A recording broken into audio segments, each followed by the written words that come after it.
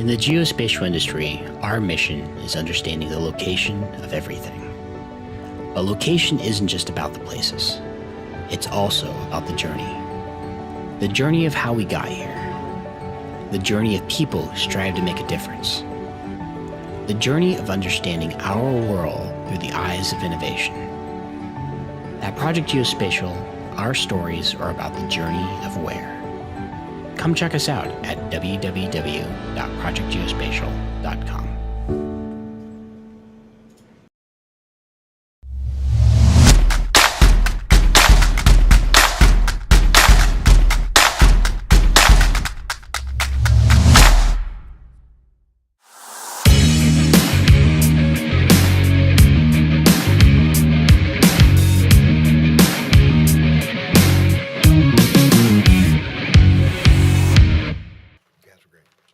Thank you so much for a wonderful panel there. We have one more panel, but I feel compelled to say one thing, which is one of the advantages of being old, which I am old, is that I remember directly analogous panels on GIS to AI, talking about how GIS will help and what it will do. And now we have way too much GIS. Anyway, for our final panel, go back to the header slide. This is the, go back a slide. Did I hit advance? Okay, so our final panel, here we go. Our closing panel is on Into the Great Wide Open, what's been built, what are the possibilities, and where are we going? And we're very fortunate to have Terry Bush, one of the most senior and experienced practitioners of geospatial intelligence in the United States government, and now a leader in the field. And I'm going to have Terry come up and introduce his panel and lead it away. Take it away.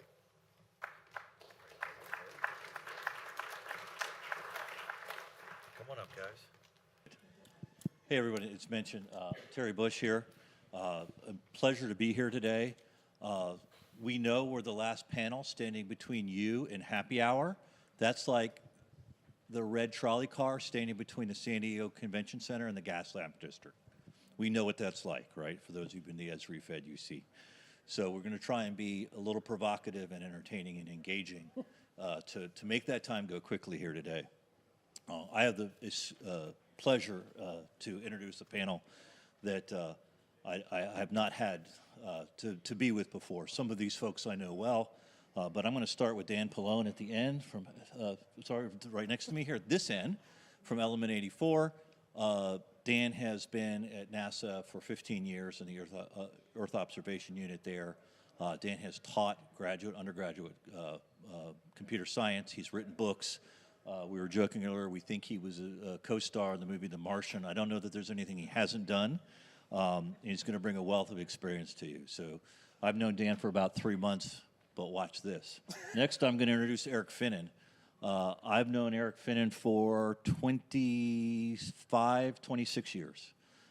Eric is from National Geospatial Intelligence Agency. Eric is one of the best geospatial developers, investigators, researchers, figure-it-outers there ever was. He spent a good amount of time in industry before moving over to government. He works under the Chief Data Officer there now. On big data and developing good open source solutions, so he's a perfect guy to have here today. He's one of my very good friends. Then we'll get to Chad. I've known Chad since 1993. We went to college together. We first met in something called the Spatial Data Analysis Lab. So long before the term data science was invented for geographers like us, Chad and I would spend our Fridays and Saturday nights figuring out spatial data in a tiny little room. Chad has been around government, mostly the intelligence community, as probably, in my opinion, our leading geodata scientist, narrative builder. The things he has figured out have gone to the theater, have gone to the White House, probably has more track record of producing great results and amazing narratives than any other geo person that I've met. Just quite an honor to be with Chad today, and it was an honor to work with these two for so many years. So that's the panel you have today. They have lots of history, lots of insight, so ping them hard. And that's what I'm going to try and unlock with these guys here today. I'm going to start, well, just very quickly, I'm going to start going back in time, right? To me, open source is a begat story, and I'm going to proselytize about it here today. We began in mid-2000s with some web map software that didn't perform very well. And then one day we decided and we figured out how to turn on a web map service and a web feature service. And the world beat a path to our door. Our servers became very popular and remained that way for a very, very long time. That begat story said, hey, wait a second here. The other part of that begat story is when we went to an open source solution, we reduced the size, cost, and scope of our stack, yet got more performance. And that was incredible for a fledgling little GIS shop at the Defense Intelligence Agency where I worked. So we'll sort of start with the panel there, and I think I'll start, Chad, with you. You know, sort of going back in time, what are your lessons learned coming from open source? Yeah, so I think for me, is the mic good? Mic sounds nice. Yep. I think for me, there was an epiphany moment. I came to the intelligence community. I wandered through graduate school, and I had a real job in Baltimore and found the intelligence community in 2005. By 2007, I was supporting a special operations customer. We were focused on a Horn of Africa mission, and although I had access to the raw intelligence, you know, SIGINT, all the classified things, you know, in that part of the world, the data was not as rich as it could be, and I ended up finding the answer to an important and outstanding intelligence question on a panoramio photo that was posted on Google Earth. And this is 2007. If you remember, Panoramio is not with us anymore, rest in peace. It was to Instagram, basically, before there was Instagram. And in that photo, you know, like I say, I found the answer to a question that, you know, I couldn't find in all of the exquisite collect and exquisite data. And I realized quickly thereafter that the open data sources had a lot to offer. And so I effectively made a career out of, and by the way, thank you, Terry, for overselling me. I'll try and be somewhere near what you sold me as. But I made a career out of taking these intelligence problems, taking the data we have access to on the high side, but usually finding the right answers, finding important information in open data sources. In 2011, you know, by 2007, I was convinced, and you know, would tell anyone I could find that OSINT was more than you think it is. I began working with Terry again. We were in college together, but we took a 10 or 12-year hiatus, and I joined him professionally at DIA. And you know, we in 2009 joined there, but I brought with that open source mentality to that organization. And in 2011, Arab Spring happened. Open source told the story better than any data we saw through there. In 2014, it was Crimea, 2016 ISIL, and you know, now I go to bed at night flipping through tweets of HIMARS strikes, and then I read about it at work the next morning, but I see it when they're seconds or minutes old out there. So I became I call it an open sorcerer at that point. You combine the data and a little bit of code, and I'm not much of a coder, but we'll talk about the GPTs later, but you combine those two together, and it really unlocked a lot for me. So most of what I do is on the high side, but the open source data is the key to almost every product or project we've done. So Great, thanks. I don't do anything with technology without asking Eric first. He vets everything I do. I won't buy a watch unless I talk to Eric first. So you have to understand. So Eric, this is a great question for you. So give us your lessons learned as the best technology researcher that we know. Once again, also a little bit of a Terry upsell, but I appreciate it. Thanks. I'm going to give a 60-second chat answer first before I jump into that one. Spent a decade doing a lap as a contractor. Came into NGA, started doing disaster work, then started doing mobile app development. A lot of this was unclassified. It's a big, brave, unclassified world. Then I ran away for 4.5 years on a 2-year JDA to DIA with Terry and joined it, came back, Foundation GeoRewind, and doing unclassified stuff there. So First off, I'm the token Fed on the panel. Speak slowly, enunciate your words. And I'm going to be at about 2/3 of what I normally am, just so work doesn't yell at me too much. Right, the first thing, institutional inertia is real, right? NGA is huge. NGA is gigantic. They have so many products. They have so many customers. And, you know, earlier, grumpier Eric would have basically said, you're being stupid. You need to upgrade, you need to update these things. But I'm older, wiser, gentler now than I used to be. But, right, people don't get the data. There's a lot of buttonology. People don't know why things are bad. We need to communicate with things. But a lot of times, NGA is making products that are 20, 25 years old because that's what they're used to receiving, and more importantly, that's what the customer wants and needs, and they can't update their stuff that well in a timely fashion. So that part of the thing is kind of makes more hair fall out and turn gray and keeps me up at night because it could be optimized so well. You know, a chunk of the time, it's NGA's fault because NGA is kind of slow, but more often than not, there's legacy and people are afraid to change because it's going to break something that's been working since the Clinton administration. And and maybe if you have, you know, we've all used shapefiles and we all feel dirty when we use a shapefile, but there's other imagery and vector-based formats that are even more challenging and unique than a shapefile, right? That one's kind of ubiquitous, but I'm just kind of picking on shapefiles for fun. But yeah, it's slow to change. It's a giant cruise ship that's, you kind of have to point slowly and you have to show them why they're getting there and then just let it go and see what happens. Great, thanks, yeah. Vector Rome and raster Rome, if you ever use those, are still used today. Built by Jim Bellinger and Eric Schwartz in early 90s, I think. Dan, over to you. So NASA and NOAA and these civilian agencies, we think they're perfect. And the DoD side, you know, we suffer from, you know, a bounty of great budget, but not necessarily the best innovation center for tech in the world. What do you see as lessons learned from your side of the world? No, I think you're right. They're perfect. Yeah. Okay.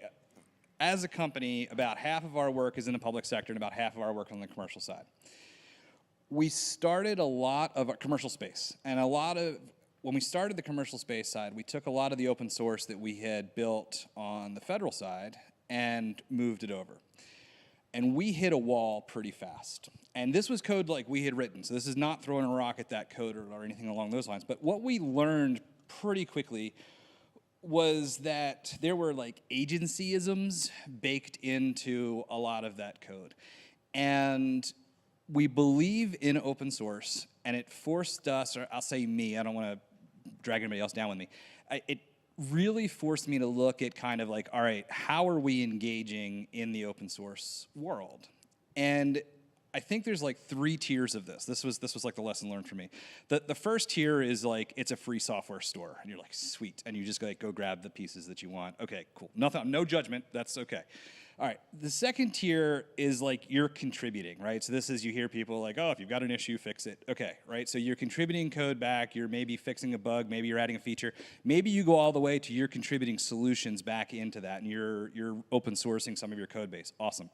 Okay, but the pro tier level is figuring out, and I'll use like hipster terminology, where the community influencers are and like what's happening, what's happening behind the scenes, what's driving these things, and where are they going. And it's really plugging into that is when all of a sudden like things accelerate. And there's like a corollary to this, which I would throw out, is that if you're building something that has enough value to people, there's going to be a commoditization wave chasing you. And it's actually, I'll use the analogy from the last panel, right? You can either be on the bus, driving the bus, or hit by the bus. Like, if you're building something that truly has value, somebody else also has that problem. Somebody else is also building a solution. And it's basically, are you going to be part of that bigger movement and that commoditization and moving to new problems? Or are you going to be progressively left behind? And I'm going to keep coming back to this theme for a bit. But that was, I think we could talk to this group. Like I could ask, a bunch of folks, hey, who's driving the open specifications? Like if we say Stack, I imagine a lot of you are familiar with Stack. Okay, like who would you talk to if you wanted to know where Stack was going? And you probably have some idea. Or what conference would you go to hear where Stack is going? Okay, you can plug in there. Or cloud optimized point clouds, or cloud optimized geotiffs, right? Like if you're plugging into COG or COPSI or any of those, like those are pretty big names. If you're using them, you probably know where to look. Who's doing this for GeoAI? Like who's got the pulse of this? Where's that community happening, or who's kind of steering, for lack of a better term, behind the scenes that then turn into Git repos that you clone, or an open source project that you use, or whatever it is? Perfect, thank you. Yeah, that's dead on how I think. I'm going to move on to the next question. And this is important to me because my career, I come in and out of geo, right? I should have probably ended up in geo at the end of my career, and I would get moved out and then move back in, and I get promoted well above my own level of competency. So the question in seeking that audience, like who is the geo experts of today? It's you guys. What do you like today? What do we like that's out there today that you would implement right now that maybe I don't know about, right? Because I've been out of this for a couple of years. Chad, I'll start with you again. Yeah, so we hear a lot about AI, and that's kind of like saying big data or cloud. Like you can define that however you like. There's a lot of flavors of it. The piece for me that really has impacted me the most is the code assist side of generative AI. I mean, we like to play with ChatGPT, ask it cool questions, philosophical ones. Why am I here? But turns out it also writes code way faster than your best coders. It will basically give you a force multiplying effect. And for me, someone that often doesn't code and for months at a time, and comes back and I feel rusty, writing a simple script is tough. Or even if I have been coding a lot, writing an advanced script is tough. I have to go to our Jedi Ninja guys and take them off their Jedi Ninja work to do something for me, and that's inefficient. The past few months, a year or so, the Gen AI code that is spat out for me keeps me away from bothering the high-end guys and makes me much more productive. A few examples. One is the other day I needed just a quick visualization of all of the recent Ukraine activity. So ChatGPT, write me a leaflet script that maps over the occupied areas of Ukraine all of the events from the last week's bit of news. Use live UA as the source. It took me 10 seconds to ask for it. It took it 10 seconds to write the code, 2 minutes to copy paste it into a thing, and splash, I had the web map going in seconds. It would have taken me a half a day to figure all that out. It would have taken our ninjas an hour or maybe less, but bottom line is suddenly I'm a coder again. And again, that takes, that avoids me having to go to our higher end guys and take them off the enterprise software that we're working on, the bigger stuff. One fun one recently was a colleague of mine had a pretty productive script, but it was heavily reliant, a Python script, heavily reliant on ArcPy. I don't have ArcPy available at home, so ChatGPT convert this ArcPy script into a PyQGIS script, and it goes through and finds all the ArcPy commands, swaps them out for PyQGIS, even gets the syntax swapped out, and rewrote the script for me, and it ran on the first try. Like, by the way, it often fails the first try. It's an iterative process. But in one try, I suddenly had a script that would run on QGIS that would have taken me hours to rewrite and figure it out. And then, okay, open sourcers, what's the next move there? Can you write that script to do every script in this folder and convert them all from one to the other? And suddenly I had, a half a career's worth of software that I could use at work where I have an ArcPy license, but now I can use it at home where I have QGIS. That would have taken me weeks, months to do. So Code Assist is a thing. If you're not leveraging it, I highly recommend it. I mean, if you're anything above entry-level coder, it'll bring you to the middle level, it'll bring your middle-level people to the top, and it'll keep the basic stuff off the shelves of your, or off the inboxes of your hardcore dev. So Code Assist is what I like right now. All right, Eric, over to you. What are you liking today? All right, let me give you the disclaimer. Eddie didn't pay me to say this. PostGIS and Postgres are amazing, right? I had a project at my last gig at NGA playing with Foundation GeoRewind data, looking at some, and as well, Carter didn't pay me to say this. I was even using a good chunk of Oak Ridge data to find latent demand scores, live data pipes, unclassified networks with numerous NGA data sets connecting with live data pipes to analyze stuff at scale quickly, figure out latent demand scores tied in with population and stuff like that. You know, when I first started playing with this tech, you know, it's an old joke, but it was like the free like puppy, free like beer, right? I think there's a whole lot of people at a lot of the agencies that are, you know, this is, I say this because also the happy hour is coming up. It's more free like beer now than it used to be, right? The care and feeding of this is not as bad. Documentation is great. People are contributing to it. If stuff doesn't make sense, it tends to get fixed in a nice, timely fashion, right? So, you know, some of the core functionality here is just amazing. You know, and I was proud because it was one of my projects, right? And then they pulled the funding on it. 6 months later, somebody else asked to try and bring it back, and I gave them the code. They're like, no, where's the Esri code on it? I'm like, yeah, no, right? And they're like, yeah, we can't do this. And I'm like, yeah, I know. So, you know, we need to look at this a little bit differently, need to look at the data a little bit differently, but just the tool stack now is so much better than it used to be. It's impressive, and blow up the silos like they currently exist, especially at my agency, right? It just needs, throw it all in one place. You got the cloud, you got the compute, you got the data pipes for it. Like, and a lot of other folk are doing it. We should do it as well, because as soon as you're trying to grab things over country boundaries, COCOM boundaries, other things, it's really painful to grab data. But you can do cool things, and it worked nicely.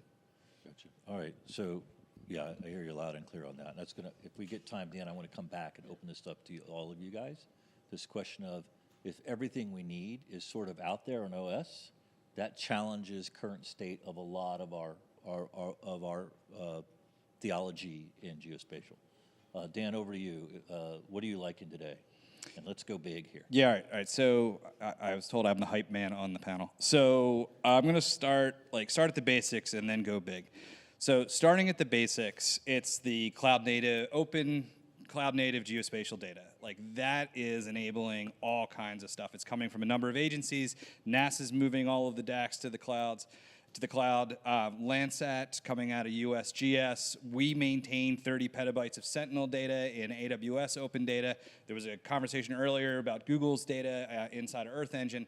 There are hundreds of petabytes of open data out there that is ongoing, forward processing, actively, you know, being collected data out there. So that's like the foundation tier. Next step up, for me, it's the Stack ecosystem. Like, it's, if you're not familiar, we're talking about metadata, you know, kind of, some people get excited about that, some people don't. But that's all right. They stack metadata, and then the tooling around it, Stack Browser, Stack Fast API, all of the things that kind of basically enable access to that level of data, all of that, the petabytes of data that are sitting out there. Once you have those pieces, when you've got hundreds of petabytes of data sitting out there, free to access, available, you have a Stack ecosystem sitting on top of it, which now gives us the interoperability to be able to get to it. It's cloud native. All right, so now take the commercial space side. All right, so you've got commercial space offerings that let us go from something like a globally collected, constantly updated, Sentinel, at its resolution, at its granularity. And I can now move into a world where I can tip and queue into a high-resolution collect for $1,000 of a SAR instrument or a high-resolution optical. And I can wire all of that together as just like somebody sitting at home.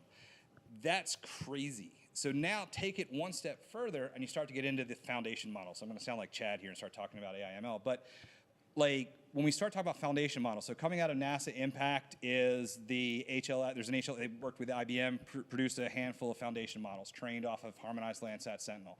There's a weather model out there. We're talking about foundation models that are trained on petabytes of actively collected geospatial data.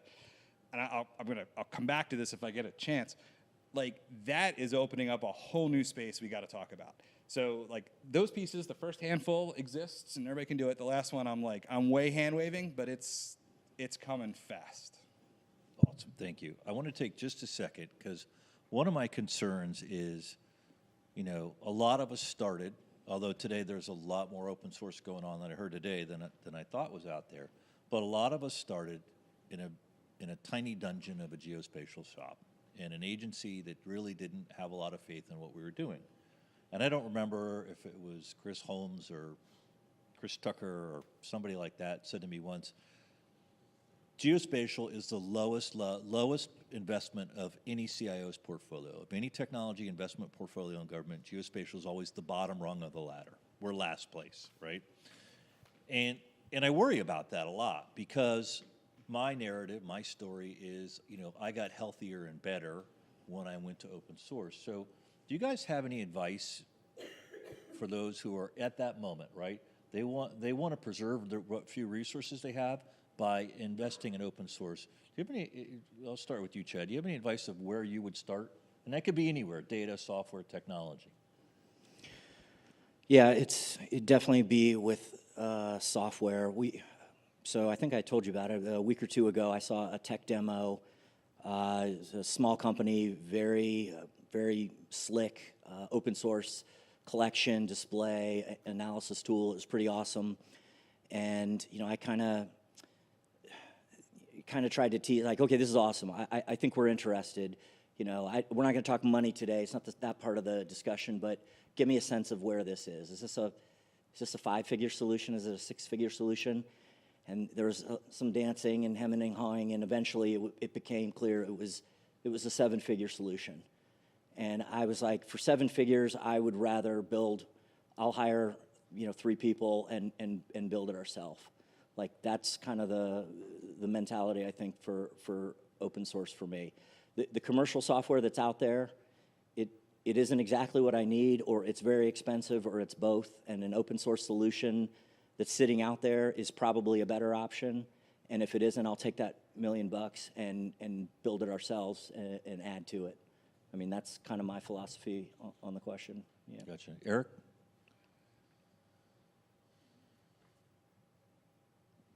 Other than PostGIS, what else would you do? Sure, yeah. I'm going to attach myself to a comment once again that Chad made, right? I mean, I think we both came at this or have the history of it being high-end analysts who poked around and were code monkeys and have occasionally done really spectacular, fantastic things from there. And at various points in time, people have complimented us for stuff that we occasionally feel insecure about. But, I enjoy, and this is nerding out, but this is the crowd for it, right? Just going to NGA isn't going to reinvent a lot of wheels, or they're not going to reinvent a lot of wheels quickly, right? But it's fun to play on GitHub, right? It's fun and it's sort of interesting to see how useful some people's codes are, because if you have a lot of contributors but nobody's using the code, is it really that valuable? But if you only have like 3 people contributing it, but you got 5,000 people that are pulling from it, there might be some there. What can you take from it? What can you use from it? what can you evolve from that, and then use that and plug it in as a Lego or Tinker toy into some of your analytical process to get further things out there. But, you know, there's a lot of stuff out there. Poke around, have fun, and feel free to move around. Yeah, I agree. I think there's always, and we can also, given time, come back to this build versus buy debate, right? And it's a necessary debate for government because you have to look at the tail of build, right? You can build your own software, but then you have to feed it and care for it forever. And buying software also has its pros and cons, and that's a worthwhile debate to have over a really good beer. So Dan, over to you. If you were advising a government office to get going, how would you assess that? I'll be honest, I don't understand the question. Like, I feel like the question, how could you possibly justify not going open source if it meets your needs, right? Like, to the examples that Chad and Eric gave, where are you spending that money? Like, all right, real talk. Are you really building, if you're building it in-house, are you really building this amazing new platform that is unique to your specific needs? Or are you building yourself a mountain of technical debt that you're going to have to maintain? And it's not even just an ROI on like the developer costs that you're spending versus using an open source piece or whatever the solution is, but there's an opportunity cost. Like, is this really a way, does it allow you to procrastinate on solving the problem you are actually uniquely fit to solve? Like, your agency, your team, your group, whatever, like, it exists for a reason to solve a set of problems, and it is probably not to rebuild a foundational tool to process level 0 to level 2 data. Like, there's something you're doing or you should be doing on the other side of that. And I think really having that conversation and looking at this as a how can I accelerate it? And I'll go back to what I said in the beginning about plugging in with kind of that influencer group back there. Like and sub by plugging in with that group and figuring out where that's going, because there's a chance it's going in a different direction than you need it to go. Totally fair. At which point reassess. I get that. But there's also a chance that it is going in a particular direction for a real reason that you haven't run into yet. And in particular, in this space, I'll make an argument here that, 5 years ago, maybe 10 years ago, geospatial processing at the petabyte scale, satellite operations, downlinking data, building geospatial data lakes, was really the province of large agencies. Nobody else could afford to do it. And I would make an argument now that with the commercial space market having grown like it has, they don't operate in the billions of dollars. They operate in the like hundreds of millions. So it's an order of magnitude cheaper. That pressure, that financial constraint on that community has forced a sharing of solutions and has forced a set of standardization and a common use. It has moved that whole space in a way that I would argue hadn't happened before at least 5 years ago. And so if you're not looking into the open source space, whether it's for specifications or tooling or how to interoperate with other data lakes or interoperability, things along those, if you're not looking at those, you're missing a big industry shift that you really got to be plugged into and be aware of, and you're potentially rewriting a bunch of code that already exists, and you're going to miss the trends that move where things are going to speed you up on what you really need to be doing. I hope that didn't sound cranky. No, So just to riff on that a little, today we've seen a lot of open source software that's been deployed by various folks, much of it very impressive. Yeah, you guys, awesome. But we've also seen today, and you just described some of it in your corner of the world, but the stuff that we do beyond that, either building on open source or writing from scratch. And we end up with, at that point, government off-the-shelf software that Uncle Sam built, basically, for our tax dollars.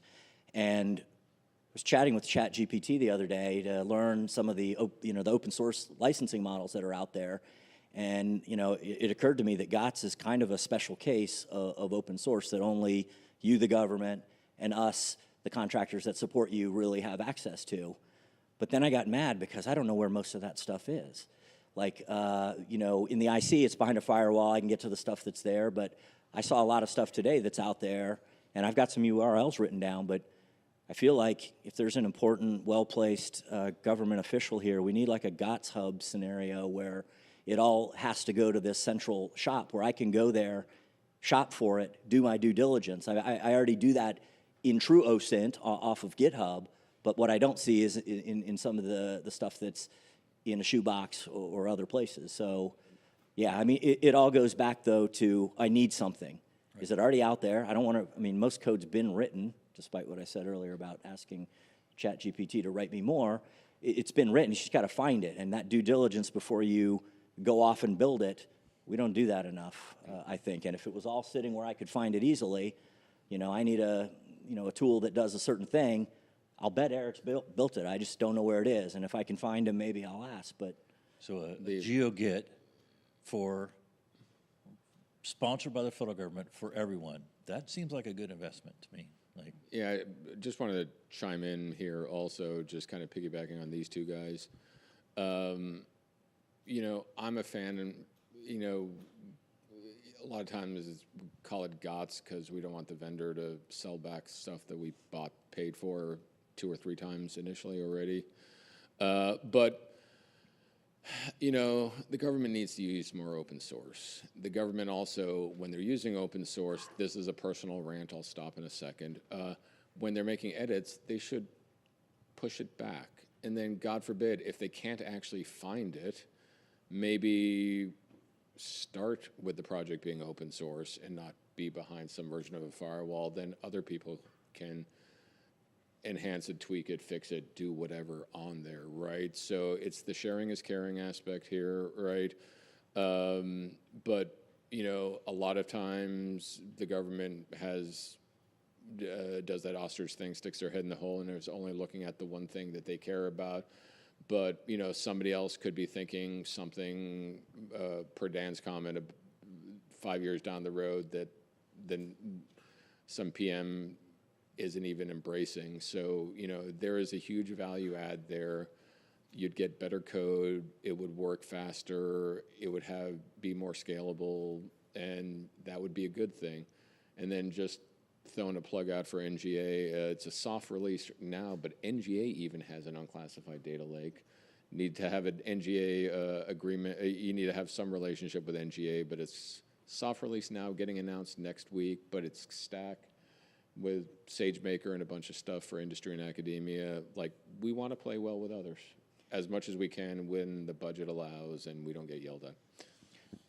Now that you mention that, there's also been a couple cases where NGA has gone all the way and open sourced that GOT, so it's open source in the full way. That's a painful and expensive process sometimes to get the government to release it and open source it, but it's probably worth it. You open up the open source community that can access it and improve upon it. That is good when it happens. There's the legal discussion earlier was fascinating because I've encountered this, right? And I talk with my brethren across DoD about there is no such thing as a good government software licensing model. All of them have shortcomings. And open source is really hard and not mature enough for software. Although it seems fundamental that that's exactly what we should develop because we are using taxpayer dollars. Let me switch to the last question, and I'll tell another anecdote because I have to tell stories too. 2012 or so, we decided we would get into the AI business and did some great stuff with computer vision. Then we started playing with machine learning. We built a really cool tool. It took a while to get noticed and gain steam, but we finally got it out there. We got it accredited, which if you work in DoD, getting your stuff accredited and fielded onto a computer on a network is like the hardest thing to do. It can take 18 months. But we got it there. And then the then Deputy Director of National Intelligence, Neil Wiley, said to me, we're going to look back on this moment in time where we just put AI out online for everybody to use in DoD. In 5 years, this is going to seem really quaint. This is going to seem novel. The problem is, it's 8 years later, and it's still out there, and it still is one of the few things that we have out there.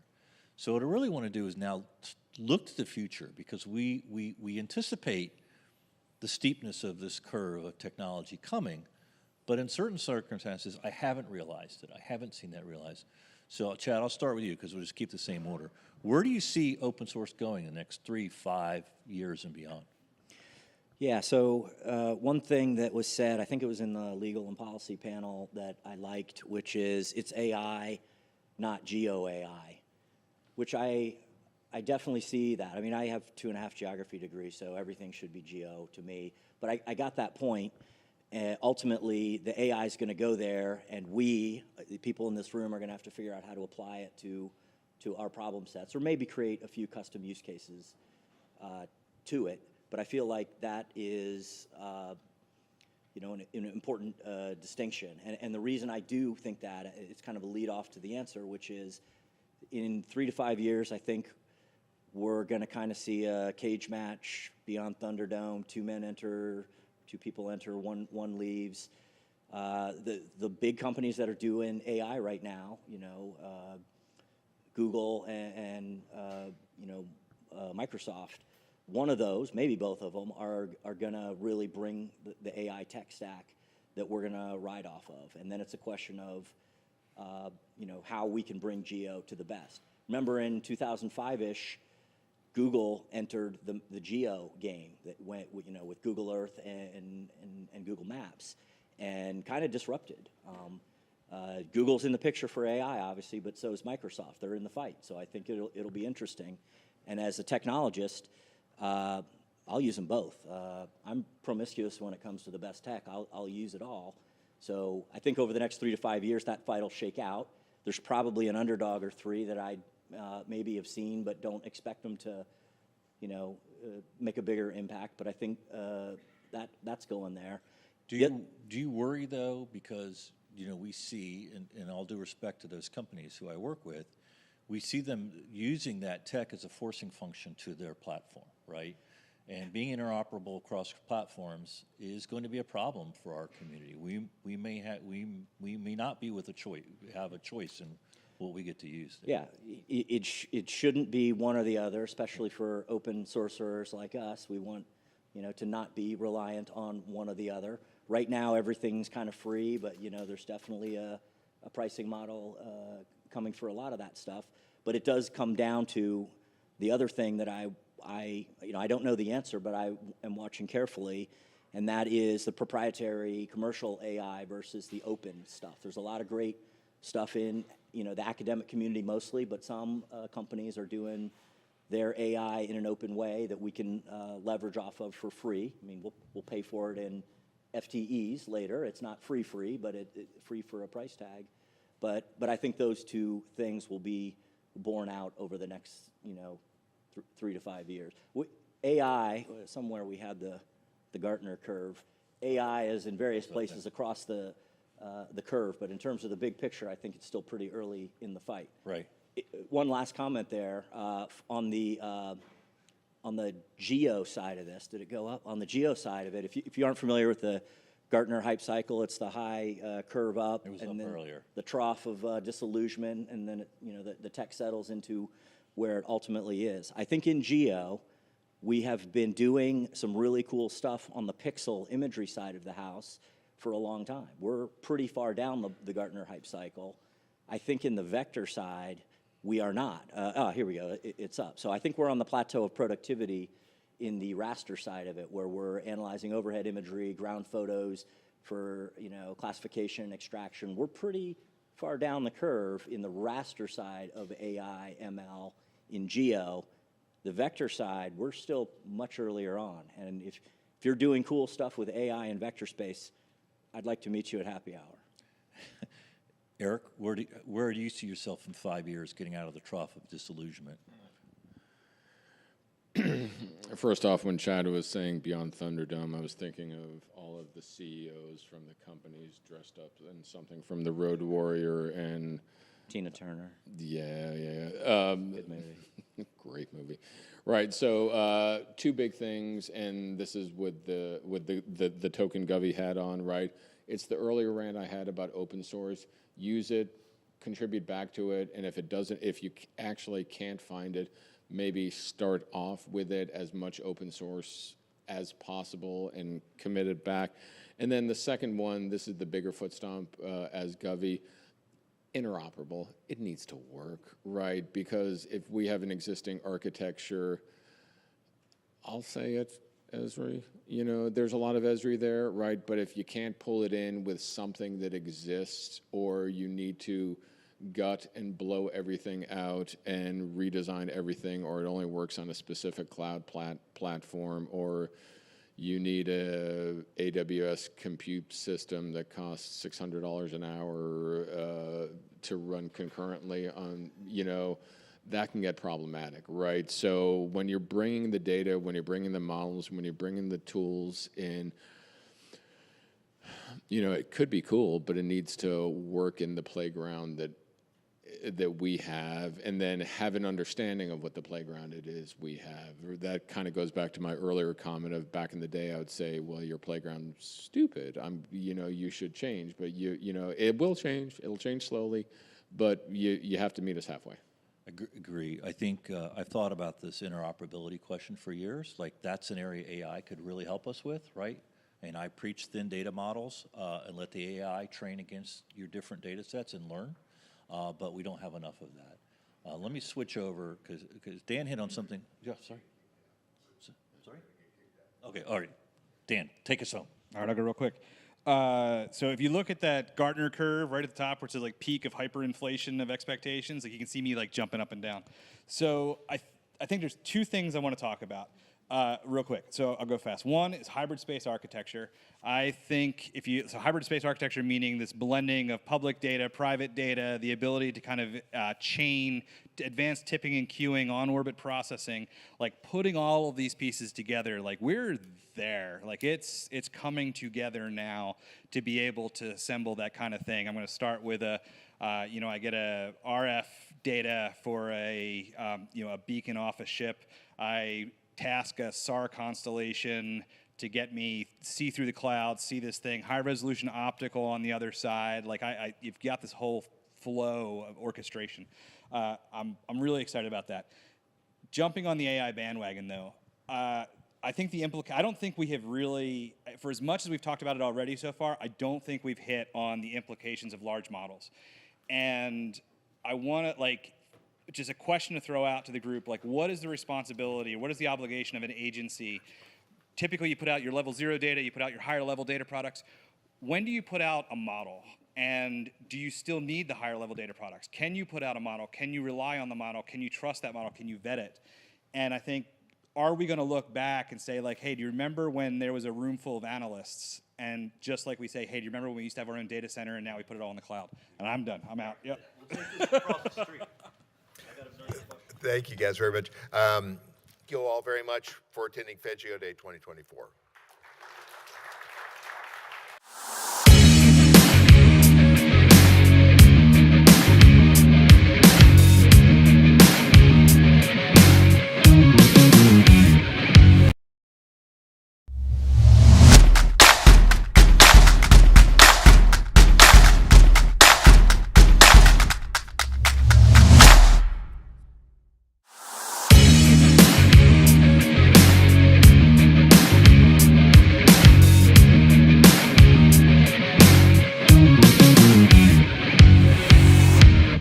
We have two panels to close the day.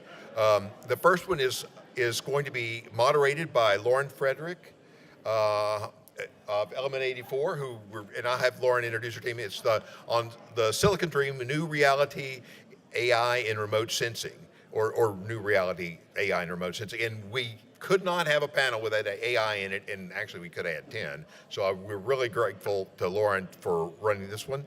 And then we're going to have the final panel will be moderated by Terry Bush on Into the Great Wide Open, what's been built, what are the possibilities, and where are we going. So I'm going to, without further ado, turn it over to Lauren to kick off the next panel.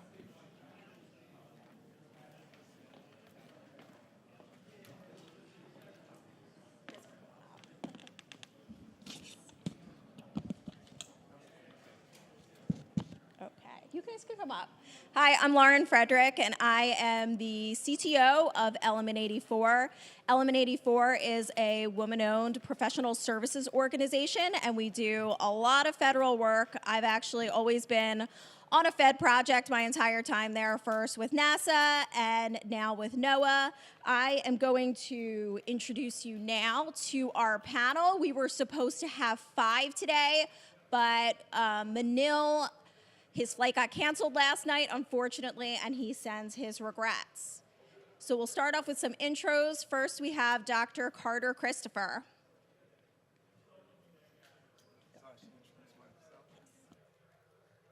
Hello, everyone.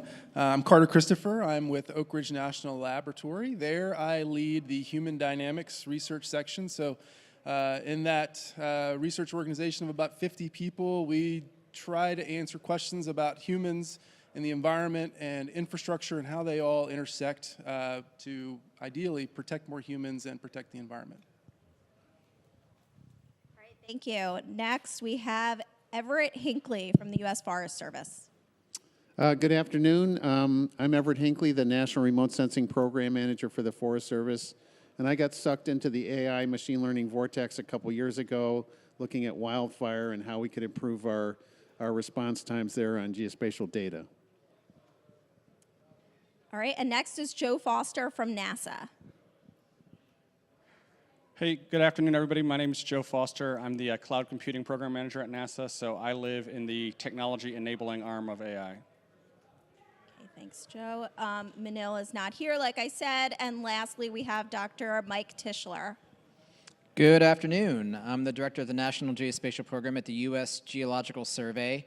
I am an AI enthusiast, and I'm a rabid believer that our geospatial data can be better used by the AI community, both domestically and globally. Great. So with that, we're going to be talking to the panel, asking some questions. We also have a QR code up in case anybody wants to enter a question. My colleague Zoe is going to be checking the questions, and we're going to be using that to kind of gauge if there's topics we should head to or if we should stop for audience questions. So please take advantage of that. I'll leave that up. And with that, the first thing I want to talk to our panel about is your current use of AI ML on geospatial data. So we want to have a real talk here. Where have you seen successes? Where have you seen challenges? And maybe is there something you tried and didn't work?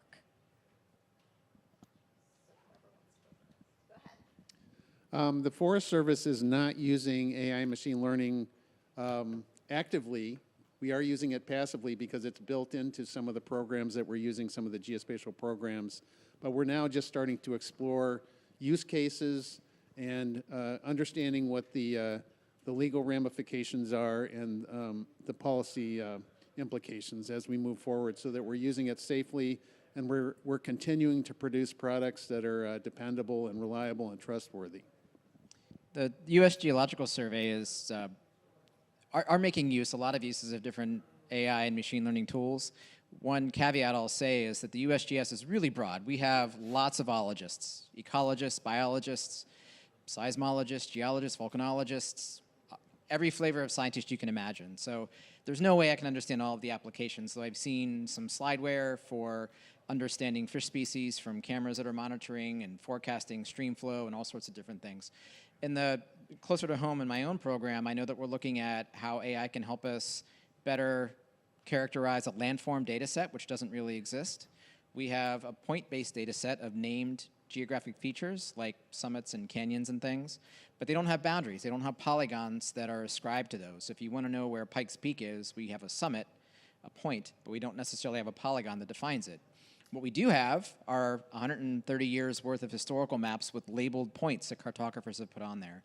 So we've got an active effort right now, partnered with JPL, to help us figure out how they can automatically, using AI, infer where those label texts are and come up with sort of a geospatial boundary of where that summit is. And there are some challenges to it, like some of these maps are quite old and they were made by actual humans, not computers. So the labels are sinuous, they're turned upside down, they're long, they're thin, they're different font sizes, and different scales of maps. Some of the AI software doesn't recognize different orientations. They're used to reading text from left to right, not that's in a curve. So that's been a challenge for us, is to figure out how we extract some of these labels off of these historical maps. A little bit more formally, out of the executive order that came out last November, December, there was a pilot project set up by the National Science Foundation, the National AI Research Resource Pilot, that was looking to better take advantage of federal AI resources, both data and compute, and expose that to academicians and other people that want to have an interest in using it. Initially, USGS was not part of that, but I'm happy to say we've contributed a number of our data sets, like the 3-depth data set you just heard about, so that if there is somebody that wants to have an AI application that's based on elevation data, now they have links to it through this pilot for free and can be combined with other resources that are there and offered by a number of other agencies, many of whom are probably represented here. I'll leave it there for now. Sure. So I think for us at NASA, as you can imagine, very broad, very wide, lots of ologists and isicists at our org as well. So I would say that, so I've been at NASA 5.5 years. Prior to that, I was at the National Geospatial Intelligence Agency for a decade prior. And so in the last 5.5 years, we've had quite a number of what I would call tinker projects, right? There's been a lot of experimentation into a whole variety of different realms of AI across NASA. One of the things that we've struggled with is like how to really operationalize them, right? And so some of the examples of tinker projects, you know, on our aeronautics side of the house, there's a ton of like autonomous drone research, right? Like, I know this is a very geospatially focused conference, but we, you know, if you ever want a drone to deliver an Amazon package or a cup of Starbucks to your house someday, right? It's not going to be a human actually flying those drones in an urban environment. And so there's a lot of AI research around like autonomous drone traffic management as an example. You know, I saw a proposal come across my desk actually 5 years ago to work on a computer vision project around predicting wildfire movement and when wildfires broke out using geospatial data. Actually, if Manil were here, he would bring up one, so I'll bring it up on his behalf. They actually have operationalized hurricane strength predictor. And so they actually have been able to accurately predict, you know, what category a hurricane will become when they first see it on the map using remote sensing data. So that's pretty cool. And then to make it less about Earth in general, you know, I'm sure everybody at this point has seen the James Webb Space Telescope. We've actually already started building the next one. The Nancy Grace Roman Space Telescope is going to be launching in early 2027. And it's going to be producing 20x the volume of data as the original one, 300 million megapixel images, which is about 15 terabytes of data per day. And so they've been investing very heavily in computer vision models to detect subtle dips in starlight and to have a machine be able to detect whether or not those dips in starlight indicate if there's exoplanets orbiting around the host star, how big those planets potentially are, if they're in the habitable zone, and whether or not the atmosphere composition is able to sustain life on it. So as you can imagine, pretty cool AI use cases. They're a long way off from being very accurate at this point, but you know, they're investing very heavily in those kind of techniques today just because NASA is moving into the era of petabyte scale science, and you're going to have AI to enable a lot of this. So I'll pause there. Okay, there's a lot that I can talk about at Oak Ridge. Again, we are, as Mike and Joe has stated, we're quite a diverse organization, so I won't be able to represent everything that we do, but I do know that AI is used at Oak Ridge in everything from nuclear science to environmental science and biology. And what I'll speak to is how we're using it in our geospatial science division. You heard Budu talk this morning about the LandScan program, and so that's where I'll start. AI is a critical component for how we produce our global population models. Tom talked about how all of our understanding of populations generally starts with survey data, and the Census Bureau is a great source for that population level information. But that's collected or at least presented to the public as information along administrative units. And our sponsors within the defense and intelligence community needs to understand, and broader U.S. government needs to understand where people are within the environment. And so the best way to understand where people are within the environment is to understand what the built infrastructure looks like. And the best way to map that at scale is using artificial intelligence. We've spent a long time, as Budu said, Landscan's been around for 25 years.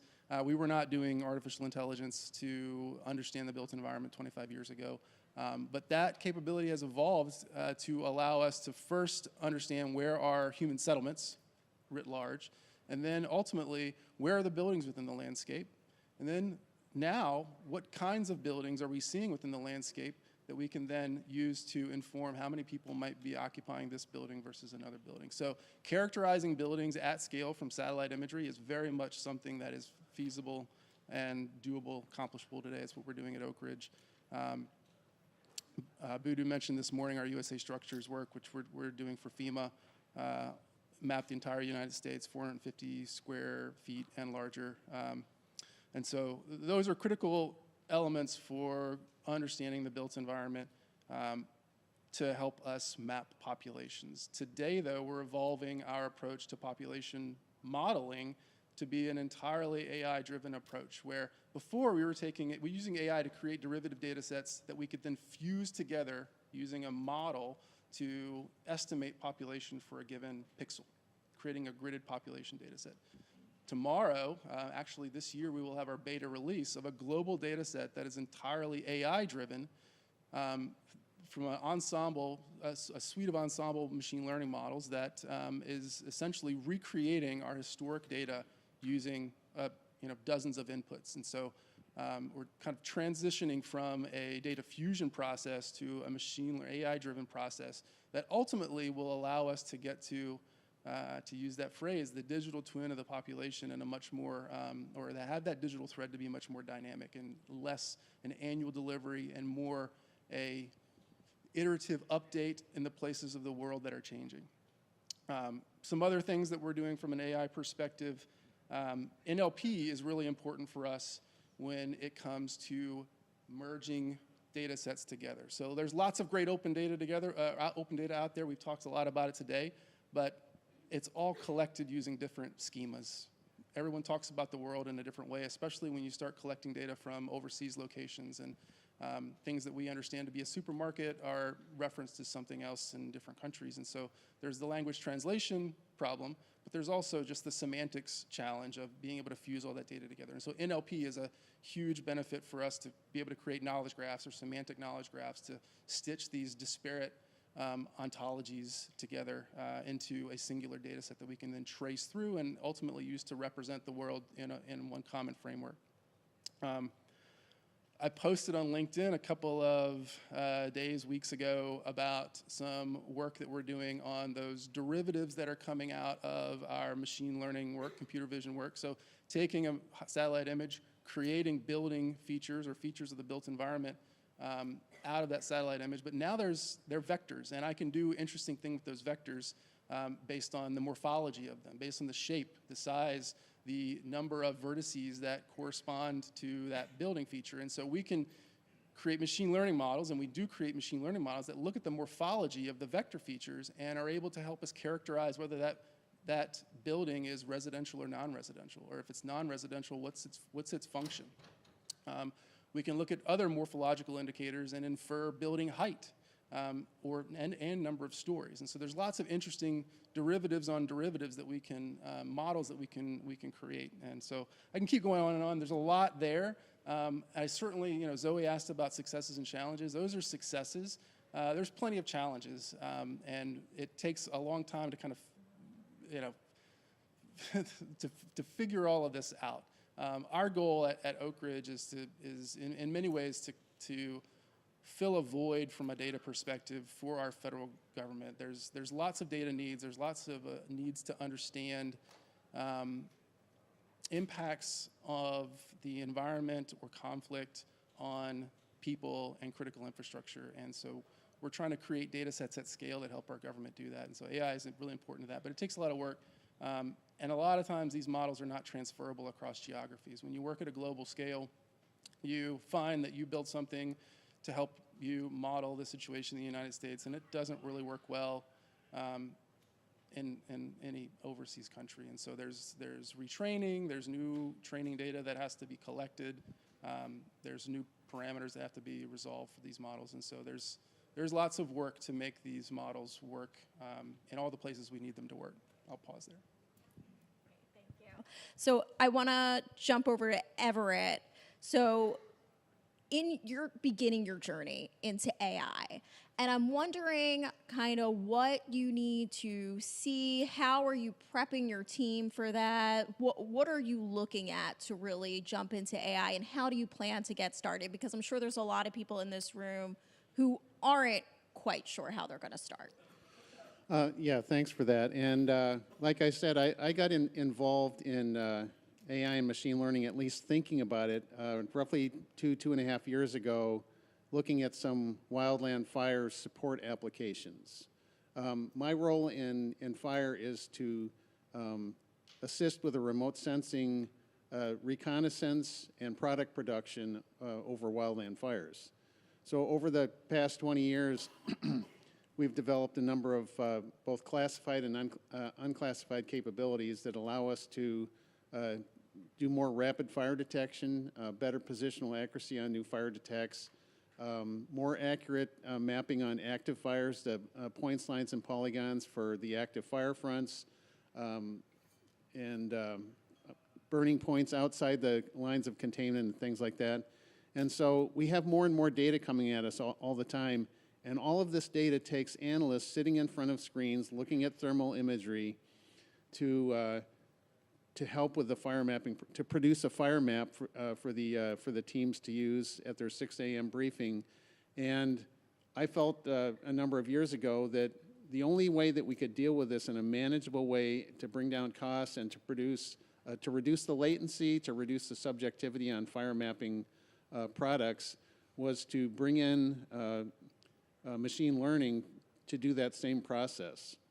That's one of those low-hanging fruits that I see for fire mapping. Now you get into more complicated things like predictive fire behavior. How is the fire going to behave over the next 6, 12, 24 hours? That's a lot more, there's a lot more art and science in that process. And the Monte Carlo simulations on how a fire is going to behave fall apart pretty quickly. So I would like to be able to look forensically at past fires and see how those fires behave, looking at the fuels, the terrain, the weather, so that we can get a better understanding of the parameters that influence how a fire moves and behaves, and use that to do a better job of predicting the behavior on fires. So that's just the fire piece. You know, there's a lot more pieces in the Forest Service, resource management, land cover change, detection and mapping and things like that. But the fire was the thing that really grabbed me and said, this is going to be something that we can do. Okay, so for those of you who are using AI right now in all the various applications that you talked about, how are you validating what's coming out of your model, and how are we building trust in AI? I can talk a little bit about that. We typically, since we're not AI experts, the few efforts that my own program is invested in, we partnered with experts who have their own criteria for validating whether it's F-score or something else like that. A good example is, Budu talked this morning about the stream problem. When you have a stream out there, of which there are millions across the country, and you're trying to determine how much and for how long water is in that stream. And why is that important? Well, there's this thing called the Clean Water Act, and the jurisdiction of the Clean Water Act changes based on the classification of the stream, whether it's intermittent or ephemeral or whatever other category you have. It would be nice to say this stream has water in it for 176 days out of the year on average, and let the policymaker determine if the definition of ephemeral or intermittent fits based on the data. So we partnered with NASA and a couple of other experts around the world to figure out if they could come up with a model that was based on LiDAR, a year's worth of Planet and Maxar imagery over a small area, and a supervised data set. That's where the validation comes in, a supervised data set to figure out how closely they could get a match. It kind of worked, which was good, and we had some validation and some ground truth data to balance it against, and it kind of references the issue that Carter mentioned, that it worked great in our test area. It worked really kind of well, not great, in our test area in Idaho, Colorado, Montana. There's no way it would work in Florida or Arizona. And we knew that, so it's a step in the right direction. The other effort I talked about with looking at the landforms, that's a little more human in the loop, where we're trying to match and see if it makes sense. I don't know that we specifically have a criteria because we don't have a supervised data set. So that's something else we're learning ourselves as we go along. So the traditional statistical approaches are a great place to start, looking at F-scores, precision and recall, and intersection over union, those kinds of things. But that typically works in the area where you've trained your model, right? It doesn't necessarily speak to reproducibility in other geographies. I think reproducibility is generally a challenge until, for anyone that's publishing open science, until we get to a point where training data is released with models and with detailed metadata on how everything was created and collected. We've, I think, matured. Josh spoke really well about it. We've matured in our approaches to geospatial metadata. We are not very mature at all in our approaches to machine learning metadata or machine learning model metadata. Metadata does not follow training data generally that we've seen. And so there's a lot of work to be done on the geospatial machine learning or GeoAI front with regard to standardization around metadata to ensure that we've got reproducibility and we can trust the data. When we seek to use data that was derived by someone else's AI, our first approach is just co-validation. Can we don't seek to create new buildings just for the sake of creating new buildings. We like to fill the gaps that exist out there. And so if Microsoft or Google or some other, even OpenStreetMap has great buildings over an area that we can use to model populations, we want to use that and not spend cycles creating an extra data set. But how do we understand whether that data is good or not? Even if it wasn't created by AI, I mean, if it's crowdsourced data, how do we know if it's good or not? And so we co-validate. We look for correspondence across all of those data sets. We look for alignment with our population models and understanding of whether we see what we would expect from quality and consistency and volume of infrastructure there. And so there's a lot of co-validation that goes on just to kind of sanity check the data to ensure that we can use it, and then we can feed it in. But we're placing a lot of trust in data that we don't have good metadata on. We don't know, in many cases, if you look at the Microsoft building footprints, you don't have good details on what imagery that was derived from. What's the vintage of it? And so in some cases, it's good is good enough, or good enough is good, however you want to phrase it, but there's always ways to get better around that. So the standardization of metadata, do you think that's going to become less important with AI, since ideally you could just have metadata in different formats and AI will be able to understand it in the future, especially with developments with LLMs and stuff like that? I would say yes, with specifically to your point about utilizing LLMs to help characterize, a disparate set of data to help normalize and standardize. I definitely think that's going to happen. I will also say, back to the previous question around, just what are we doing? What are some of the challenges? And all the same points that Mike and Carter made are true for us too, right? Around data sets and metadata standards. NASA has a TOPS initiative trying to get to transforming to open science.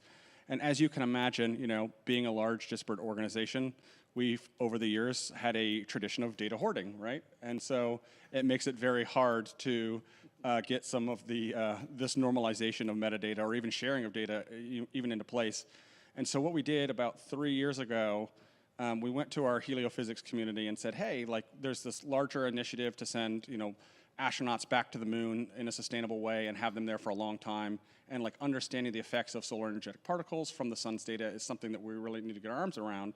What are you guys doing?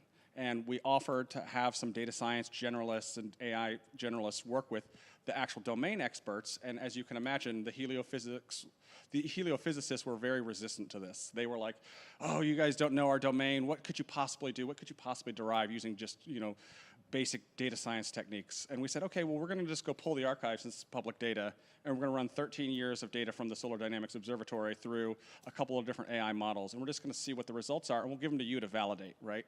And lo and behold, applying some novel techniques, they found, I think, thousands of previously undiscovered storms off of the sun, various other events, and they presented it back to the heliophysics community, and they validated that, like, okay, yep, these are all real. We didn't see these before. Clearly AI and whatever data science techniques you use for this worked. And so what it allowed us to do is sort of not break down some of those doors culturally, and they're much more open and willing to have cross-functional teams formed now. And it's gotten us out of this, like, well, you're not a heliophysicist, so you don't know what you're doing. And it has allowed us to partner more with, bringing in data scientists or AI experts in a particular field and have them as a generalist working with the domain experts in that area. And it's proven to be pretty valuable in a relatively short period of time. So first, I completely misspoke. We do have a training data set for landforms, and I can't believe I missed that. Our research group has published that, so you're welcome to use it. To the metadata question, I think, yeah, standardization is one, and I think some key categories are going to have to be added. If you looked at the executive order that came out, there was a lot of discussion about the publication of synthetic data, and I think they even defined it as one that originates from an AI system, and that has to be captured in metadata to communicate to the user that this is indeed synthetic data.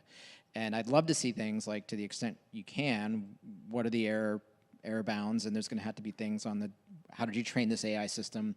I think that is going to become really important for the transparency of the data set, for people to understand what was used, how was it trained, was it equitable, did you train data that's being used to predict storms in California on typhoons in India? It may not make sense, but that kind of thing I think really is important and does have to be communicated. I just have one comment about metadata. Metadata in the Forest Service has always been kind of an afterthought. It's one of those things that people get to if they can get to it. But now that we're moving into this era of heavy use on artificial intelligence and machine learning, I think it puts extra emphasis on the need to have good metadata. All the way through the cycle, whether it's the synthetic data or the work that's been done prior to that, I think it adds emphasis to that fact that we need to have good metadata with all of our data sets.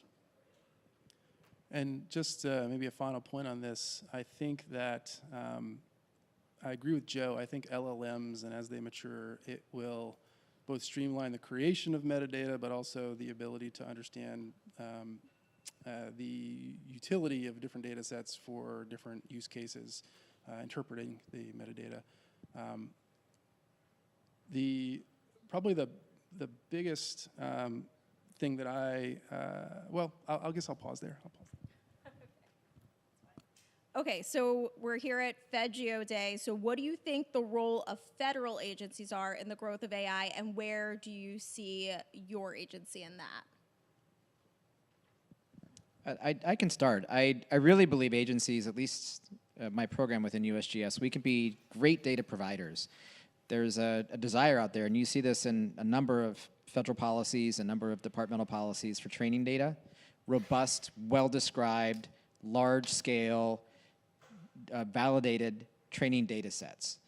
The National Spatial Data Infrastructure community, of which Everett and I are a part, and you all maybe as well, that's what we do. We make big data sets that are well-described, that are validated, that are high quality. I don't think there's any reason why we can't add to that good quality training data sets, so that as people are going around testing or building or using these other, whether they're LLMs or other generative models or other AI systems, that it's based on data that can be reputable. I think that's a big gap and something that we can help fill. Yeah, and I think from my perspective, I think the federal government has a responsibility to evaluate use cases, the proper use of AI and machine learning, and to help lead those efforts in divining those uses of the technology. And I had another thought there, but I think I lost it. So. Yeah, I'll tag on to what Carter said earlier about getting the metadata with training sets and all that kind of stuff, right? So NASA actually took a step a couple of years ago, and they released the Science Policy Directive 41A, which requires all NASA grantees who take grant money from NASA to provide back both the training data sets, the models, the metadata, the algorithms, the software, the data used, like the everything, not just the output. So we've actually taken actionable steps of, if you're going to accept data or take accept grant money from NASA to do any kind of research, that we require the full corpus of data back as part of that process so we can validate what you've done. So was everybody happy about it? No. But we did at least take an actionable step to try to fix this part of the problem. I guess I'll speak as a citizen and not a federal employee, since I'm not anymore. I think the opportunity space for the federal government, first and foremost, is opening its data so that the community can use it to create, to apply for AI problem sets. I think that that's some of the great work that NASA's been doing, opening up data. USGS is renowned for doing that as well. So I think that the more data that the community of scientists and engineers can get their hands on, the better. And so I think open data from the U.S. government is a key need.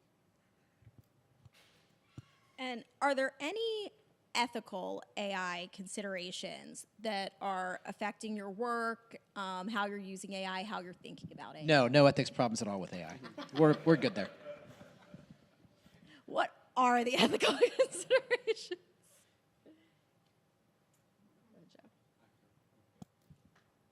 Yeah, we have two large ones right now that we're struggling with, and one of them is less of an ethics and just more of an operational issue. But I'll start with the ethical one. There's a big push right now that LLMs are sort of all the rage, if you will, around how do you operationalize them again? Back to the get it out of the Tinker project phase. And specifically around using LLMs to increase worker productivity.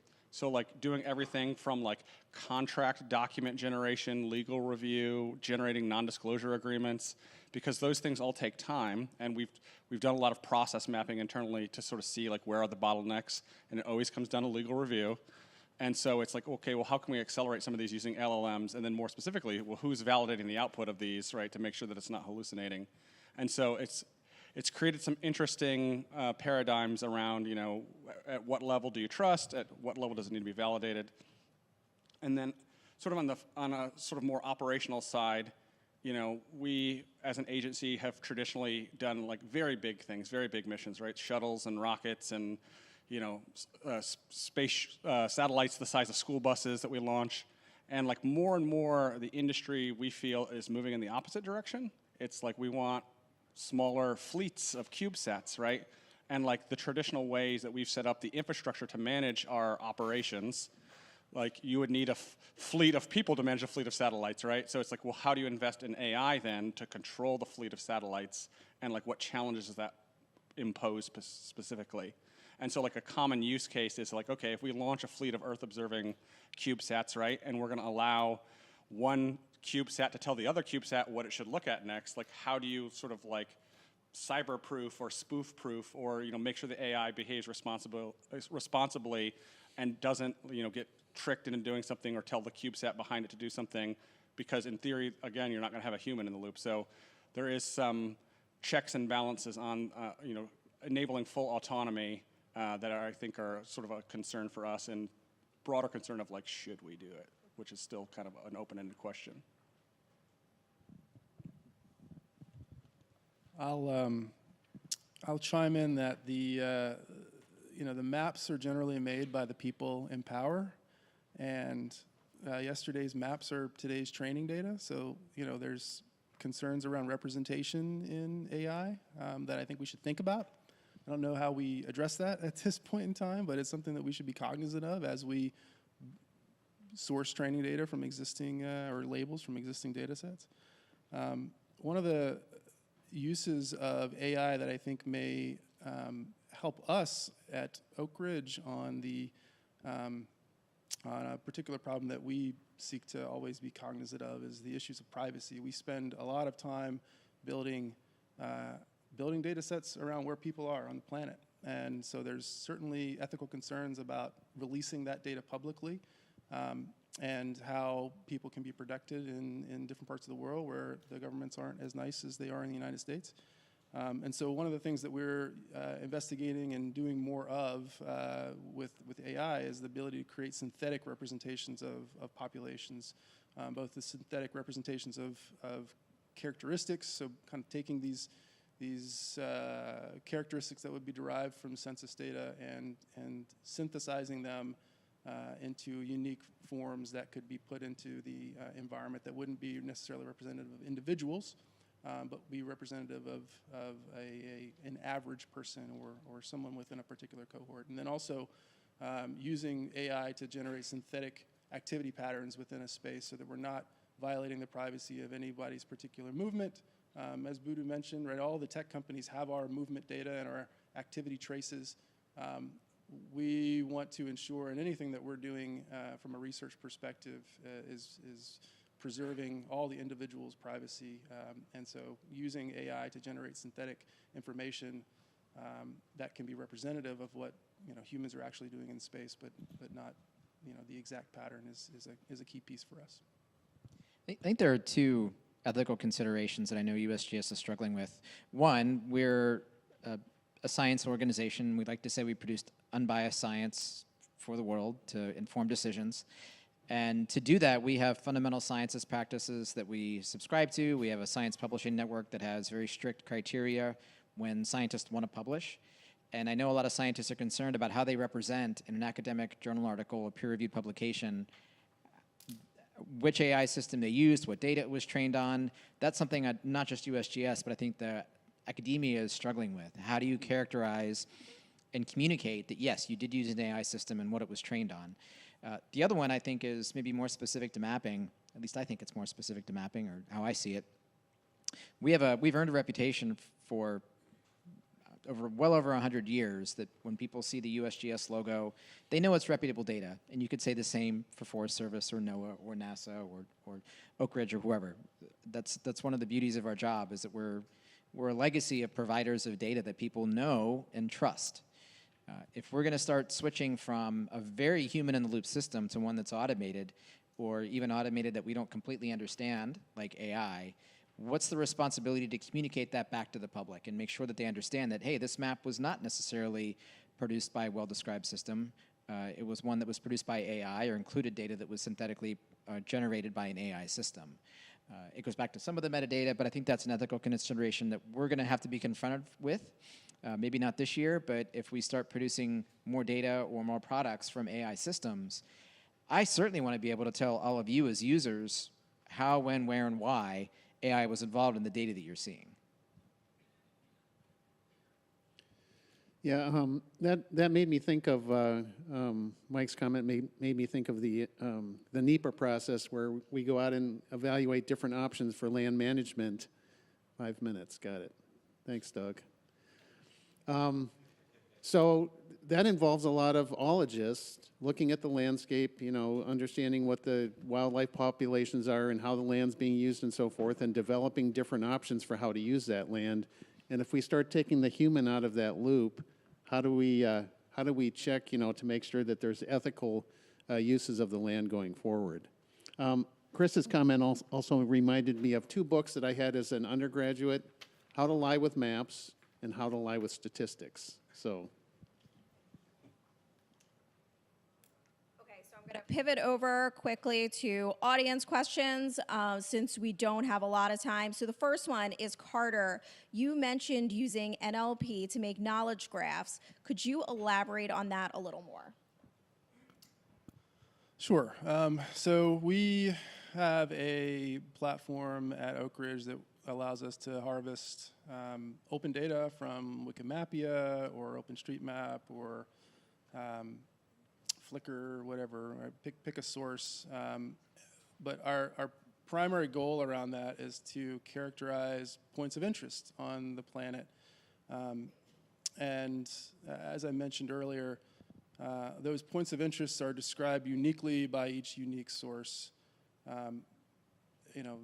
The typical example could be a house of worship is described as maybe in the United States as a church, and that same place in another part of the world could be described as a mosque, or just maybe there's market and supermarket and grocery store.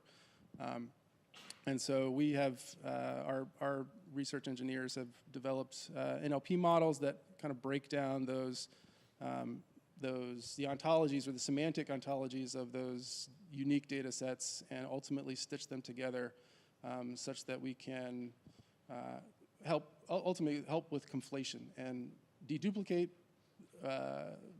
duplicative points of interest, but also as edits are made to one particular source, we can kind of trace those through to edits in other sources.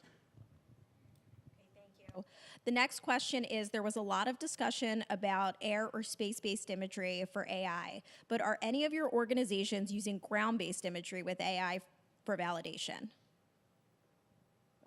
I have a really good example of that. There's a network of towers out in California that's used that scans the horizon looking for smoke, and we've developed algorithms that look for smoke to differentiate between haze and things like that, and we have a very high accuracy rate on that. So that's one particular application where machine learning has been applied to scanning the horizon for smoke.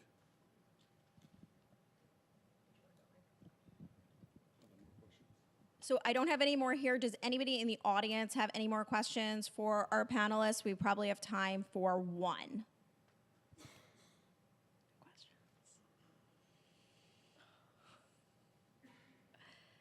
All right, do you want to give some closing thoughts? Anything you wanted to talk about that we didn't get to?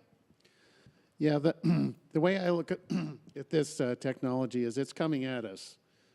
We can take advantage of this. We can figure out how to use it effectively, but it's coming. So we can be on the bus, driving the bus, or we can be dragged behind the bus. One way or another, we're going to be using it. So, yeah. And to piggyback on that, it almost goes back to what is our role in the larger AI ecosystem. There may be none of us that are AI experts, but if we want to use this intelligently in our systems and to leverage all the benefits of AI systems, it may require many of us stepping outside of our comfort zones to lead efforts within our own groups or agencies or companies or whatever it may be, to develop a strategy, to develop a community practice, to do some things and stretch where you may be uncomfortable. I'm used to being a geospatial expert. I am not used to talking about AI. But if we're going to move the ball forward, we have to stretch a little bit. And I guess just to piggyback on that, living in the cybersecurity side, enabling technology side, it's moving fast. Technology is moving so fast these days. I actually was in a meeting a couple of weeks ago, and our deputy administrator said to the CIO, "You need to get comfortable with feeling uncomfortable." Things are moving fast. I think to tie back to Everett's point around, like, you're either going to get hit by the bus or dragged by the bus, and if we're not keeping up with the pace, then we're going to get left behind. So one of the things that I'm really interested in seeing, and I think may manifest, is at the intersection of LLMs and geospatial data, the expansion of spatial thinkers and geospatial users. Now, Esri simplified the GIS to a point where you didn't have to have a degree in geography or a technical discipline to be able to use the GIS.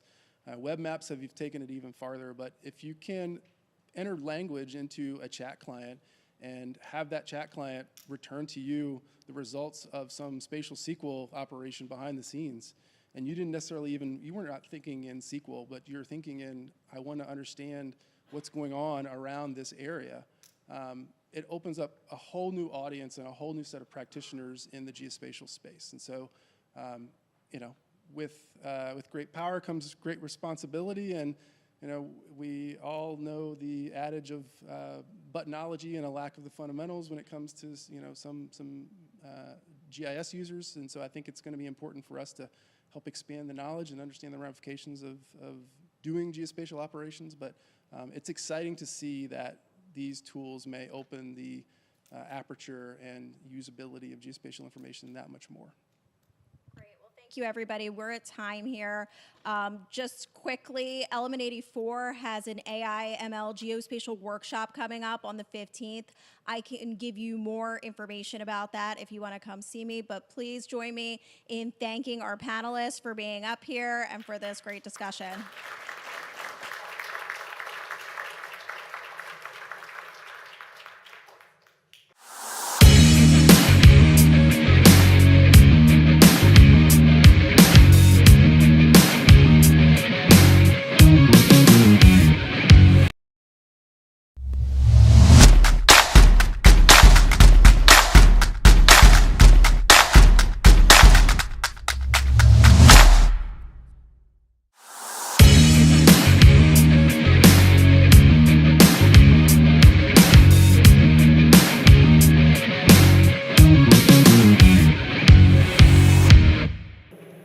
Hello again. It's my pleasure to welcome today's keynote speaker, Dr. Buduri of the Oak Ridge National Laboratory. So let's give him a warm round of applause. Thank you.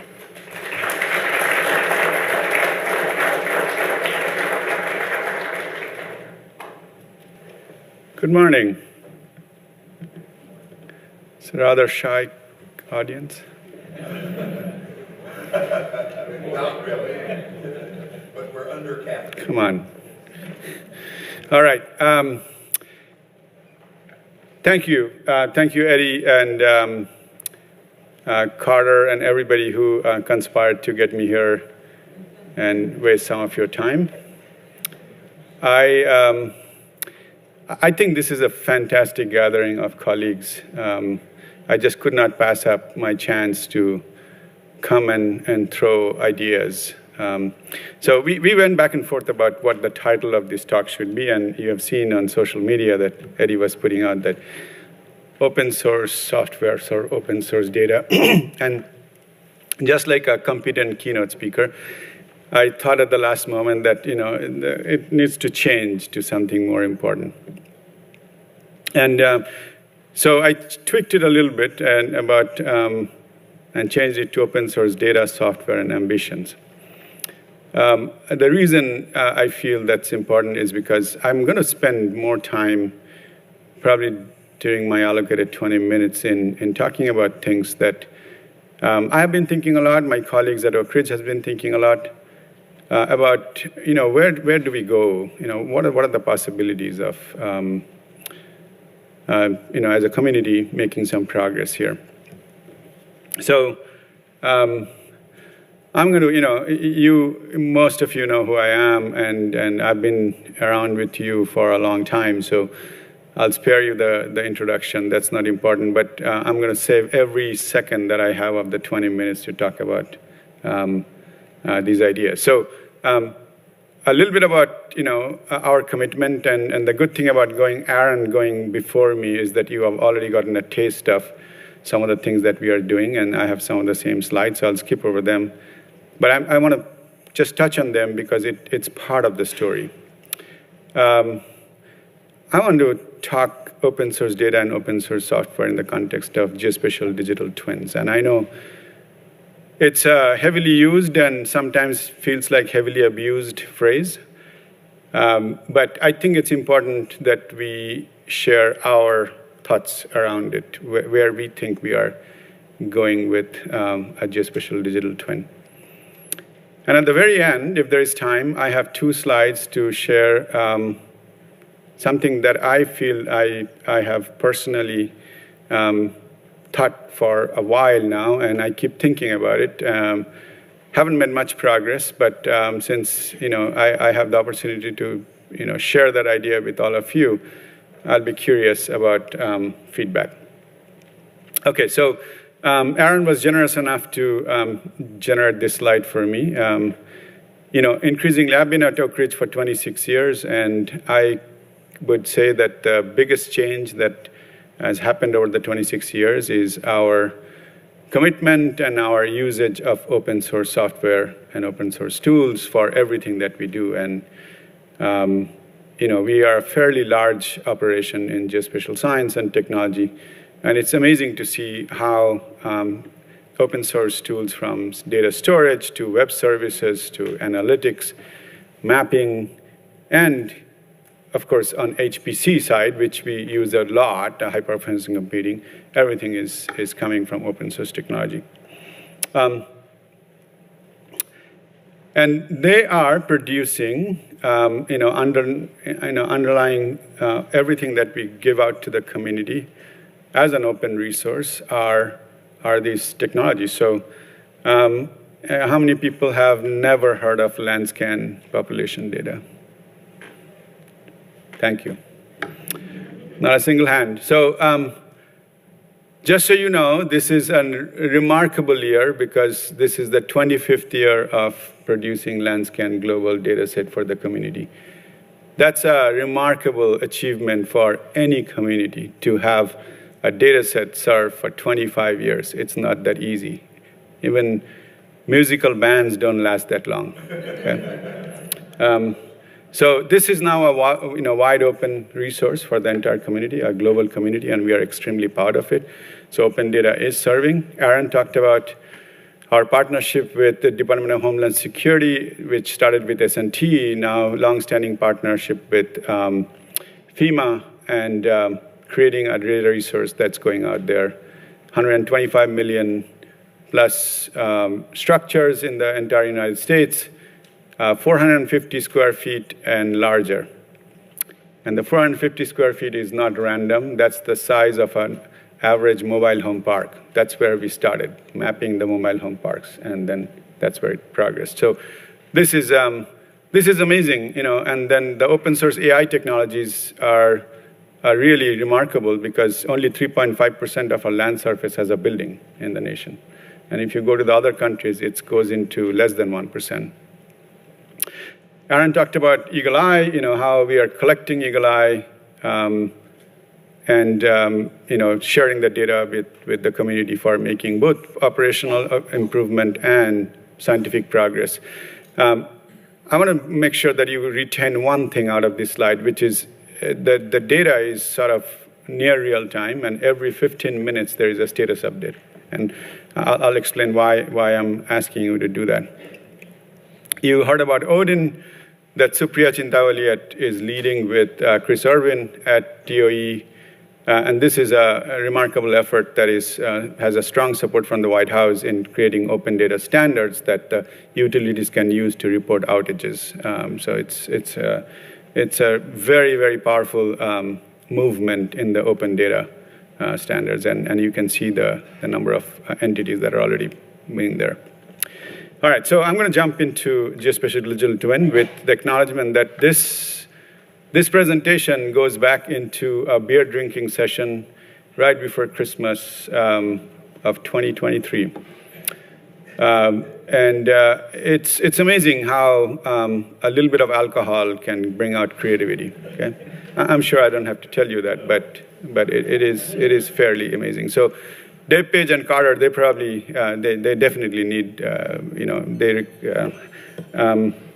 have the majority of credit for this, and I'm just on the stage sharing this idea.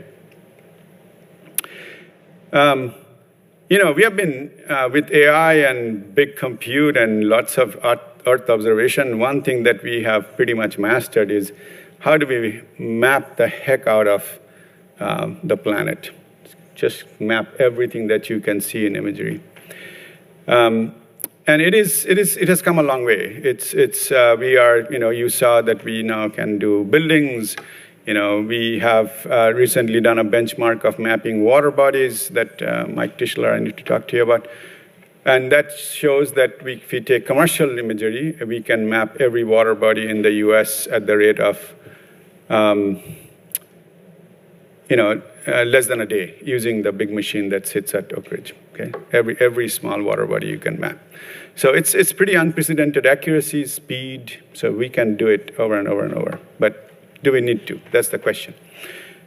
Clearly, the data resource, the foundation data for the planet is going to a new phase where we can map them at very high accuracy, at very high resolution, and then we can maintain them with the technology out there, which allows us to, take AI to the next level, which is, can you autonomously monitor without having humans in the loop or minimizing the role of humans in the loop. So, and I think we are going to see more and more of that kind of an approach, saying, what can you tell without people looking at imagery and continuously being connected. And dynamically update and maintain attributes. Attributes are the next challenge, next level of challenge is not mapping the buildings, but what else can you tell me about the buildings? So having those is important. Now, the global community has always thought about this as a dream, like one-to-one map or a digital Earth. Can we digitize everything and put it in a form?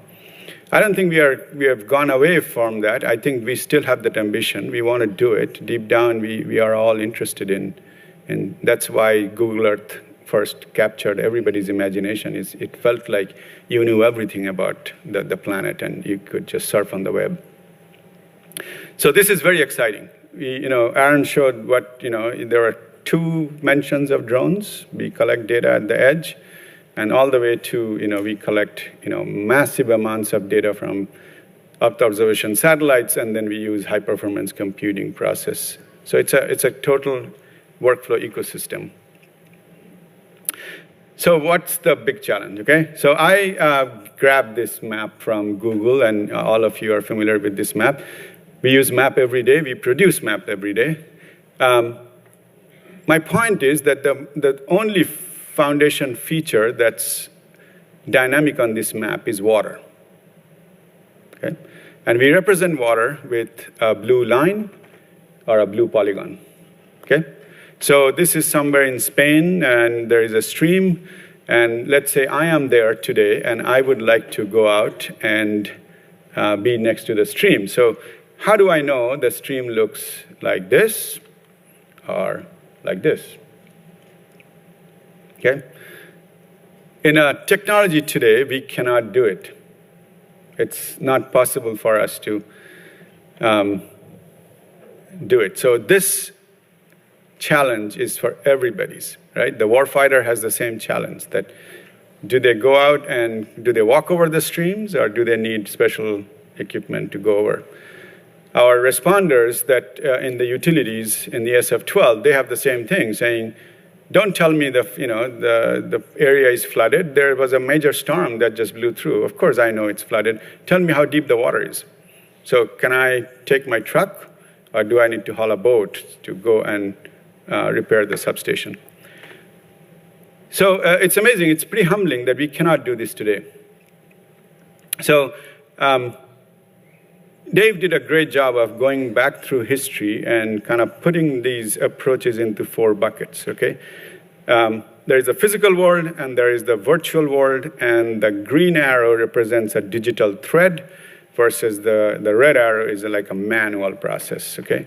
So we started with creating geographic data with these digital models where we knew what the physical world looked like, and humans created data, and then we back and forth. Then came digital shadow, which is sort of weather forecasting. I know something about the physical world. I ingest that data into my virtual thing, and then I create a workflow that creates the forecast. Digital clone is another term that the community has used, which is geographic exploration system. So these are Google Earth of the world, where it's just one way. You just don't get anything back into the physical world. It's just feeding you one way. In a true geospatial digital twin, that workflow, that digital thread has to work in both directions, okay? And that's where we feel the key challenge and the opportunity is about this twinning rate. How fast can you twin? So I talked about Landscan global population data. It twins once a year, okay, for the community. We update data periodically depending on what's going on somewhere, but the community, it only updates once a year, so it's once. Eagle Eye is 15 minutes twinning, okay? The building structures, I don't know, we have not quite gone there yet, but maybe we will twin at a certain rate. So everything has a twinning rate, and not everything needs to twin in real time. That's the other thing. So this is a great example of what the difference between a digital model versus digital twin, right? MapQuest was a digital model. It had the virtualized data from the physical world. You went there, you asked for directions, and it did it. And then you printed the map and you ran with it. It's like AAA triptychs, okay? That's the digital model. Waze is a digital twin, but it's only the digital twin of traffic condition. The base map in the background does not change. The only thing that updates in near real time is the traffic, and on top of that, there is one simple algorithm or model that is built, which is routing. And then there is a sub-model that hangs from it, which is doing a spatial search. I want to go from, like yesterday I did it. I went from Purdue University, drove down to Indianapolis Airport. I said, tell me the route I should take, and it did. And I said, also tell me all the gas stations that I could hit without, and it did 2 simple operations. But Waze doesn't want to try to do you anything more. Just find points of interest and give me a route.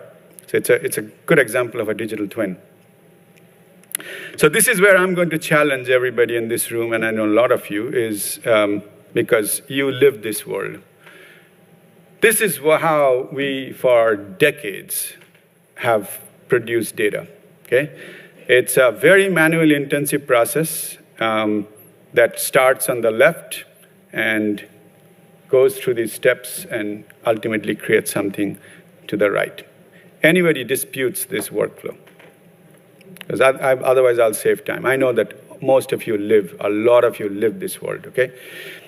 So this has been historical, and the origin is this because we had limited capacity and capability to do compute and processing data. But somehow the technology has moved and evolved, but we haven't. So, we are still doing this to a lot of extent.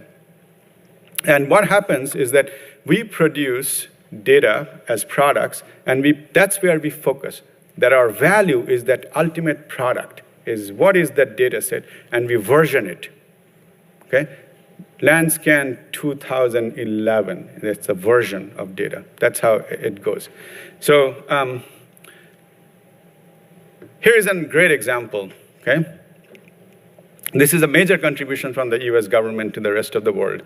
Science and operations relies on this today. It's a global elevation data. It started in year 2000, and version 1 in 30 meter for the US was released in 2003 version. 2005 was version 2.1, 90 meter global, okay? 2011, DLR comes out and says, oh, here you go, a 30 meter global. So we responded in 2013 by saying, okay, version 3.0, 30 meter global elevation data, okay? I don't have to tell you, you can do the math, how long it took for us to go from collecting the data to creating a global data product, okay? Now we can do better than that. And that's where I think this whole open source, open data approach is really revolutionizing the way we are approaching this. So we are focusing on the twinning, right? And now we have big machines. So it's a paradigm shift from creating silos of data to just focusing on that digital threads, right? So the focus is not on the product anymore. The focus is on the process, okay? So I'll give you an example. This is a partnership with NGA where we are taking fortuitous stereo pairs that are sitting. The government spends $300 million plus buying high-resolution commercial data for every year, okay? This sits in somewhere in the storage. And we were able to find, sort of optimal, within 40 degrees, like overlaps for stereo, and take an established open source algorithm, make it work on GPUs, scale it on a large cluster, and today we can map size of Alaska in 12 hours. Okay, 2 meter resolution elevation data. So new things are possible, okay? Now here, the focus is not on the product, the focus is on the process. So as you are creating the skin, that skin is alive. That's the one that lives. You are twinning at different rates at different places. As you get data, you are updating that base, okay? That never gets versioned. What gets versioned is the product that you ultimately generate, that map. That's what you version, not the data, because the data is continuously evolving. Because that's what we have worked towards, right? That how we can ingest a lot of data and move it through. So this is super exciting. And for areas like in the poles, you can do it much faster because most of our satellites are polar orbiting, so you have a lot more access to. And you can do this with, Meta is doing something, land use, land cover, and name it. We can do this. So going back to the stream, okay? What can I do about the stream?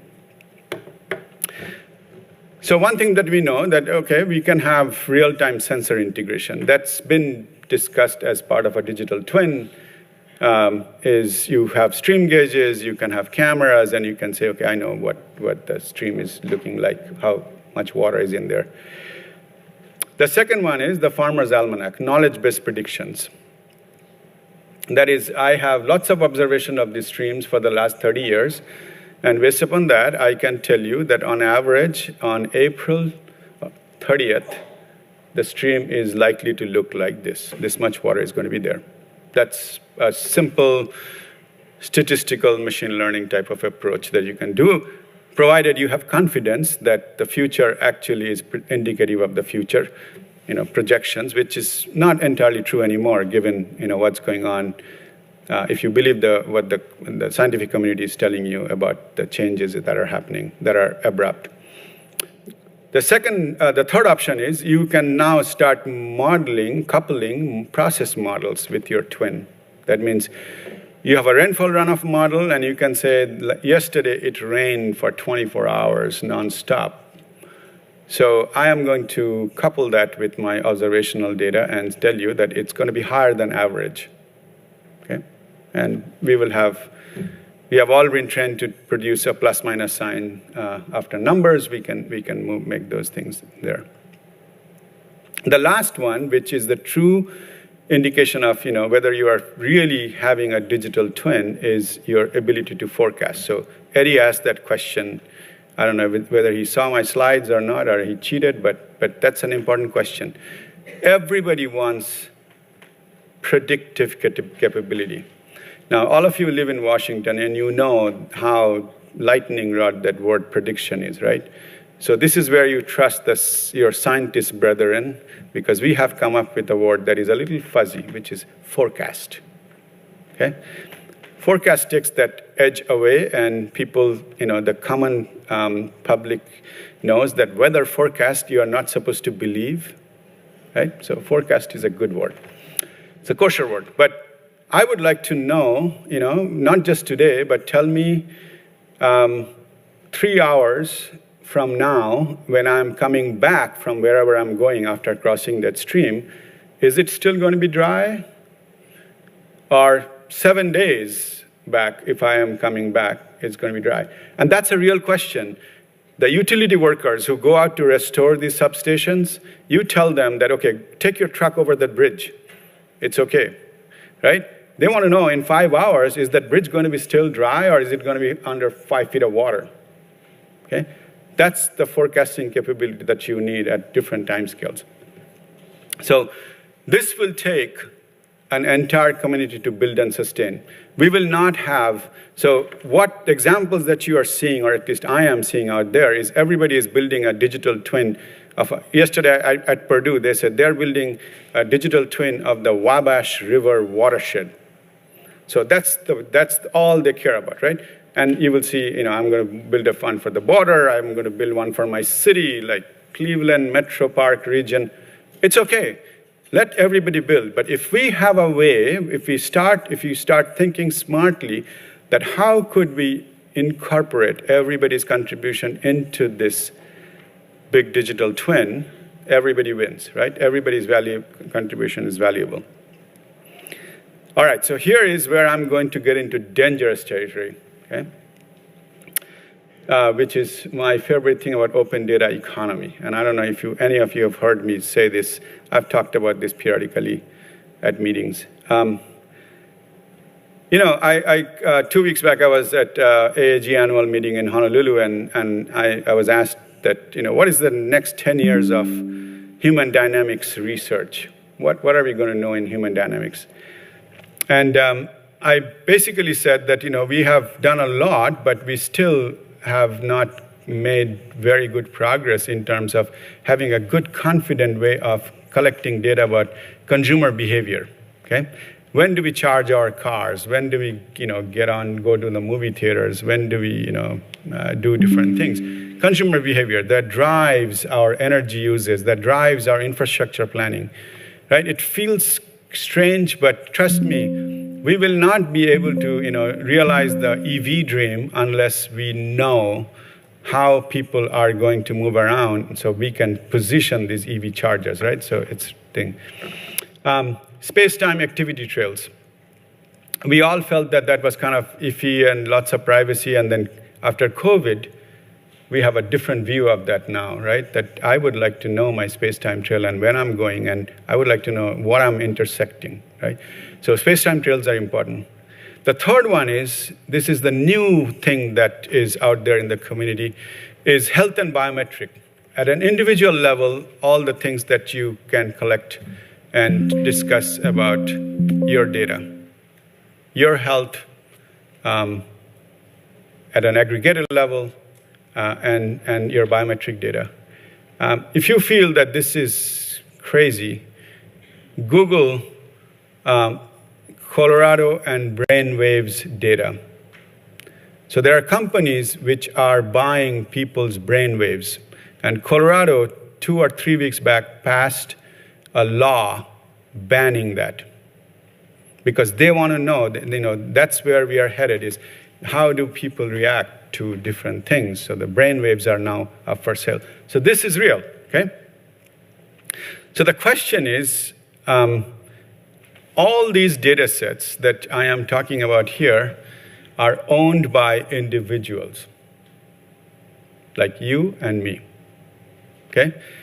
So the way we have our data economy organized today is we all in this room produce those data sets, and they somehow get aggregated through these intermediate commercial layer. Like my utility has everybody's energy usage data, or the customer subscribers' energy usage data. Apple has all my space-time trail data from my iPhone. Google has my space-time trail from my Gmail login. And you can just name it, right? Including the car you drive, that VIN number, right? That VIN number, that is a state-assigned number. Then the state, the Bureau of Motor Vehicles, they sell it. And there's a company in Michigan called Polk. They kind of clean it up. So if you moved from one state to the other in the same year, they make sure that it doesn't get double counted. And then they sell that data for an enormous amount of money, because every VIN number is sort of a digital print or identity of your car. It says the 16-digit basically tells you what car is it, what make is it, what kind of engine is in there, right? So you can. The insurance companies are now giving you Credit Karma. I recently had to get that app. Credit Karma has this feature where you can tell it to collect your driving habit data, and that they can share it with your the car insurance companies, and they will offer you a service. And it has control. That's the thing that I found interesting, that it has control. It says you will be able to kind of take out some data sets that you don't feel are representative of it, right? So it is real, right? So the question is, how much money have you made from your data yet? Okay? And that's where I feel this open data economy needs to go. If you go ask the community saying, what has been the major revolution in transportation, everybody will tell you it's the ride share. And we will believe it, okay? Ride share has zero things to do with transportation. The cars are the same. It's only the technology which has allowed individuals to participate in that economy. That's why you cannot kill it. That's the model of sustainability, is that if you make average person make money out of an activity, and everybody wants to do that. Everybody wants to be rich, and everybody wants to live longer, okay? So anything that you do, if you can tie that to that metric, you are golden. But think about this, right? This is why you cannot kill Uber and Lyft. So if we really want our data ecosystem to be sustainable in the long term, I think we should think about that as, that how do we make this marketplace for anyone and everyone? Because at the end, that's where the data is coming from, okay? All right, so I think I've taken longer than the 20 minutes I promised. But I welcome your thoughts. Thank you.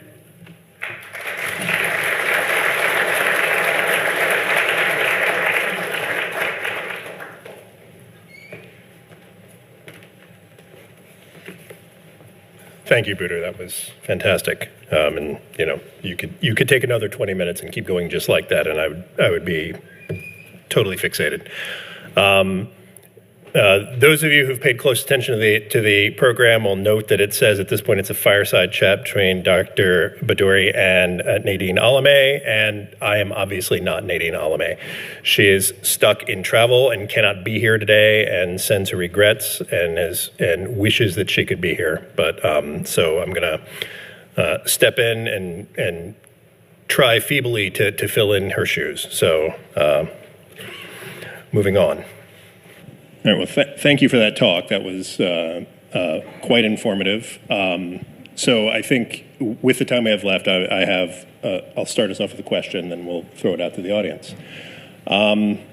As I was digesting your discussion of digital twins and the twinning rate and things like that, I'm obviously thinking about the amount of data that goes back and forth and the frequency with which it does. And it sort of made me think about, the hot topic everyone is talking about today, which is not just AI, but generative AI.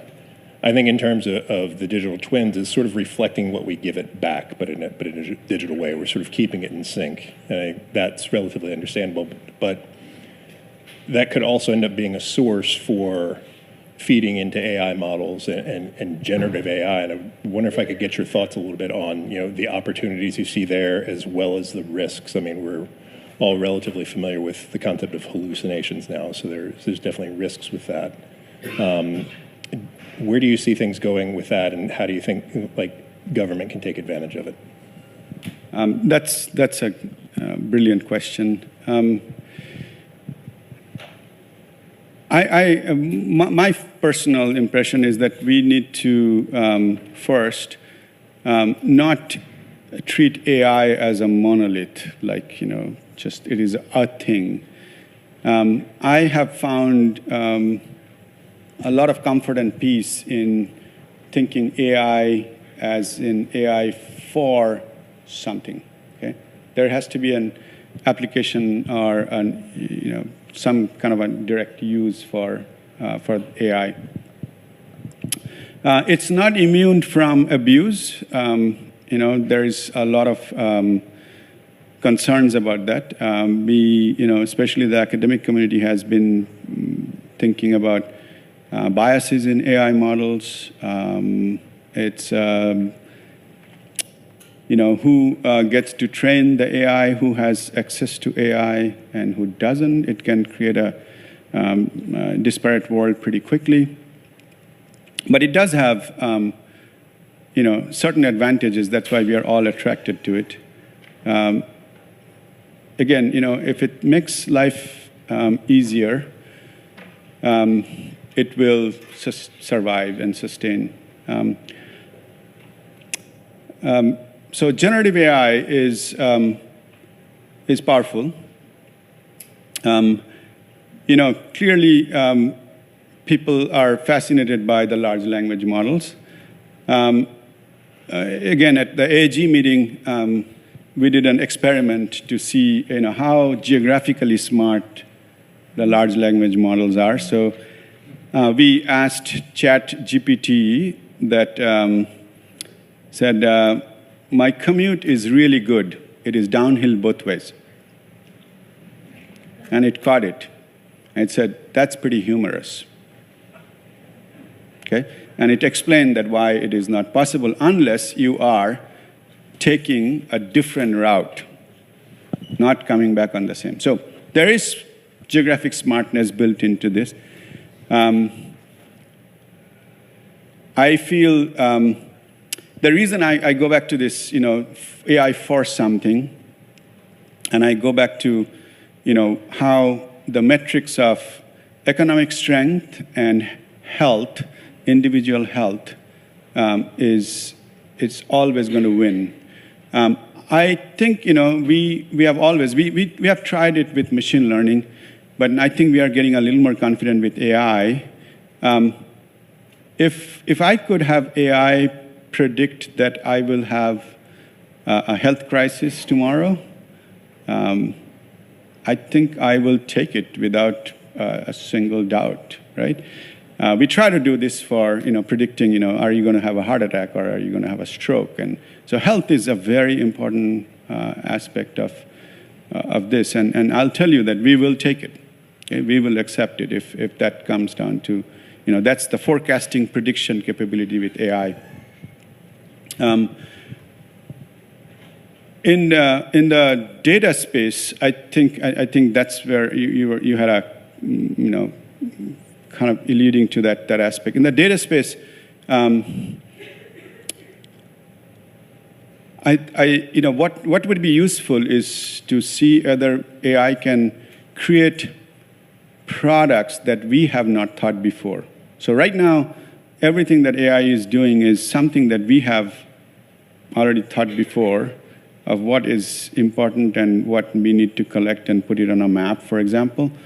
But are there things that we don't necessarily see that an AI engine can see before humans would recognize that as an important thing, right? I don't know. I don't know whether, how close or how far we are. But it's going to, AI is going to create a lot of important nuggets for us out there in terms of our cognition and our understanding and interpretation of the world as we look at data. Excellent. Thank you. Thank you. So I'd like to throw it out to the audience, see if anyone else has any questions for Dr. Bhaduri. And I know we have a mic runner out there or two somewhere. So just go ahead and raise your hands, and I'll...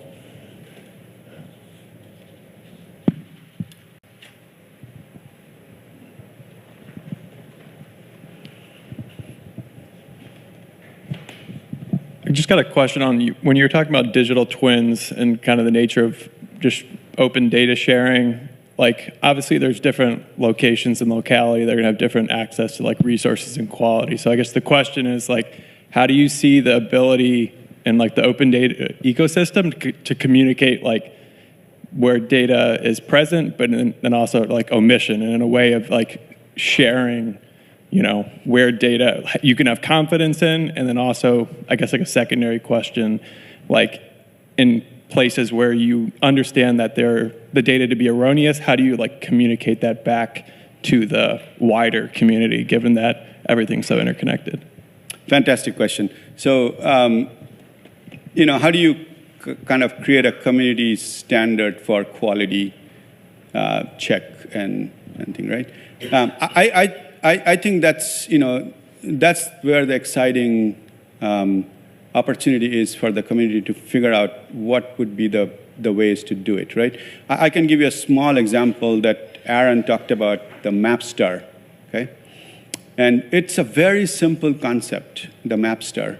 And what Matt Larson, who is one of our colleagues working with warfighters, realized that the warfighters, fly these drones, collect a lot of very high-resolution imagery, then they create 3D models, and when they're done, they either trash it or just put it on a hard drive, so the next person who comes in looks at all those files, and they are named like Joe.A.1, right? So how many of you are going to open that file and try to find out anything, right? So what MapStar does, it provides that standardization through automation. So the operator doesn't have to worry about it. So the software, the moment the software detects those files, it knows the metadata and it starts putting the base. It becomes, organized, and you know what it is. So our vision is that every time that data gets collected at the edge, if we can start standardizing within some established open standards, we can then pull it into the workflow that will update that part of that world, right? Today, we don't do it that way at all. So different agencies will have, they have their established quality criteria, standards, and I don't think we are necessarily recommending that we walk away from it. It just has to be built into that workflow. And as long as we know what standards it has met, that's fairly good enough for the community. If you're talking about the en masse, what people do, there are lots of lessons learned from OpenStreetMap and others, and I think that's where innovations can come. That how can you build in some of these approaches that will allow you to control that the quality, and then also look for spuriousness, right? Spuriousness it's an interesting topic. So thank you for the question. I'm afraid we're out of time, so I'd like to thank Budu for his time. Let's give him a round of applause. Thank you.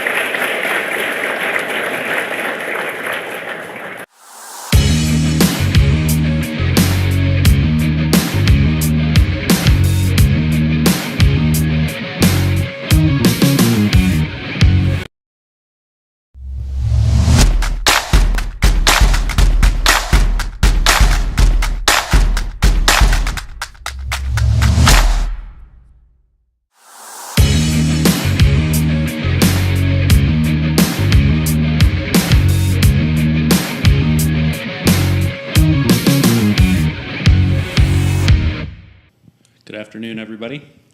Thanks for having us and giving us the opportunity to talk today about some of the legal and policy issues facing the geospatial community. I think, Kevin, I'm excited to be here with you. And yeah, I appreciate the opportunity as well. Maybe we can, we've had a number of conversations over the past year or so about this topic, but not in front of a group this large, so it'll be good. Yeah, I was going to make you want me to? Yeah. So actually what started this dialogue between us was an NGAC meeting about a year or so ago, maybe? Yep. And I sort of gave my perspective on things, right? So I started out as a satellite imagery analyst, but I've been practicing law for way many years, too many years, right? But I've been struck by a couple of things around the geospatial community in law, right? One is that this community doesn't like to talk about law. The NSDI, the definition includes policy, standards, procedures, never mentions law, right? We talk about open data, and I know this is an open data community, but we don't talk about licensing as much and the complexities associated with licensing, even with open data. We talk about, instead of intellectual property, we often talk about digital rights management. Instead of privacy, we talk about ethics. And I get it to some extent. I don't like to talk to lawyers any more than you do. But there's a lot of legal issues that are associated with the work that we're doing, right? And I say we because I feel like I'm part of this community, but I know I'm separate enough that not everyone agrees with that. So that's one aspect of it that I think is important. The second aspect of it is the legal issues around data are really complex. And we haven't been taught this in law school until now, until recently. But it's very different than software. It's very different than the other things that have been doing. And so to think that you can seamlessly do data sharing or aggregation, it's not that simple from a legal standpoint, unfortunately. There's a lot of uncertainty, and there aren't many lawyers that frankly understand it. And so what I'm seeing is, and we could talk about this a little bit later, is all this attention on AI and the laws and regulations that are developing on it, I think are going to have a significant impact on this community because people are starting to focus on data, particularly with the generative AI, both on the training data side. We've got issues around privacy, intellectual property rights, licensing, liability, national security, and then also on the output side. And so I think some of these issues are going to become more important, and so that's why I think this is a really interesting time for this discussion. Yeah, thanks, Kevin. Your initial opening comments brought a question to mind for me that we didn't really talk about, but I think it's an easy one because you made a distinction between law and policy and public policy, and I know since you and I have interacted 3 or 4 times in depth on this topic, and it was kind of an aha moment to me to go, oh, well, law isn't really. So can you talk a little bit about the differences between law and policy and how we might navigate those? Yeah, so policies, and first let's talk about legal and policy frameworks, right? So the full gamut of laws, policies, regulations, agreements, best practices, standards. I mean, in my mind, they all sort of work together to create this legal and policy framework. But the difference about a law is it's prescriptive. It tells you what it can and can't do, and it is very broadly applied, and there's legal basis for it, right? If you don't do it, there's a legal consequence associated with it. I compare that to a contract, which is also a legally binding agreement, has legal consequences if you don't comply, but that's only between the parties who are subject to the contract, right? Whereas laws applies to everyone that's within that group, right? So that's one aspect. Policies are something that's a little bit less. It's not law. You in general, you can't sue someone for not complying with a policy. From a legal standpoint, as you're a lawyer trying to figure out what you're going to do, I mean, your first thing is worrying about the law, then you're thinking about, okay, what's the policies? There's an executive order that just came out today on cybersecurity. What does that ask me to do? Is there any legal consequence for not doing it? Then you get into best practices and standards. So all of these things contribute to it, but as a lawyer, the first thing you look at is what can or can't I do, or what am I required to do as a federal agency from a legal standpoint? And that's why the Geospatial Data Act to me is so interesting, because it took Circular A16, which was a policy, and turned it into a law. And now there are, and you can know this better than anyone, you're spending a lot of time complying with the law because people are paying attention, because now Congress has told you to go do something. So I guess that would be, from your standpoint, how do you look at the work that you do between a law and policy, and how do you think about that? Yeah, it's a great question. I think, you laid out a clear difference between law and policy. I think in practice, from my experience, I think we tend to treat them pretty similarly from a practitioner standpoint, right? So I don't say, well, this is in the Geospatial Data Act, but this is only an executive order. I mean, time gets a little tricky in there, because sometimes there's, executive orders can be 10, 20, 30, 40 years old, and so sometimes the time aspect comes in there. But I do think, we pay attention to OMB's Circular A16 and the Geospatial Data Act, as well as, department policy, and even on the FGDC side, as we start to execute more technical policy, that distinction is tricky. But you're right, it's the consequences and the authorities are different. Well, and the point you made about executive orders or policies being around for a bunch of years, it's a lot harder to change a law than it is a policy, right? So once you put something into law, you better get ready to deal with it for a long time, because it's probably not going to change. Now, regulation has a lot of the same, assuming an agency, a law has given an agency the right to issue regulations pertaining to a certain subject.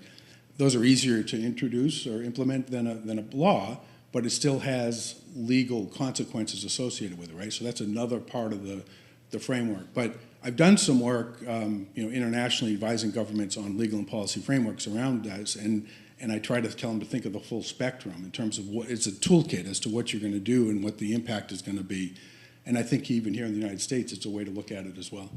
Yeah, that's great. Can you talk a little bit about, you mentioned some of the laws that are, the myriad of data law, for example, or intellectual property law. Can you talk a little bit about some of the things that this community should be aware of from a legal perspective? What are the, kind of guiding laws or policies out there? I mean, you mentioned the AI executive order as one that I think we're all trying to learn more about and understand completely, and then the intersection of that with geospatial is going to be an even more interesting kind of challenge for us as a community to understand and apply AI policy to geospatial.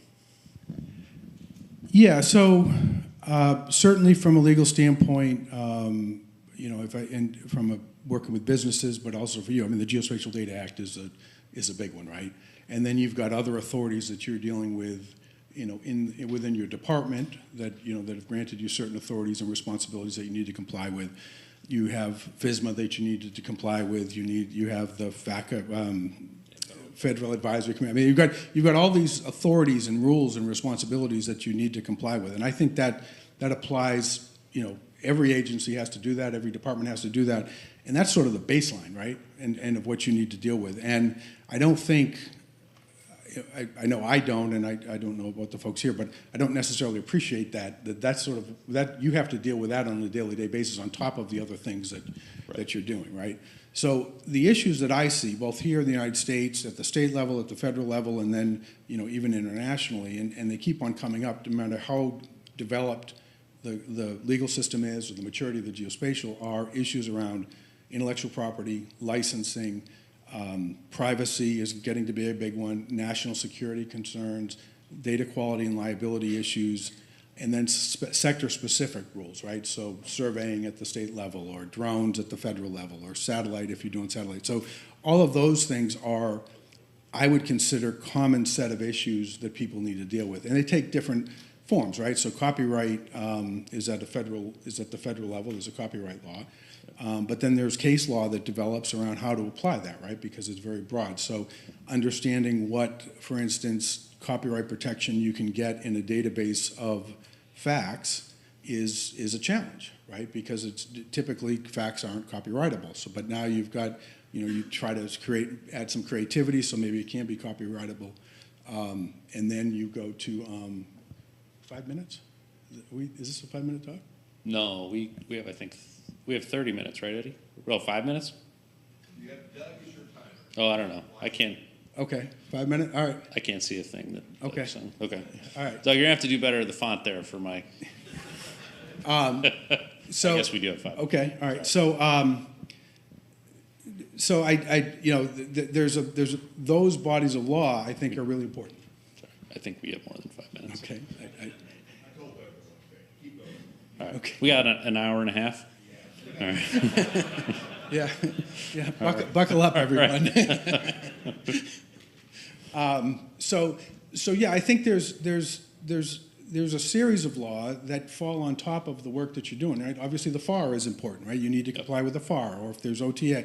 So, but all these issues on top of it, I think, make the geospatial community, it's more complex. So location privacy is a really, really complex issue, and something that we don't necessarily appreciate, but is something that there's going to be of growing importance. I don't know, people saw that just the other day the Federal Trade Commission issued a pretty significant fine on telecom companies for selling location data on consumers, right? And probably when that first started, there wasn't any particular law in place that told them that they couldn't do it.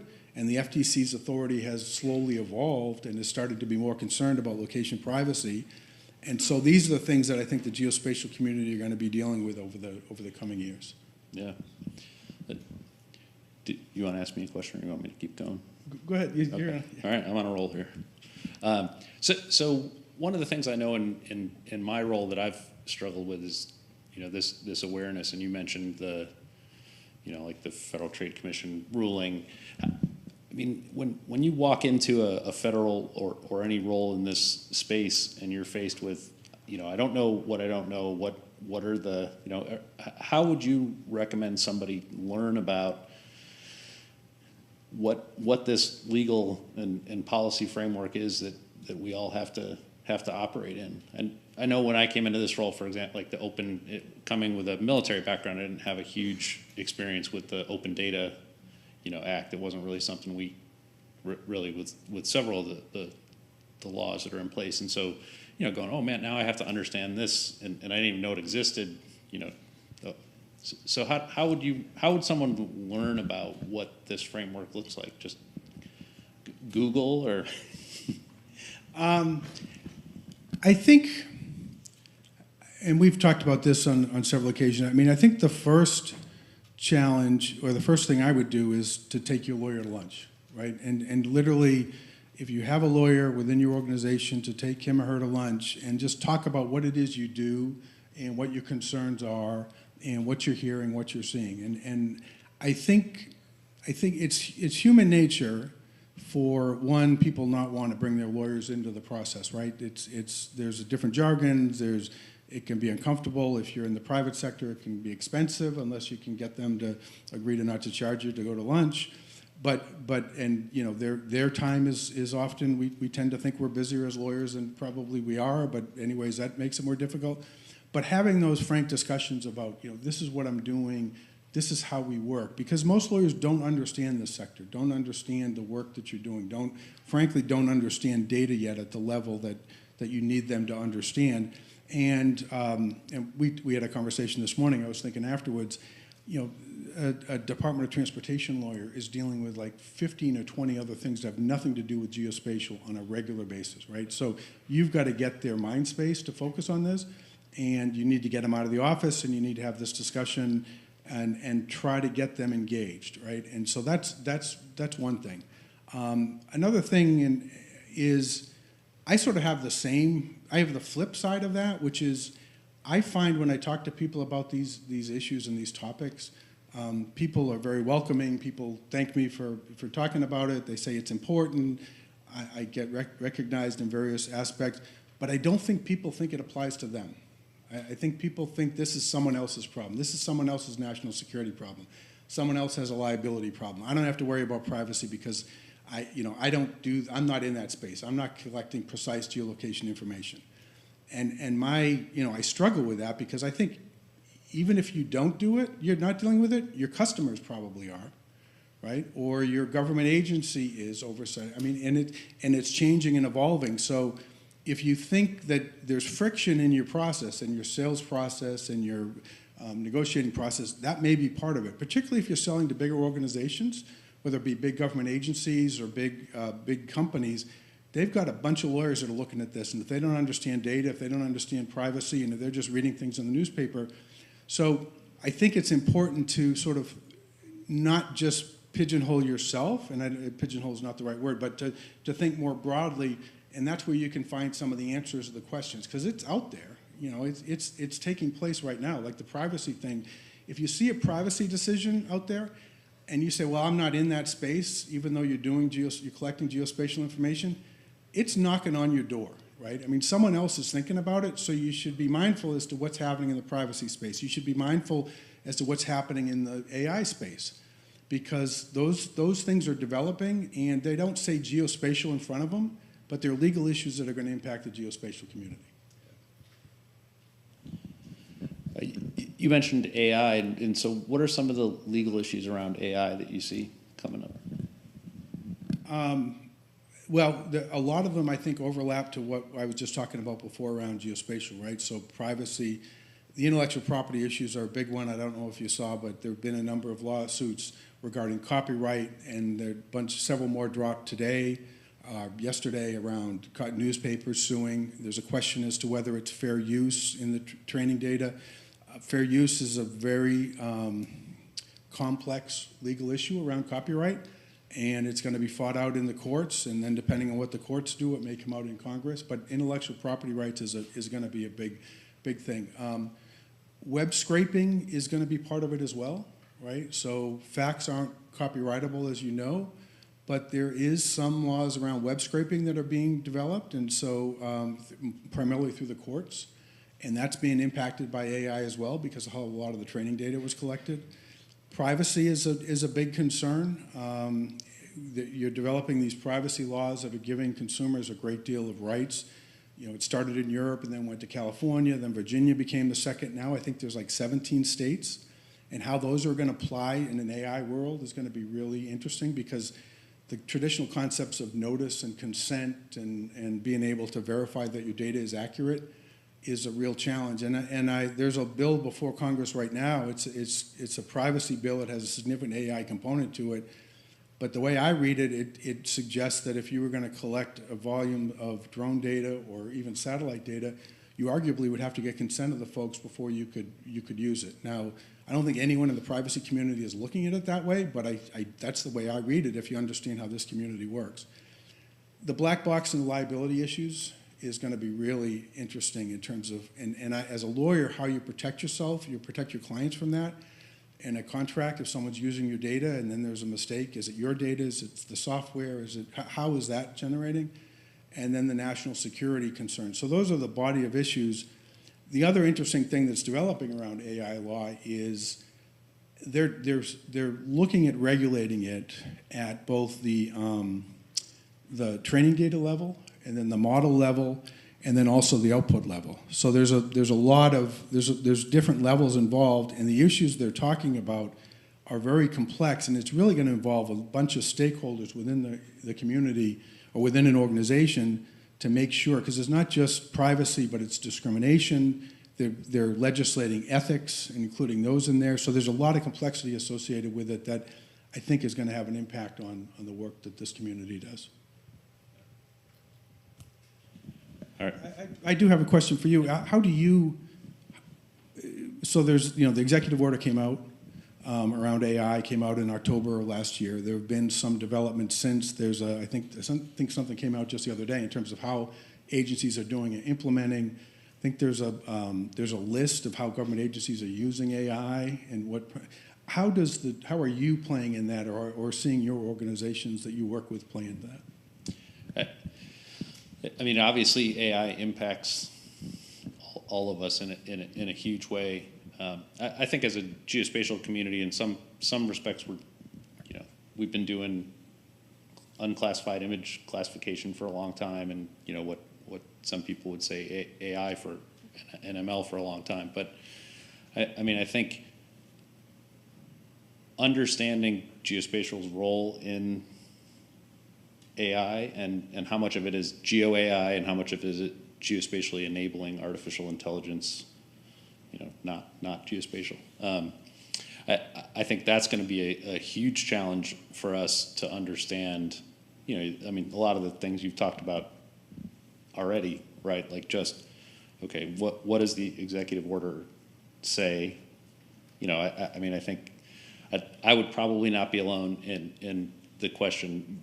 Folks in this room probably all have different understanding of whether they can go to ChatGPT on their government computer and ask a question, and what can they do with those results, right? And I've got everybody.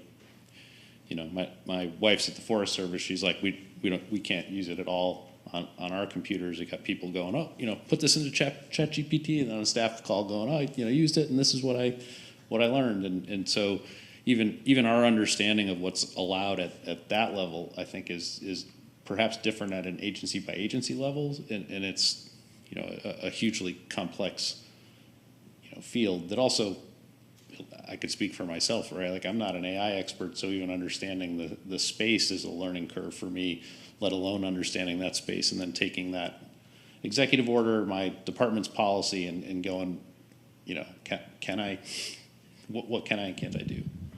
Yeah, it's really interesting because I give a talk at Johns Hopkins. I'm an instructor there, and it was on how AI in the classroom, right? And the first thing I realized is the universities, and I assume high schools as well, are really at the forefront of this, right? Because students are using it in everything that they do, and you're getting AI-generated content back at you. And there's very few policies in place there as well, right? So they're dealing with it right now, where I think other agencies, including my law firm, we're still waiting for something to happen. I do think 2 points you made that I really believe is going to be important for this community. One is because it's been using some form of AI for a while, right? Machine learning, however you want to describe it, it's going to be really important to understand what these laws allow and don't allow, because it could very easily impact things that you've been doing for years without without intending to do that, just because of the definition of what an AI system is.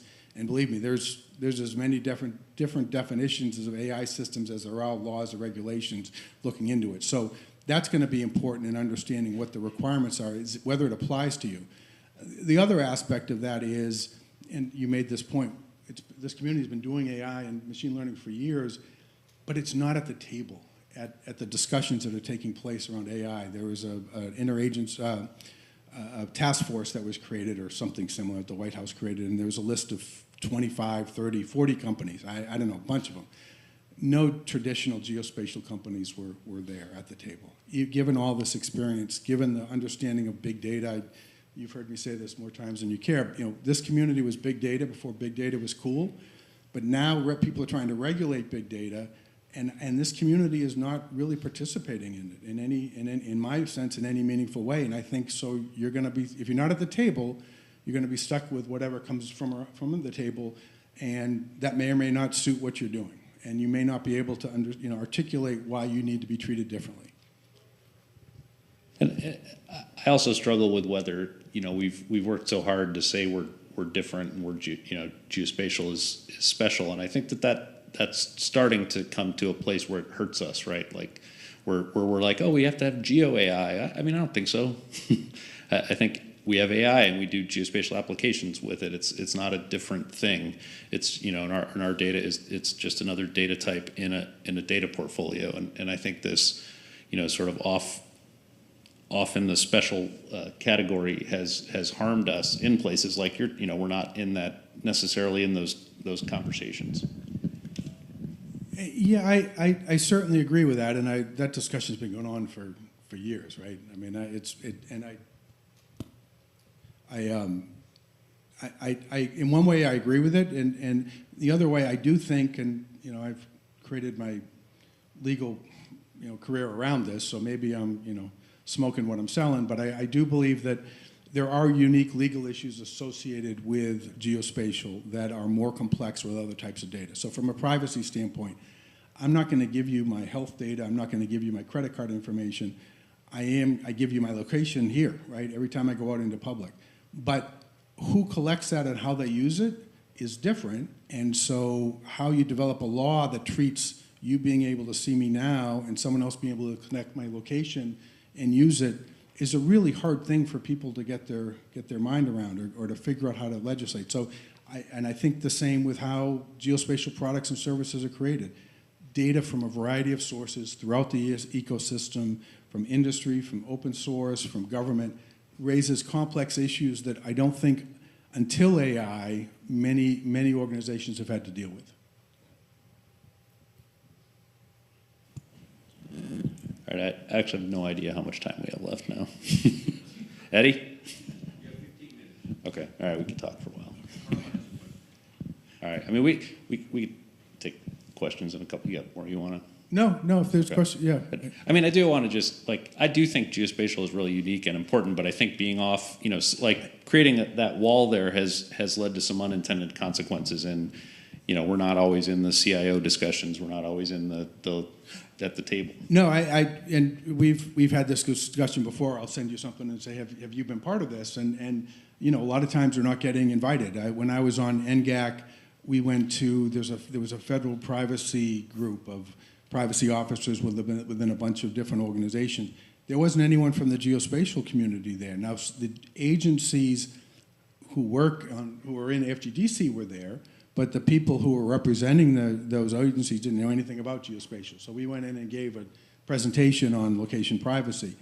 The federal government has a lot of location data, right? And so one of the challenges is, and I see Derek in the room. Derek, you're trying to have even the open data law or the Geospatial Data Act. It says we want you to do this. We want you to make data open.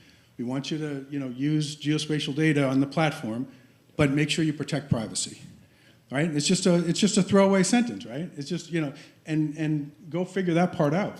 And that's really hard to do with no guidance, right? And so those are the sort of things that I think this community can really benefit. Not only should they be there, but could really benefit by getting clarity and working through some of those issues and giving their perspective.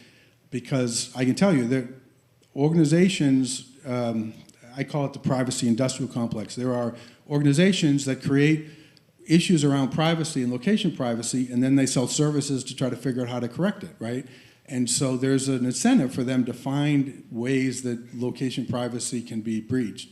And it's getting harder and harder to say otherwise, but you've got to look, privacy is just one example where you're weighing the public good, the benefit of the public good versus the rest to individuals. And if the public good is someone getting a free Starbucks coupon as compared to someone's location being stalked or something, that's one benefit. But the work that you do is much bigger than that.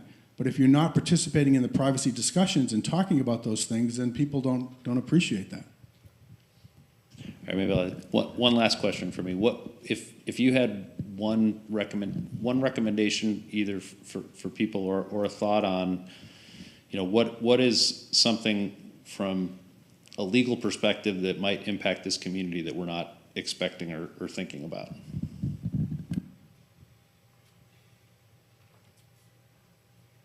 And we've talked about AI, and I think that's a big one.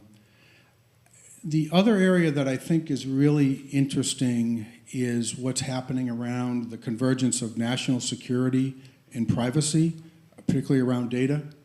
And there was an executive order that came out in terms of being able to sell sensitive data and personal data to a list of countries that we probably wouldn't sell to anyways. And then that became a law recently that I believe Biden just signed it.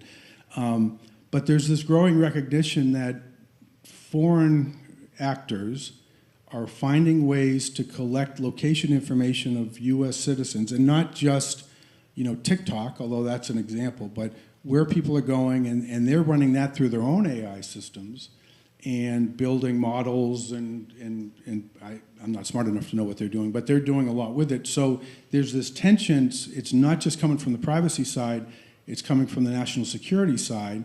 You've always had that with commercial remote sensing, right, and concerns about the data that's being collected from there.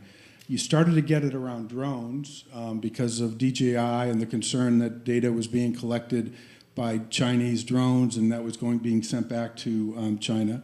Now you got it with TikTok and data being collected there. It's a growing concern, and I don't think anyone's really thinking about it from a broader perspective on, okay, how is that going to hinder what we do? Because you can speak to this better than I. Every time there's another obstacle or law that someone needs to take a look at, and you go to your lawyer and say, can I do this?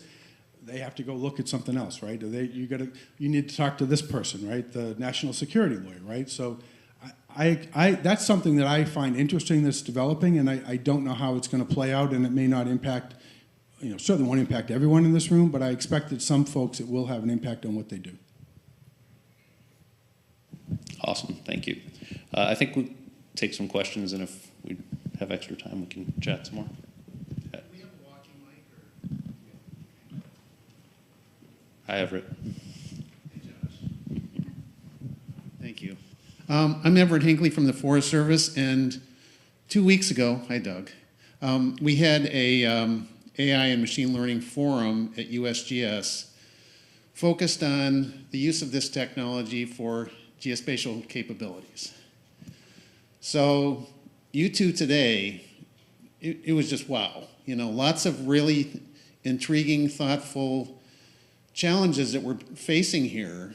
And one of the things that I proposed 2 weeks ago was that we create a community of practice in the federal government looking at application of AI and machine learning to geospatial activities. So we may go forward with that, we'll see. Josh, I sent you an email earlier today about that. But yeah, I think, the pace of technology always outpaces our ability to build legal frameworks to help support the use of that technology. It's the same with unmanned aircraft that you just mentioned. So, that's a challenge for the government. And, the other thing is looking at the laws that are put in place. We actually build policies that are based on those laws, like the Geospatial Data Act. So I'm currently writing policy that ties into those acts so that people that work in the Forest Service know what they're supposed to be doing or not doing. So you touched on a lot of really good points here today. I really appreciated this presentation. It was really topical and timely, so thank you. Can you make an interesting point, and it's one that I've experienced, right? So when I first started practicing law, the internet was just becoming popular, and I actually did a podcast with a colleague of mine who was in the Virginia General Assembly at the time, And there was a real decision to hands-off approach at the government level on the internet, to not try to regulate it. But it wasn't trying to overly regulate, partly because the lawmakers at the state and federal level understood that they didn't understand it, right? So they didn't even know what e-commerce, how to regulate that, how to tax that, right? So they let it go, and the internet exploded. And that was, you know, that we've seen the benefits of that, right? And there are risks and there are bad things that have come from it. So you've got to balance that. Drones, on the other hand, you need government approval to operate a drone, to fly it into space, right? And the drone industry, 4, 5, 7, or 8 years ago, all this money was going into drones, and it was going to be this big next thing.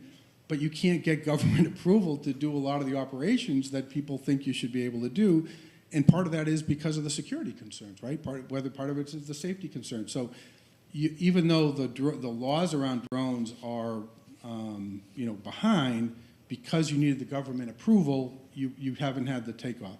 AI is interesting because I agree, usually the law follows the technology, but for this technology, for good or for bad, the government has decided the lawmakers decided we're going to try to catch up with you. We're going to try to get ahead of you, even though we don't understand it, right? There was a Jon Stewart clip the other day interviewing senators who said, I don't understand it, but they're still in the conference rooms trying to come up with laws. So it's going to be interesting to see what impact these laws and policies have, because they are trying to regulate it. They don't understand it, and it could go very bad. It could be more like drones, and it could be than like the internet. And how that plays out will have a significant impact, I think, on some of the things that people do here. I started investigating the use of drones for the Forest Service back in 2003. And I refer to that first 10 years of the 2000s as the Wild West period and with unmanned aircraft, because no one was looking over my shoulder telling me that I couldn't do that. And, you know, so we were out doing what we wanted to do in terms of testing out the capabilities. One thing in terms of developing appropriate laws is I don't think that lawmakers fully understand the technology or the use cases, or the potential pitfalls of the technology, and then the users don't fully understand what the laws are. They may or not be in place, or maybe they're being considered and whatever, but the two sides, like you say, need to get together and not just say, well, I'm special, and go off and do my own thing. Thanks, Everett. I have a question. Well, it's a question for both of you. Kevin, do you have any a link or something that people can follow, like you want to plug for this topic, that people can, you know, stay current with it, you know, policy and legal issues? I don't. If you reach, I'm on LinkedIn. If you reach out to LinkedIn, I post a lot on these issues on LinkedIn. I write a lot about it. I've also, I'll take this opportunity, I've also just, it hasn't been released yet, but I'm publishing a book on geospatial law and ethics that will come out in August, and it was based on the class that I teach, and it's really intended for geospatial professionals to sort of highlight what these issues are, so that you can then go talk to your lawyer, as I said, and say, okay, here's my concern around intellectual property, here's my concern around liability, can you help get me comfortable that I can do this, or how do I protect myself contractually? There's not a lot. I mean, I've been doing this for a bunch of years. I know most of you have probably seen me more times than you care to. I think that's a reflection of this community not, as I said at the beginning, not appreciating the legal aspects of what's going on. But I do probably too much on LinkedIn, so if you want to connect with me on LinkedIn, I connect with everyone. So I'm happy to do that as a start. Great, and buy the book. Okay, and then for you, Josh, how should people, or what's the best way for people to get involved in FGDC, and do you want to plug the Federal Register notice that's about to come out? I do. Thank you, Carla. Yeah, so if you're interested in, you know, in FGDC, I think we have a website, but we have a couple we have a Geospatial Data Act working group and a theme working group. So if you're not involved in that, or reach out to me directly, and I can help you there. And then we are working on a strategic plan for the National Spatial Data Infrastructure that we expect to be out in about the next 3 weeks for public comment. through the Federal Register. So we'll have a Federal Register notice out, and we'll also send that out proactively to as many folks as we can for feedback. But that's a huge opportunity to impact where we're looking to go in the next 10 years geospatially as a nation. So I'd encourage you guys to do that. Thank you, Carla. Yeah, no problem. Okay. And Kevin is available for lunch Tuesday, Thursday, and Friday if you're... With respect to supporting and growing the open source tool usage and open data, what policies or laws are there for the federal government that say a certain percentage of their projects or their funding for contracts should be focused in this direction? Yeah, I mean, I think, and there may be people in this room that know more about this than I do, but I'd say things like the Open Data Act. I mean, I don't know that there's a requirement necessarily in percentages for acquisition, but certainly, requirements and mandates for us to publish our data, openly and in open formats and follow open standards and things like that. I'm not as certain about the open software versus COTS and where that fits in, but there might be somebody here that knows more than I do. Yeah, I don't know of any sort of what you've described in terms of 20% of the budget needs to be open data or open source. There may be, I don't think there are any laws. Derek, do you know of any laws that requires that? I mean, there may be policies within organizations, but is there a law that? Yeah, but that isn't a percentage though, right? That just encourages organizations.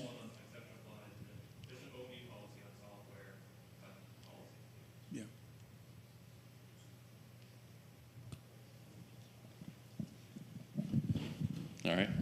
Thanks, everybody. Really appreciate it. Thanks, Kevin. This was great.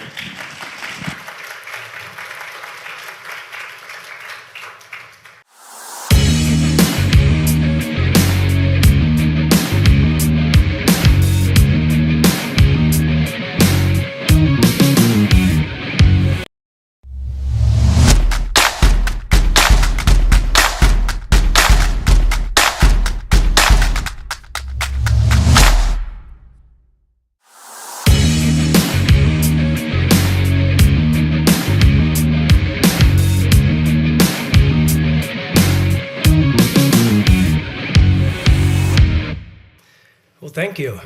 I'm excited to be here and kick off the lightning talks here today.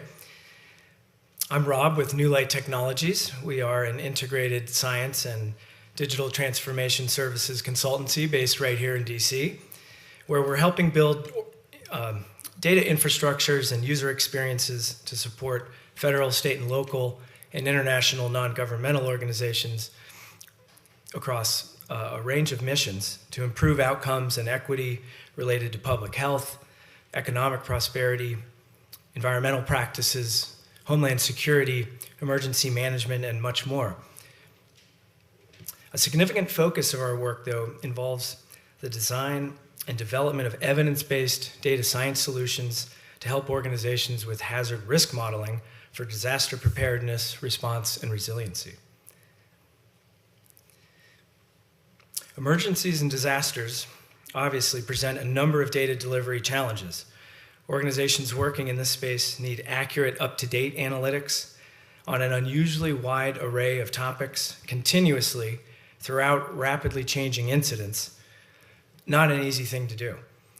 In addition to all the many well-known challenges associated with managing the integration of live feeds for weather and infrastructure and demographics and so forth, one of the biggest challenges historically has been how to synthesize all this dynamic data to report reliable exposure predictions in a way that can be commonly understood, ingested, and actually used in the field to make decisions about where to prioritize resources for things like logistics planning and evacuations, search and rescue operations, data collection, damage assessments, recovery, and so forth.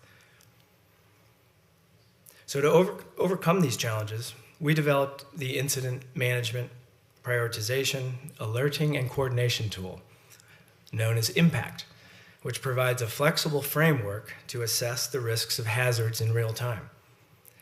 IMPACT monitors the latest weather and hazard conditions of emerging threats and leverages a host of AI models to determine community exposure and impacts to vulnerable populations, critical infrastructure, facilities, and assets using an advanced risk scoring methodology. The algorithm's results are provided in common geostatistical units, such as hexagons, US national grid cells, or administrative boundaries, and disseminated through alerting and reporting services, an interactive platform, web platform, and an API for integration with other systems.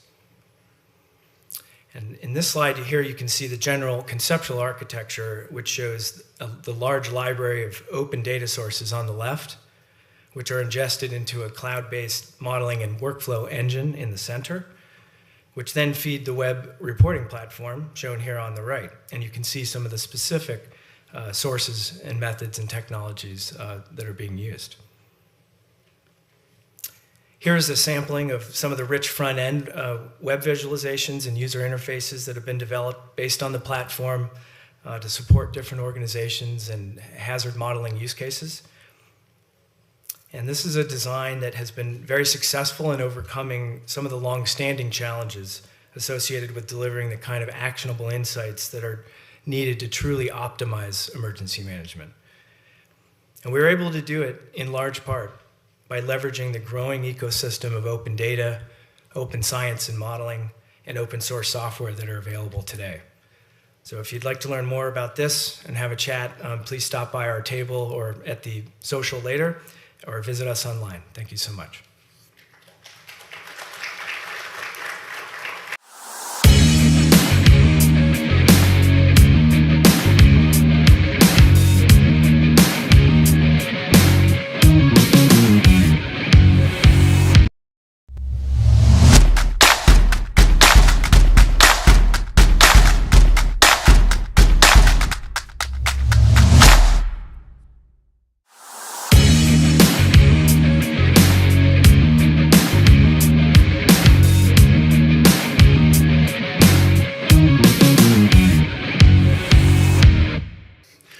My name is Dr. Daniel Roman. I am the Senior Advisor for Geodesy at NOAA's National Geodetic Survey.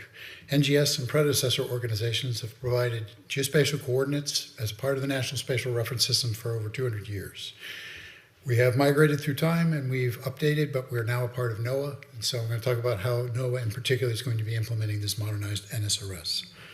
The NSRS provides a consistent coordinate system that defines latitude, longitude, height, gravity, all components of the Earth's positioning system for any specific thing that you might be doing. We're modernizing the NSRS to improve and increase the accuracy to meet modern needs and to make sure that we can stay abreast of what our colleagues are doing around the world. So making U.S. geospatial data fair is what this is about. So we need them findable, accessible, interoperable, and reusable. And the key to that from our perspective is the interoperability piece. If all of the data sets that you have, that we've heard of numerous ones discussed today, if they're all in a consistent coordinate system that you can stack and integrate, then the geodetic layer forms the base layer from which you can integrate all of that type of data. So trying to obtain the synergies that you're looking for and get the best return on investment comes from accessing the same consistent, accurate spatial reference system. And again, that's part of the motivation for why we're trying to move forward. To that end, NGS will be replacing the existing datums, the North American datum of 1983 and the North American vertical datum of 1988. And NVD88 is only applicable in the conterminous US and in Alaska. There are about 9 different datums. I won't go into here. And the reference frames that you see on the left image, left image from your perspective too, there are 4 different frames that we're going to be defining, one on each of the specific main plates that US states and territories are located on. North America, of course, Caribbean, Pacific, and the Mariana Plate. So the key to that then is that you're going to go out you either have data in the can, which is some of the things we'll talk about tomorrow at the workshop. If you've got GIS data, We'll provide transformation tools that'll move you from the NED83 to the various reference frames that would be specific to your area. And the same would apply also for the geopotential model. So the key there then is what are your needs, and that's what we're trying to assess through the workshop and through the discussions that we're going to have. If you really have a need for high precision and accuracy, you're going to probably have to go out with a survey crew, occupy whatever reference point you need, collect the data, process it with our CORS network, and then obtain geometric coordinates. And then you would simply apply the GeoRewind model that you see on the right. And that is, by definition, going to be the vertical control. So it's twofold. It simplifies because everybody in the US and Hawaii, Puerto Rico, are all in one datum. And it's a lot easier to deal with that. So it's consistency and ease of use. So along those lines, then, as I say, we're going to be updating the National Spatial Reference System, and we'll be moving forward with that. I hope there's a number of contacts that I'll list in here that you have a chance. If you want to, you can reach out. A couple of us will be here tomorrow for the workshop, but there are a number of training videos.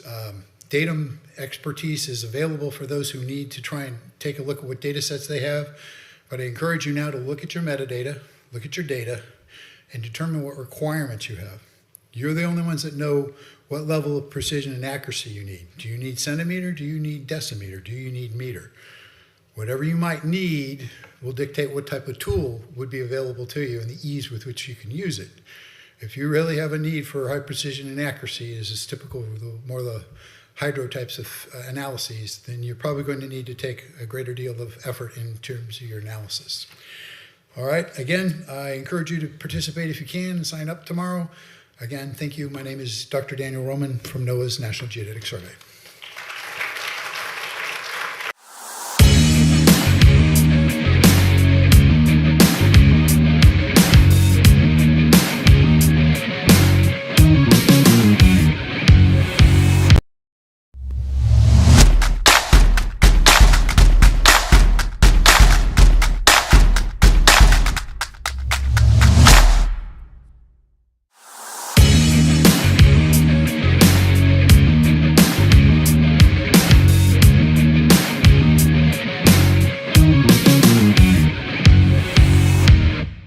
Introduce Dr. Joshua Campbell. He is a GeoService alumni. He supporting the State Department. He's doing a lot of things, Sand Hill, a lot of great things. So he's going to come up and give a couple of charts on world polygons. So Josh, he just went to go talk to somebody. He should be over there, and he's back in that corner somewhere. Someone go get him. What? The funny part, he knew this was happening, and he just went to go talk to somebody else. I don't know what's going on. Typical Josh. Jeez.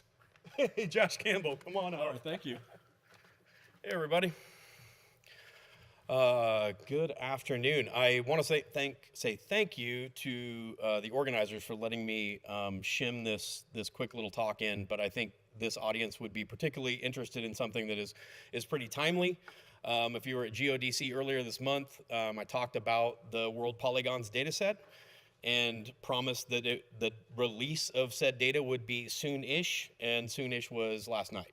So today marks the launch. It's 4 years worth of work in the making. And so give you a little bit about what it is, and then just quickly go through what the download looks like and where you can get it.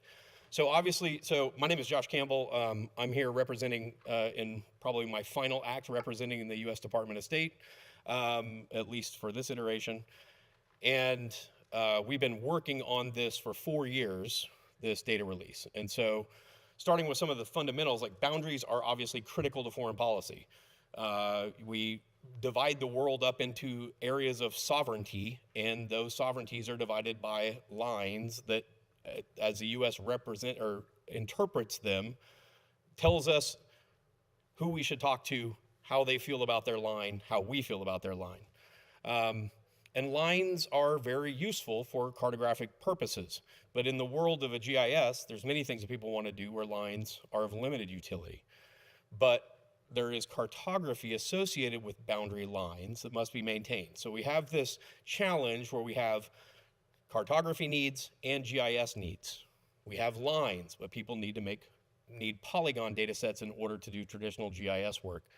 We have the rise of the ease of web mapping and the fact that anybody now can go be a map maker. But the lines that are cooked into those base maps can be challenging to US government perspectives. We have the needs of diplomacy, and then we have international standards, and sometimes entities that are recognized are not one-to-one across those. And we have a need to visualize data as well as to add a spatial dimension into our own enterprise processes. And so what World Polygons here represents is the end of a chain of something that starts with the large-scale international boundaries, moved into something called BASE, which is a web application, and then into World Polys. So moving on quickly, here's QGIS with the LSIBs loaded into it. And all this is designed to show you is the fact that the cartography associated with those lines means something. We have 3 different ranks about how we divide the world. This gives you an evidence of those 3 styles in one view.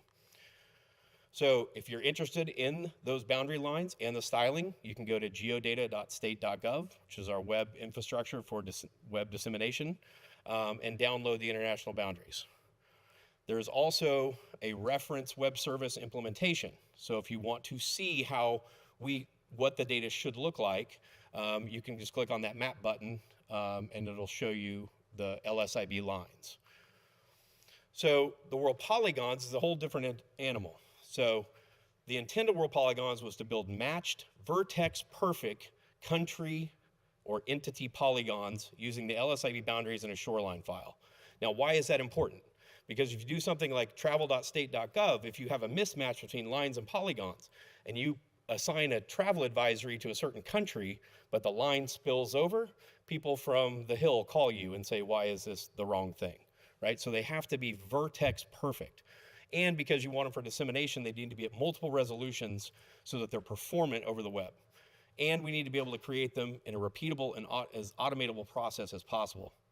So used a lot of QGIS, a lot of ARC, a lot of PostGIS in the creation of the lines, and then MapShaper, which was absolutely critical to the generalization process. And this is just a screenshot to show this running in the browser.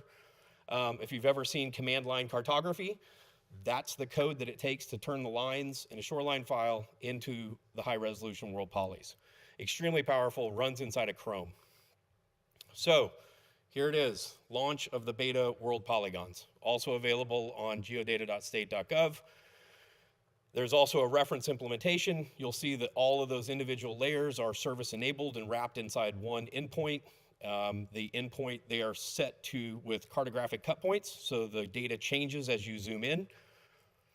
And there's also an ability to query the data, so if you can just click on something, and you might see something up there called WPID, which stands for World Polygon ID. This harkens to a thing we developed to do this called space-time IDs, which goes beyond the scope of this, although there's a talk that I gave at FOSS4G North America last year.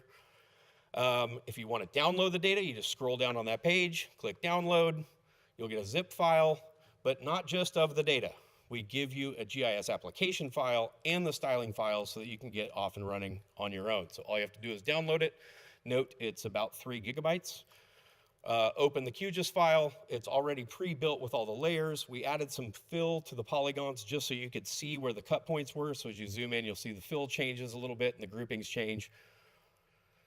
And then you'll see that this is also the first time with this release of LSIB, the World Polygon ID from the polygons is also integrated into the LSIB data set. So that represents the integration loop of space-time IDs. And then also we have various different naming conventions to include State Department names and other international standards. So this data set is designed to be kind of a Rosetta Stone, so you should be able to go out and download country data. You want to make a GDP map of somewhere, you should just be able to get that data and snap it into the world polygons. I hope that you'll give it a chance, download it, give us some feedback. All the metadata and the contact information is in there. And thank you again to the organizers for letting me drop this before the panel. Thank you very much.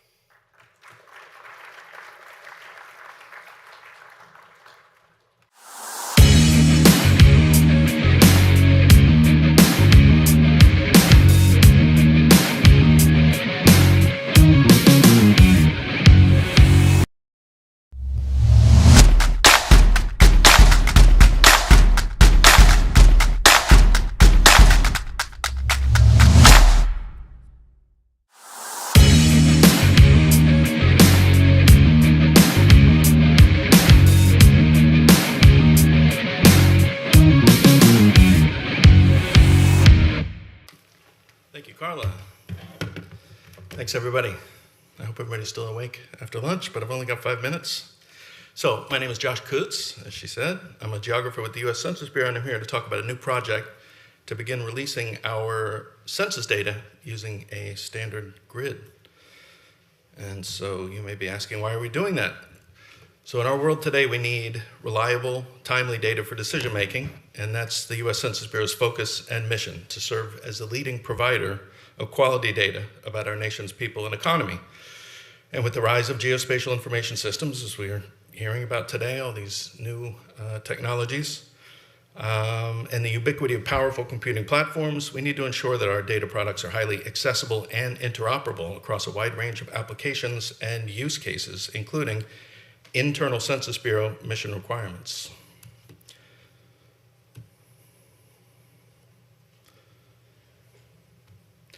But why grids? So grids are very familiar to us all, from chessboards to the gridded streets of cities, and some of our oldest human settlements were developed and organized in a regular gridded street pattern. So grids intuitively make sense, even they may not seem like it at first glance. They make sense as a way to organize our lived environment, but we don't currently disseminate our decennial census or ACS data in a grid, so why start now? So over the years, we've heard from our data users many times that our standard small area geographic units, such as tracts, block groups, and blocks, can seem inflexible, hard to integrate with other data sets.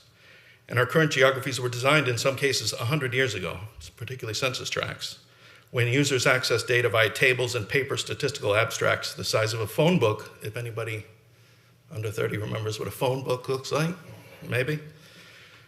And they were produced once a decade. That was it. That was our temporal scale. So times have changed, but it can still be difficult for our users to perform the kind of temporal analysis they would like. So our small area geographies can be highly variable across the nation as well, making significant nationwide comparisons difficult, particularly since the shape and size of our current geography can increase the vulnerability to modifiable area unit problems, among other issues.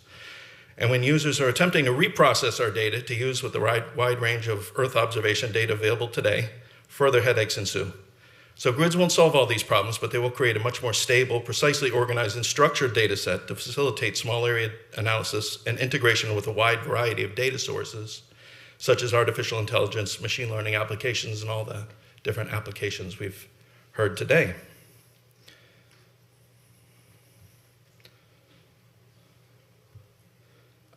So currently, we are looking at our different options. So we're still very much in an R&D phase. But as we develop our plan, we have many considerations that we're taking into account with grids, such as the shape of the grid cell.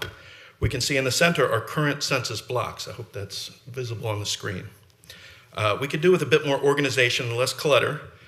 And while squares or quadrilaterals are commonly used, as seen with our example on the right, hexagonal grid cells on the left are most naturalistic, closer to a circle, and particularly good at depicting natural phenomena like hydrological features. But quadrilaterals do seem to provide the best options for cleanly nesting parent-child relationships and the hierarchy that users are familiar with.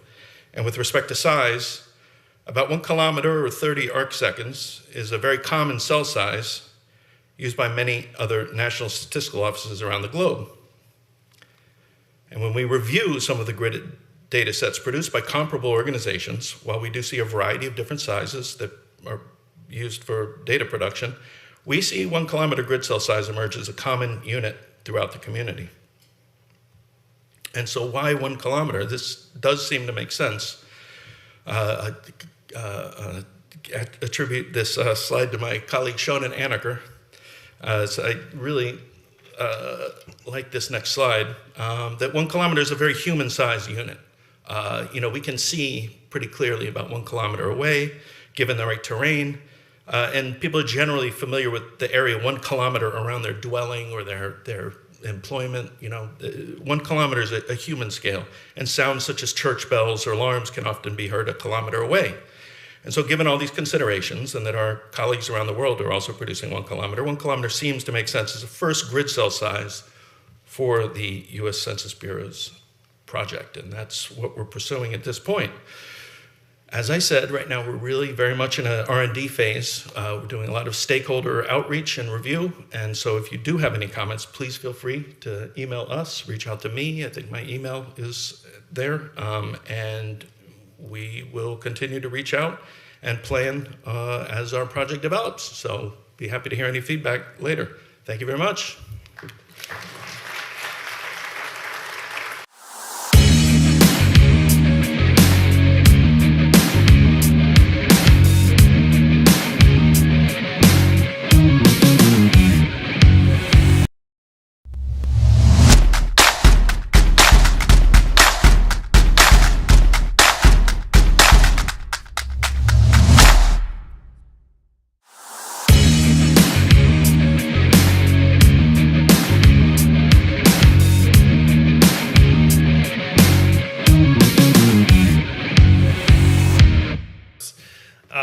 Hi, my name is Jeremy Malchek. I'm a cloud geographer at Google. That means I help plumb together things in the cloud. Sometimes I make maps of clouds.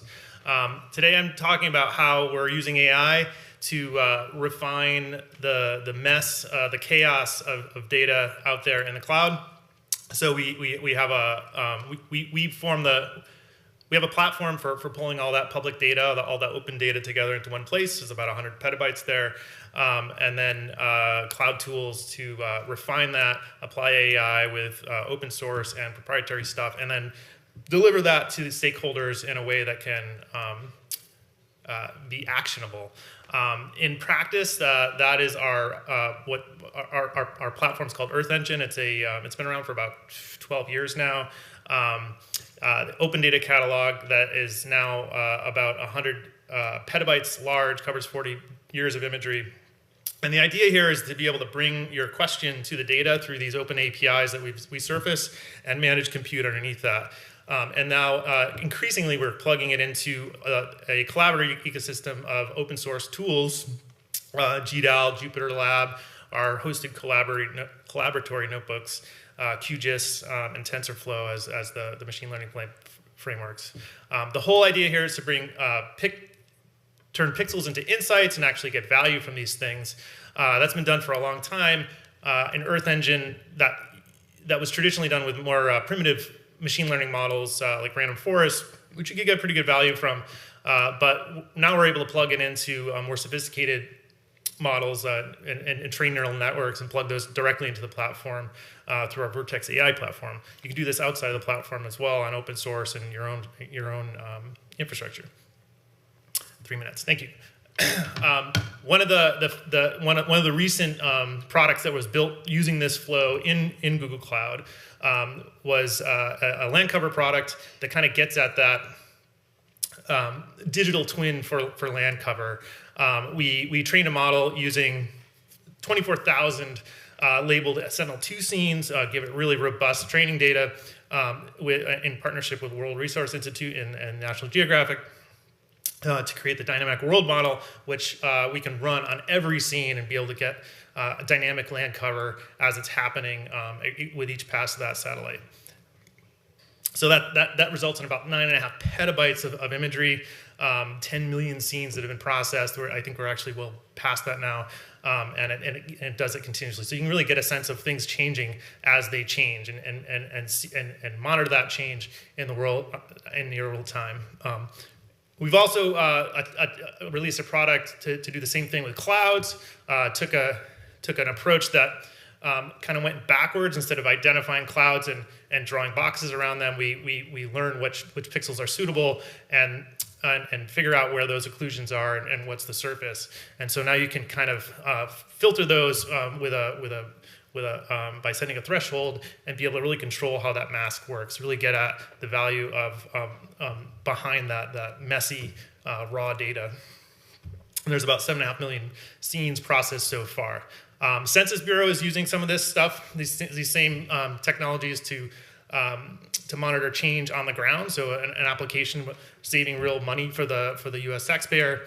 And then just to go into kind of where I see this going, we're really getting down to where you can bottle up lots of knowledge into a single model, right? So we're going from from models doing a single prediction to a building up understanding of things in the world, a geo-foundational model, if you will. We're seeing that come out in products from Google, such as this one called Anthrocushi, which is trying to understand the landscape to refine agricultural field boundaries and crop classifications to support sustainable ag, and then as a sort of proof of concept. This is really early days, but this is a demo that my colleague Sybil Shen and Kel Market put together to show how you can join together a large language model and a foundational model that understands different multimodal prompts, imagery, and text to get value from imagery directly without having to be that geospatial expert, right? So this is an example where we're asking, where are the glaciers in this image, and what's happening in it. And if you can squint, you can see how the model interpreted it and gave you some insights. Thank you.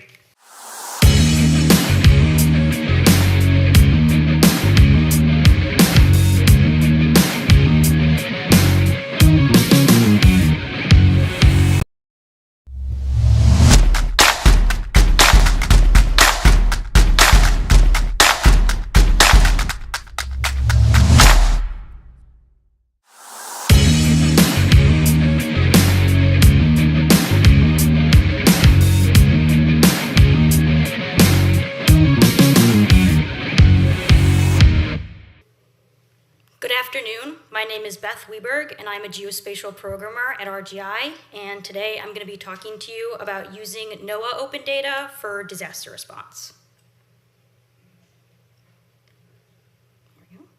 To give you some quick background, RGI and the Army Geospatial Center worked together on a project called Operation Blue Roof. Operation Blue Roof is a program set up with the Army Corps of Engineers and FEMA that provides temporary blue tarps to homes damaged by hurricane events. The Army Geospatial Center requested RGI's assistance to use AI and ML to develop models that find where damage has occurred and detect damage to roofs using NOAA aerial imagery, with the hopes of being able to determine which neighborhoods need the most help and to prioritize resources. NOAA provides timely and open satellite imagery data after natural disasters. They actually have an emergency response imagery library that contains imagery from all major US storms since Hurricane Isabel in 2003. They post imagery as soon as a day after a hurricane passes, allowing for rapid response. Our models were trained on Hurricane Ida imagery over Louisiana from 2021, and they were tested and improved using Hurricane Ian imagery over Florida from 2022. Accessibility of this data is critical for rapid and efficient disaster response. The Blue Roof Project was able to use this imagery from Hurricane Ida to train 2 models, both with over a 90% success rate at detecting and identifying damage from a hurricane. Open data allows for life-saving efforts like Operation Blue Roof to be done quickly and without a paywall. RGI developed 2 models to do this, using Esri's deep learning libraries and Mask RCNN. The first one is a damage detection model, which identifies whether a building or home is damaged and outputs a bounding box surrounding the structure with the confidence score associated with it. And the second one is a damage segmentation model, which identifies specific damage on a rooftop and outputs an outline of the detected damage along with the confidence score as well. The graphic on the screen shows the accuracy report for the damage detection and damage segmentation base models. These were trained entirely on imagery from Hurricane Ida. Coincidentally, after training our model off of Hurricane Ida imagery, Hurricane Ian hit Florida.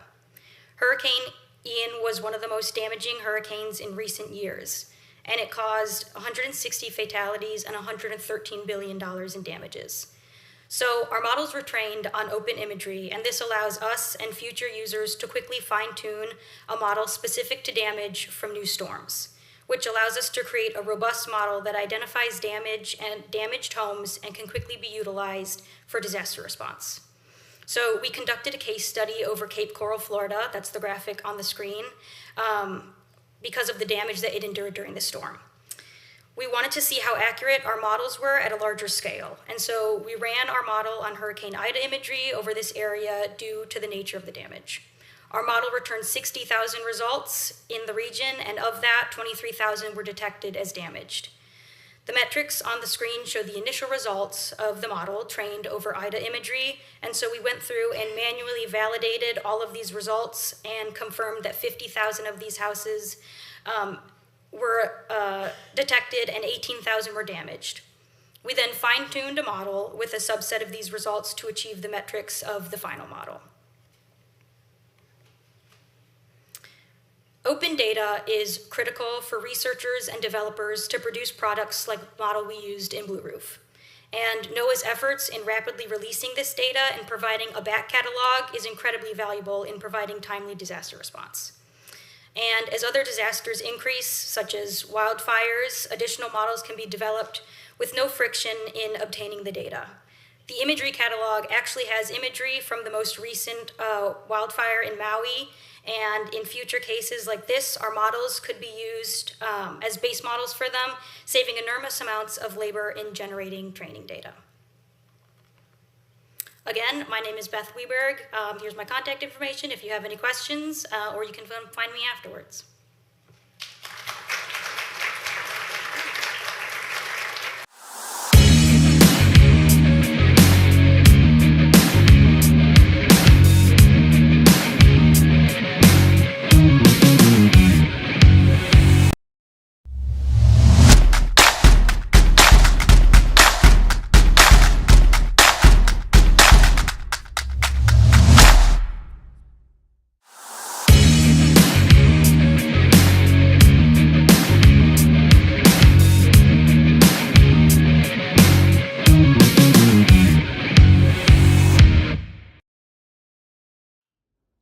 Hi everyone, I am Alexandra Barker with the Census Open Innovation Labs at the Census Bureau.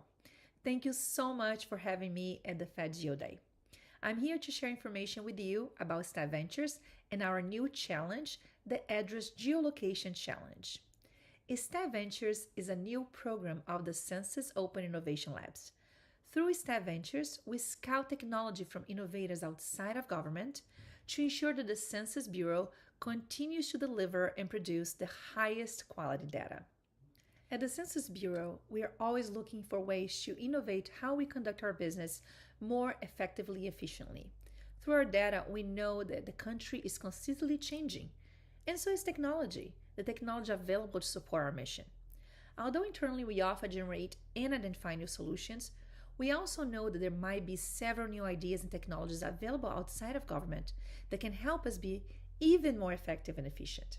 So through Staff Ventures, we invite organizations and the public to join a challenge by submitting ideas for technological solutions that can contribute to how we conduct our operations.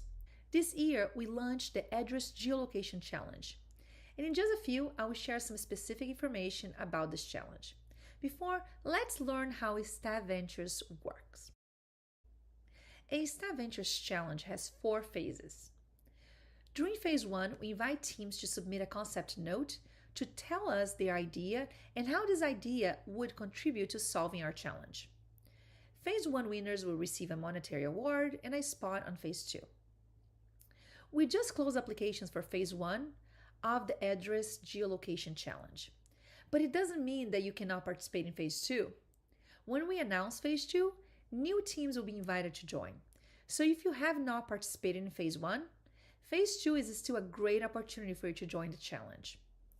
During phase 2, teams are invited to submit a roadmap explaining how their idea will work, how they will implement it, the level of effort it's going to take, and the return on investment. Phase 2 of the Address Geolocation Challenge has not been announced yet, and to make sure that you receive all the updates about phase 2, visit our website, coil.census.gov/staffventures, and subscribe to join the Staff Ventures community. During phase 3, teams will have the chance to test their roadmaps in a real-world scenario. Prototype demos are evaluated on their potential to serve the Census Bureau's mission and goals, and ultimately have the opportunity to be awarded additional funds and pursue adoption by the Census Bureau. This is Staff Ventures in a nutshell. So now let's talk more about the Address Geolocation Challenge. The Census Bureau is seeking to innovate the way we geolocate residential addresses, especially in rural and remote areas in the United States. We need to capture and maintain data on the locations of residential units that do not have traditional mailing or city-style addresses. So we are seeking your help to develop solutions that can help us do this more efficiently and effectively than solely by sending a human canvasser out to capture this information.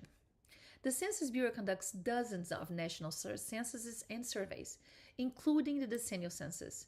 This work involves sending survey or census takers out to doors across the nation, including in very remote and rural locations without traditional addresses. To support these operations, the Census Bureau creates and maintains a master address file that includes all addresses in the United States. Without this address data, we cannot correctly send census takers, known as enumerators, to people's doors to include them in critical data collection. However, these methods currently used to build this database of addresses have some limitations, such as being relatively slow, costly, labor-intensive, and most importantly, sometimes providing incomplete or inaccurate data. We know that the current methods used and the resulting data could be improved through new and emerging technologies or alternative data sources such as drones, satellite imagery, e-commerce data, and more. Therefore, we have identified the need to explore additional data sources and techniques to evolve our current approaches. In this challenge, we are seeking new approaches, technologies, or data sources that provide a more complete, accurate, timely, and granular method to geolocate addresses in remote or rural locations. But now, who is eligible to participate in a Staff Ventures Challenge? Well, we're requesting innovative ideas from US-based entities or individuals. These exclude Census Bureau employees, federal employees acting in the scope of the employment, or any federal contractor using federal contract funds to prepare their submissions. To make sure that you qualify to participate, please carefully review all the rules and requirements of the challenge by going to challenge.gov and searching for Address Geolocation Challenge. Again, Phase 2 of the Address Geolocation Challenge has not been announced yet. To make sure that you receive all the updates about Phase 2, visit our website, coil.census.gov/staffventures, and subscribe to join the Staff Ventures community. I hope that you join our Phase 2 Innovator cohort for the Address Geolocation Challenge and share information about this challenge with organizations that may be interested. Again, don't forget to visit our website, coil.census.gov/staffventures, and subscribe. And to contact us, you can send an email to staffventures@census.gov. Thank you.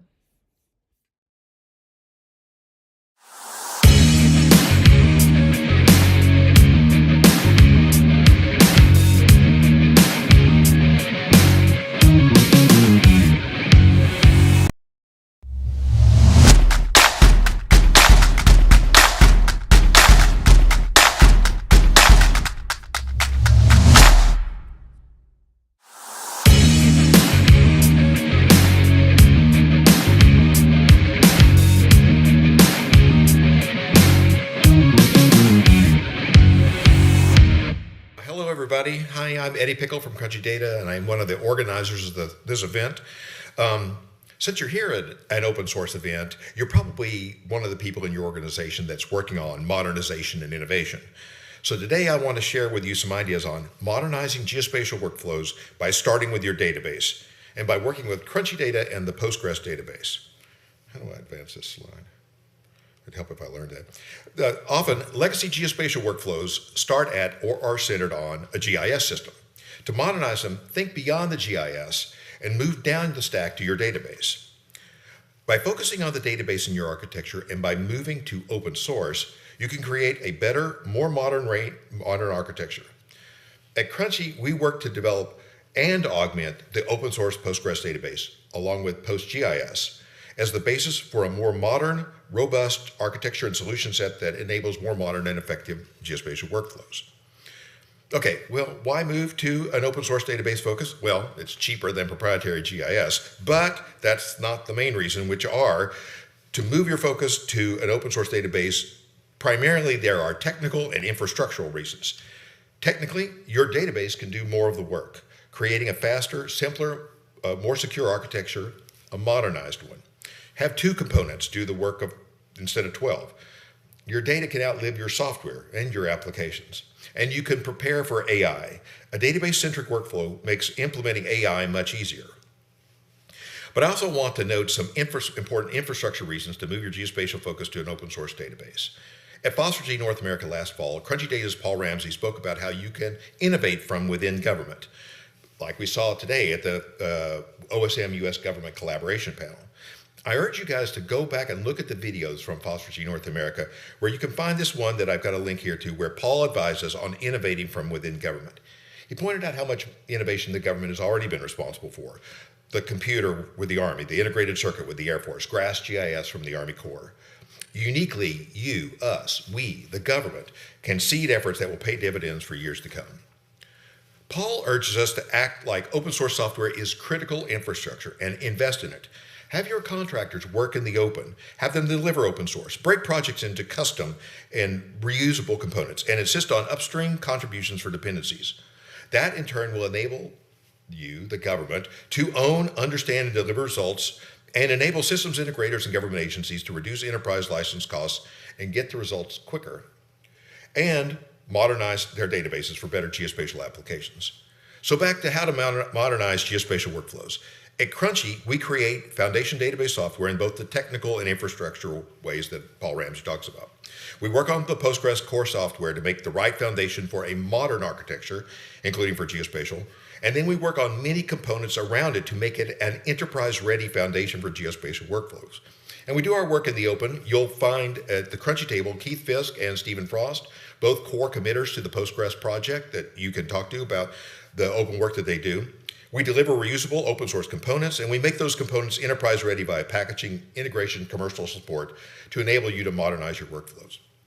Postgres can be the foundation for a truly modern architecture, supporting a huge range of data types and providing a wide range of capabilities in an open source software stack that developers love to work with.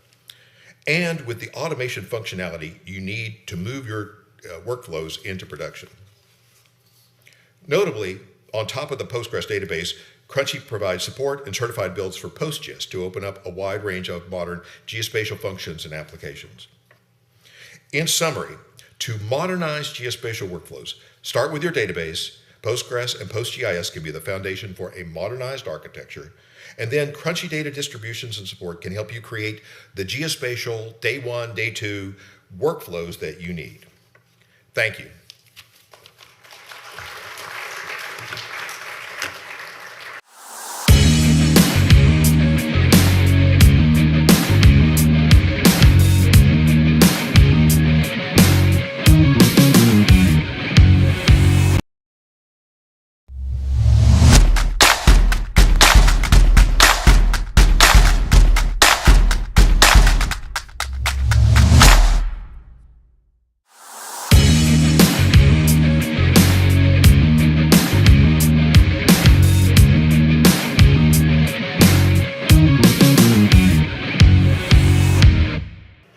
Okay, I am pleased to introduce our next panel moderator, who is Maggie Cawley, and she will be leading a panel discussion titled Open Data, Actions and Aspirations. So if you give a round of applause for Maggie and our panelists. Thank you.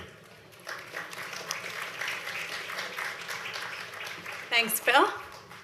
We're just going to take our seats, as will you. Thank you. All righty. Welcome back, everyone. Hope you met someone new or saw an old friend on the break. Very much looking forward to this conversation after our wonderful keynote. There are a lot of things that we're going to discuss that were touched upon. My name is Maggie Cawley. For those of you who have not yet met, I serve as the Executive Director of OpenStreetMap US. We are the nonprofit in the nation that supports the OpenStreetMap project and advocates for open data. I also serve as the chair of the National Spatial the NGAC. And now I will invite my fellow panelists to introduce themselves. We'll start with Daryl Dudley. Thank you, Maggie. Daryl Dudley. I lead the transportation theme of the National Spatial Data Infrastructure, and I work for the Bureau of Transportation Statistics. BTS is the federal agency for transportation statistics, and we provide authoritative information about the transportation system and how it affects society. As theme lead, I'm also work in a couple spaces for the FGDC. I chair a couple of committees there about just sharing information among covered agencies and data standardization. And I'm also on the UN GDIM's Policy and Legal Frameworks Working Group. Thanks, Joel. Thanks. I'm Joel Schlegel with Army Corps of Engineers. My day job's at the Army Cold Regions Research Lab. I support GIS across the Corps of Engineers. I've done enterprise GIS for the Corps, installation mapping, supported defense installation, spatial data infrastructure. And a big project for me for the past few years has been supporting GeoPlatform and Department of Interior and FGDC on that work. So a lot of different hats, but neither FEMA nor DOI, as it says on the side. Carrie. So good morning, almost afternoon.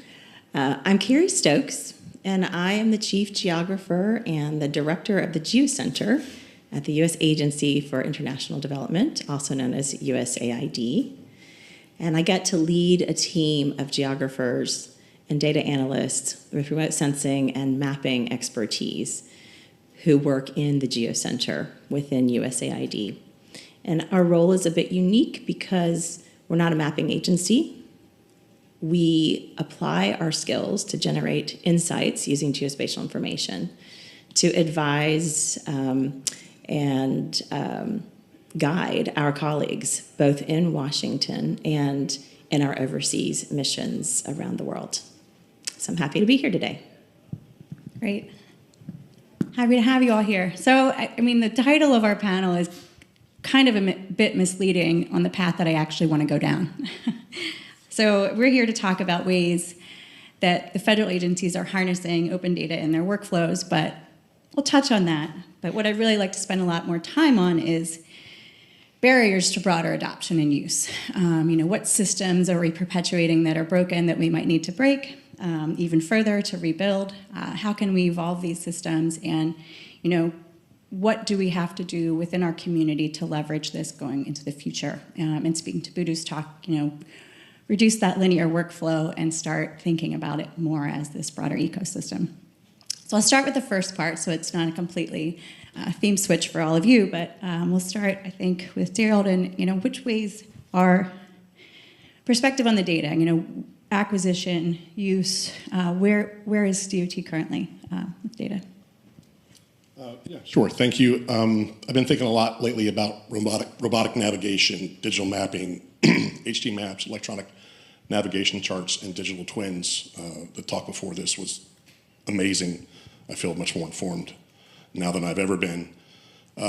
So transportation will increasingly rely on an integrated system, and those subsystems need to aggregate data from multiple sources. So the challenge becomes, how do we ensure the data we consume is safe to use? It's a couple things that have been shaping my thoughts around this lately. Report out of the UN GDIM about authoritative data and in an evolving landscape. So it's a nice thing about authoritative data. And then the European Commission study on the integrity and reliability of high definition maps. And unfortunately, it gives me more questions than answers for everybody. How do we collaborate with the digital map, HD map, and electronic navigation industry to improve the national spatial data infrastructure and the transportation network? How do we facilitate the creation and consumption of local infrastructure data? How do we facilitate its aggregation? And then how do we ensure that data is safe to consume? Great. Joel, where are you on this? How's the Army Corps and FEMA, and how many did he list, all the acronyms? Well, it's a mess. The data is everywhere, and it's getting worse, right? The more we do, the more data we produce, the less expensive it becomes less expensive it is to produce data, the less expensive it is to share data, the more we find our data everywhere, and the more systems that are aggregating data, the more difficult it seems to be to work with them. And so from the work we've done with you, Maggie, seeing the work OpenStreetMap is doing and kind of hinted at by Buddha's talk earlier, the idea that instead of data all being everywhere, there can be a data commons, a common set of data that where your data is somewhere and can be found and referenced easily is a really interesting new direction, I think, in mapping for federal government. Rather than the linear creation process we saw earlier, I have requirements, I build my data set, I publish my data set, I make a web service, maybe make some metadata if I have a little bit of time left, and then I put it on a server someplace and hope somebody finds it and reuses it, versus maybe just putting that data right out there where it can be found and used immediately is what I'm super interested in right now. Thanks. Yeah, I mean, how many people in this room have relate to that slide that Buddha showed, that linear system? Raise your hands. Okay, great. I mean, how many building footprints do we need? We've got Microsoft buildings, we've got Google Open buildings, we've got OpenStreetMap buildings now, we have Oak Ridge buildings. So thinking about the systems and the duplication of efforts, I mean, how many building footprints are there of just this auditorium? I wonder. So Carrie, you bring a different perspective to the stage, and I'd like to share from the more international data perspective. Sure. So as I mentioned earlier, so USAID is in the name, international development. All of our work is focused internationally, not so much here in this country. And the challenge that we have is a lack of data in the many countries where we work. It's not consistent. We have a physical presence in about 85 countries across 5 regions: Africa, Asia, Latin America, the Middle East, and Eastern Europe. And in our response to disasters, if they happen outside of those countries, then we will also have a temporary presence. So at least 100 countries at any one time, it feels like we're working to deal with humanitarian response or the longer-term development needs that involve sectors like democracy and governance, economic growth, health, education, conflict prevention and stabilization. The list really goes on, but imagine all the things that a country needs to lift itself out of poverty. That's what USAID is involved with. So that means the kinds of data sets that we need to make the most informed decisions are myriad and varied. And with my role, I'm focused on the geographic data sets. So we are very heavily invested in OpenStreetMap. So I'm going to do what Buddha did earlier. Raise your hand if you've never heard of OSM. Ooh, the pressure's on, peer pressure. Okay, not a single hand. And nobody wants to admit it if they haven't heard of it at this point. But as an agency, we see OpenStreetMap as a real opportunity to give voice to local people.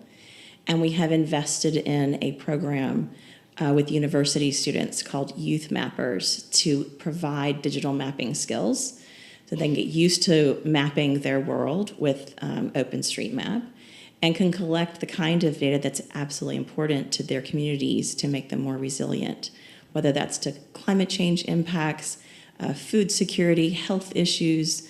So we very much realize that for the analyses that my team does and those within the geospatial community of USAID, we need to use open data. We need to contribute to the ecosystem of open data. And as an agency, we do invest in something called the Demographic and Health Survey, the DHS, which is similar. It's a household survey. It's similar to what the census would do in this country, but it's active in many of the countries where USAID works. And that detailed data set is published.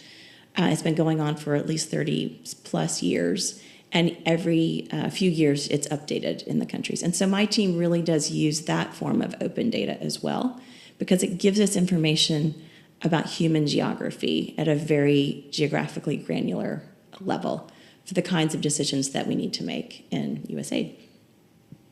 Fantastic. And I hope you're all thinking of your questions too, because we are going to allow ample time for discussion with all of you, because I think that's one of the best parts about FedGeoDay. So, diving into the really fun part, I love talking about the challenges because that's the only way that we can get them out of the way. So, thinking about that, again, going back to that slide of that linear process, one of the barriers that I see to some of these words that we're throwing out, like collaboration and moving from the map to the decision. A lot of times I think we focus on that end product of the map, but really you don't need a map in every case. You just need to enable informed decision making.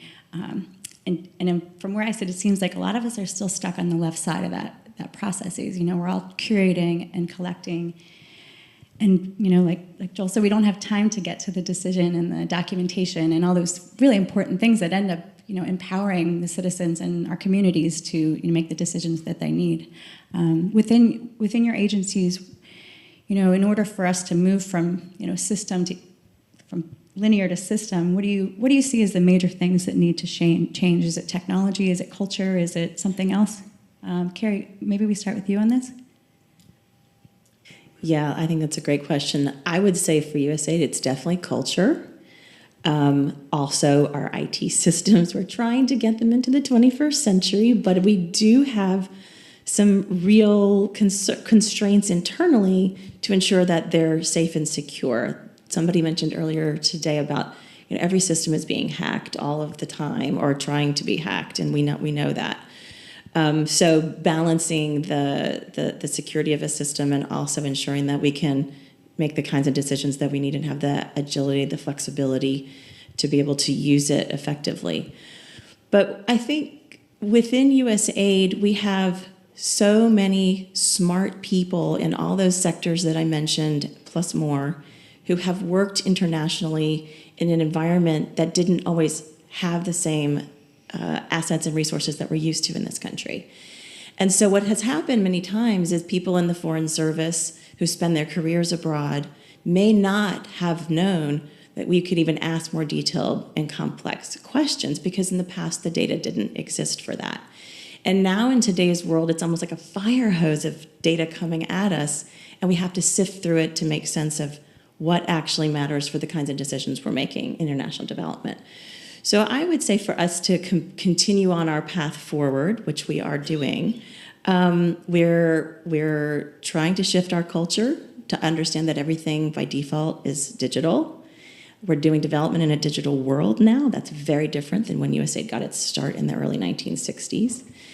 And how do we consider data as a true asset to manage through its life cycle and ensure that it's accessible to the very agency that is funding the creation of the data itself. And I think we can speak about this, but to actually have the full systems in place, we're still working on that. But we are actually working toward it. But it's a process, and it does take time to do it. And in this process that I've been working on now for a number of years, I'm also seeing a new generation of people coming into the agency, and they're already on board with this concept of, the world has digital data and we can use it to make decisions on a daily basis. So that's also helpful. I'm not blaming our sluggishness on those who have had more years in the Foreign Service at all. Don't get me wrong.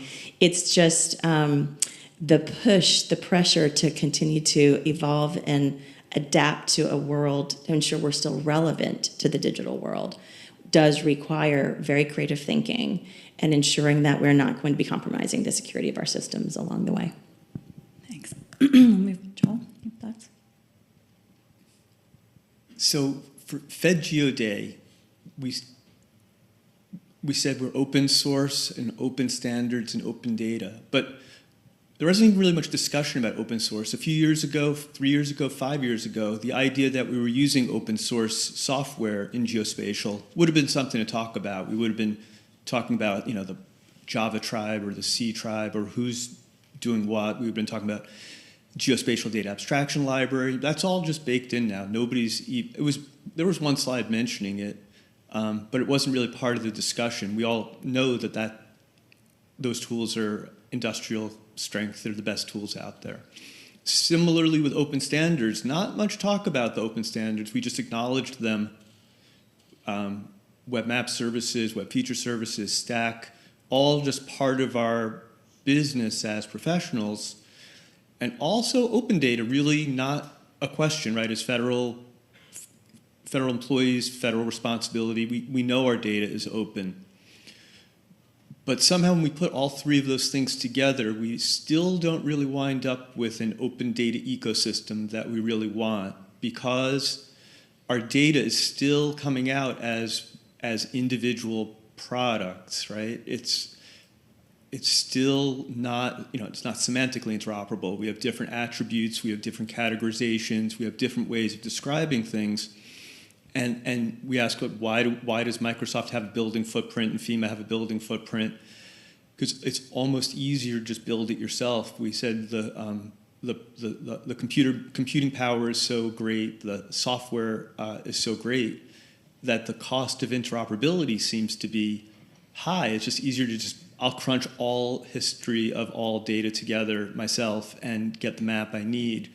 And then not, as opposed to maybe a thought where we contribute to a commons, a data commons, a common map layers, common standards. So I can't remember if the question was problem or solution. We're in problems now. We're talking. Problems? This is the time to whine. Okay. That's okay. So there I am. That's the problem. Jerry, what are your problems, Daryl? I've got a ton of problems, but nothing I want to share here with you guys. No, I'm going to mention the A word, authoritative data. We've said none of that on this panel, did we? Well, I think that's the biggest challenge we're facing. That authoritative data is a social construct, and it's changing because society's changing and mapping's changing. And the UN GGIM talks about authoritative data being any data that meets its intended purpose. So if that holds true, first we have to define a data set's purpose before it can be authoritative. And my question then becomes, what is the process that translates source data into authoritative data? And then how do you automate that process so that we can easily share data among communities? And I think that question is largely informed by risk. If you think of risk on a scale, on one extreme or the far right, the most high-risk scale would be like nautical charts that could kill or injure somebody. And maybe on the less risky scale would be geographic names that could be insensitive and might offend somebody. Do those two data sets require the same rigor as far as data management processes go? So I think we need to answer those questions before we can trust the data we share among each other. So that's kind of where my head's been. All right. Well, we've got a lot of problems on the table. We need things to be easy, interoperable, authoritative, secure, shareable, but also encourage collaboration. So, a lot of actually, I'm not going to go there this time. But so how do we, better collaborate, create secure systems, and, even start with foundational data sets that we can all leverage to solve the problems that we're all trying to solve in the world. So my last question that I told the panel I was going to ask them was, let's go to the last word of our title. And what are their aspirations? If you have the magic wand question, like, what's the one thing you would change within the system in which you work? Is it a culture change? Is it a systems change? Can you enable cloud for the entire world? What would be your one thing that you would wave that magic wand and automatically change within where you are? You look at me. Yep, I will start with Harold on this one. On the transportation side of things, like I said, things were increasingly complex and integrated. And that really kind of compels collaboration. And the good thing about collaboration is that it brings all the relevant knowledge and experiences to one place, and we can then apply that knowledge to those problems. And that way we avoid kind of policy gaps or not answering the question fully. And because we have that knowledge and experience in one place, we can better answer these questions. and find better solutions. Which ultimately, as a federal employee, we're here to create public value, and that's I think the model is changing. That collaboration is considered one of the better ways to do that. I thought of this answer on the metro here before I knew the question, but it's pins on maps is the problem. It's creating more layers and more data sets with more pins identifying individual spots rather than contributing to or referencing a data set that already exists, I think is a change we can make in our thinking about GIS data or spatial data. Rather than saying I have a new project, I need to put a pin on a map, look for the pin, look for a way to reference something that exists, whether it's in OpenStreetMap or National Inventory of Dams or National Transportation Atlas database, somewhere the thing that you're trying to map has probably been mapped before, and by referencing that thing, you're able to contribute to a larger audience, larger data ecosystem, rather than just adding more pins and more noise to the world. That's my answer. All right, that was the magic wand for everybody. So, Carrie?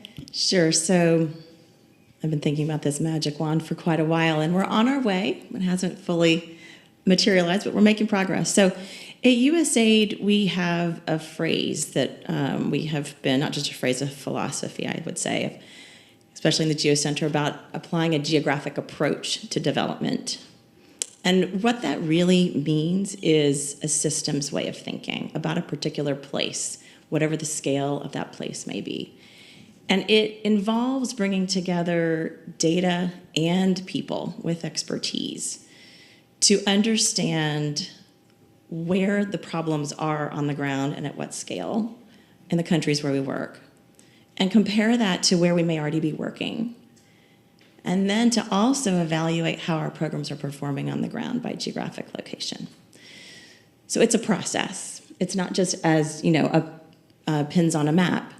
And the process is part of what we're trying to promote in the GeoCenter and with our whole geospatial community that are part of USAID around the world. Just last November, we launched our very first geospatial strategy. That's exciting because, as I said earlier, we're not a mapping agency, but we have a presence all over the world, and everything we do happens somewhere. So being able to improve our internal systems so that our own workforce has access to geospatial data and tools that's open, ensuring that our own workforce has the capacity to use the data and the tools. Having access is one thing, but can they use it? And integrating this approach into all of our existing policies and priorities that we've already committed to as an agency is critical. But I would say with the magic wand, it would be allowing us as an agency to really be a global leader in the application of geospatial solutions for international development and humanitarian assistance. And to do that fourth objective does require the financial resources to make the strategy truly something to implement and be transformative. And part of that leadership role, if I could, wave right now, would be ensuring that I have the long-term resources to continue to invest in this Youth Mappers program, which is truly empowering the next generation to be leaders in their own countries, in their own communities, and to learn to map not just where they live, but also other parts of the world, connect with their peers in other universities. We have 400 universities participating in nearly 80 countries, and we've never advertised. So the young people is really kind of where I see this revolution occurring, and I want to continue to be able to invest in them as long as possible, because when they get involved, amazing things happen and change the world for better. Thanks. We all know the resources are out there. I think Voodoo also said $300 million went into this one effort. And OpenStreetMap runs on less than $1 million a year. So how many it's 300 OSMs. But any responses to what Carrie said before we go to audience questions? Anybody have any other thoughts? Daryl, did you have something? I don't want to touch resources, no. I'll leave that one alone. Okay. Great. We have about 10 minutes before we all have to break for lunch. We'd love to take some questions from all of you.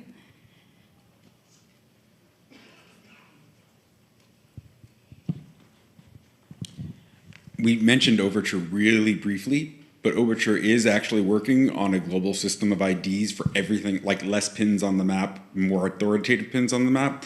Are there intellectual property reasons why the US government can't be involved with Overture? Because I'm doing some work for them, and it's all companies right now. And I would love to see more of this kind of data being part of the process.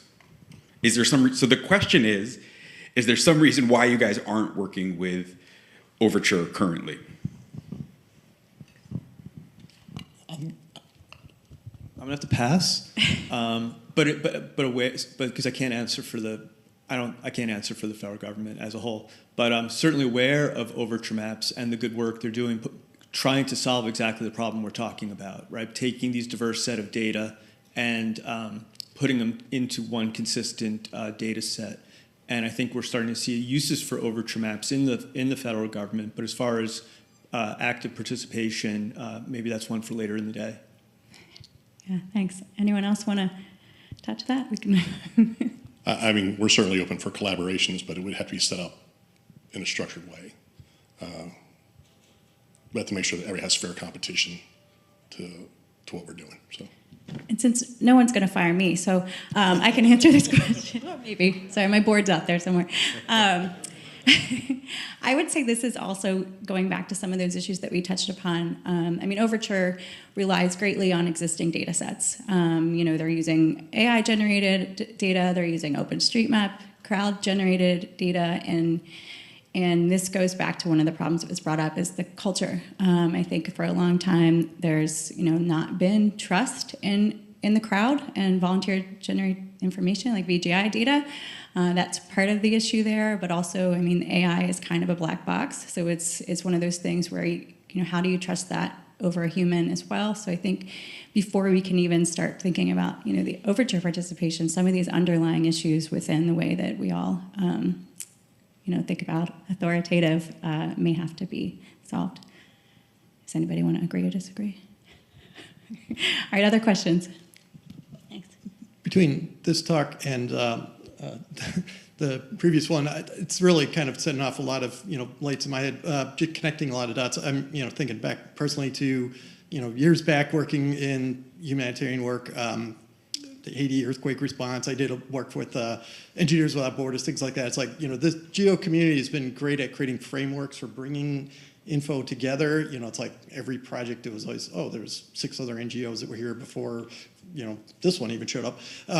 But there is kind of a missing piece. I mean, we touched on a number of things, metadata, stack spec. There's a lot of really cool things that the geo community has built. I think Joel touched on one that is really ringing loudly for me right now, and I think it also applies to Gen AI and everything else, is the semantic layer. Building the ontologies, things like authoritative, it's like, for what purpose? I think back to Jay Johnson when he ran DHS, he said, yeah, there's authoritative data, but in an emergency response, sometimes it's out of date, it's incomplete, and you need more, you need other stuff. The authoritative data we might have, it's got typos, it's got, it needs to be geocoded. You can't really work with it for analysis, so other things have to happen. It's not the be-all and end-all, and, trying to get people to understand that. But then also, what does it mean? What is the specific context? It's like, I work in a regulatory agency, EPA, it's like facility. What does that mean? Well, it's subpart J of 40 CFR, whatever. That's like a very narrow definition one program may have. Another program may have a totally different definition. Is there an ontology model? Is there something that can map those? This is a broader concept that encompasses this other one, or does it not? Are they totally unrelated? But those are the things that I think we need to think about building, because then, how does a Gen AI deal with that? How do you train a Gen AI model with the nuance? And I think that's where semantic models are going to be absolutely critical. So just kind of want to get thoughts on that. I'll just drop the mic. Any responses? I'm sorry, what was your name? Dave Smith. So Dave. No, that's all. That was 100. I agree 100%. There's nothing to add. I think you're exactly right. I think the shifting understanding of authoritative data also shifts more of the responsibility to the user. An example I think of is Google addresses or Google routing, and people use it for emergency response, and that's not its declared purpose. So if you're a user and you're consuming that information for emergency response and something goes wrong, then you're responsible for that as a user. So, educating people about geospatial information and how to consume it responsibly, I think, is important. The blue dot problem. Carrie? I want to add on to that. Just educating people on how to really use the data responsibly. And that sounds like it's a big classroom with millions of people in it, but I think every single day we're getting opportunities to learn how to do that. And so one of the roles that we have with my team and in our geospatial community within USAID, which is small, is trying to make our own colleagues and our partners in the countries where we work much more aware about the power of geospatial information and how it drives so much when you put location associated with any kind of data set. And now it's even more valuable than it was before. But how to actually use that in a responsible way for making the kinds of decisions that we're making around the world. And that's, I think, an ongoing effort, and it's never gonna end. I think it's just part of the industry that we're in. Yeah. And a lot of times, I mean, we're building the data sets and we don't know who's disseminating them to the public, right? So, how do we follow that thread of responsibility? Do we follow that thread? If, there's a trail on OpenStreetMap that finds its way into all trails and it doesn't exist on the ground, I mean, who do we point to along the way? And I think that consumer education is also going to be really, really important going forward. So I agree with you.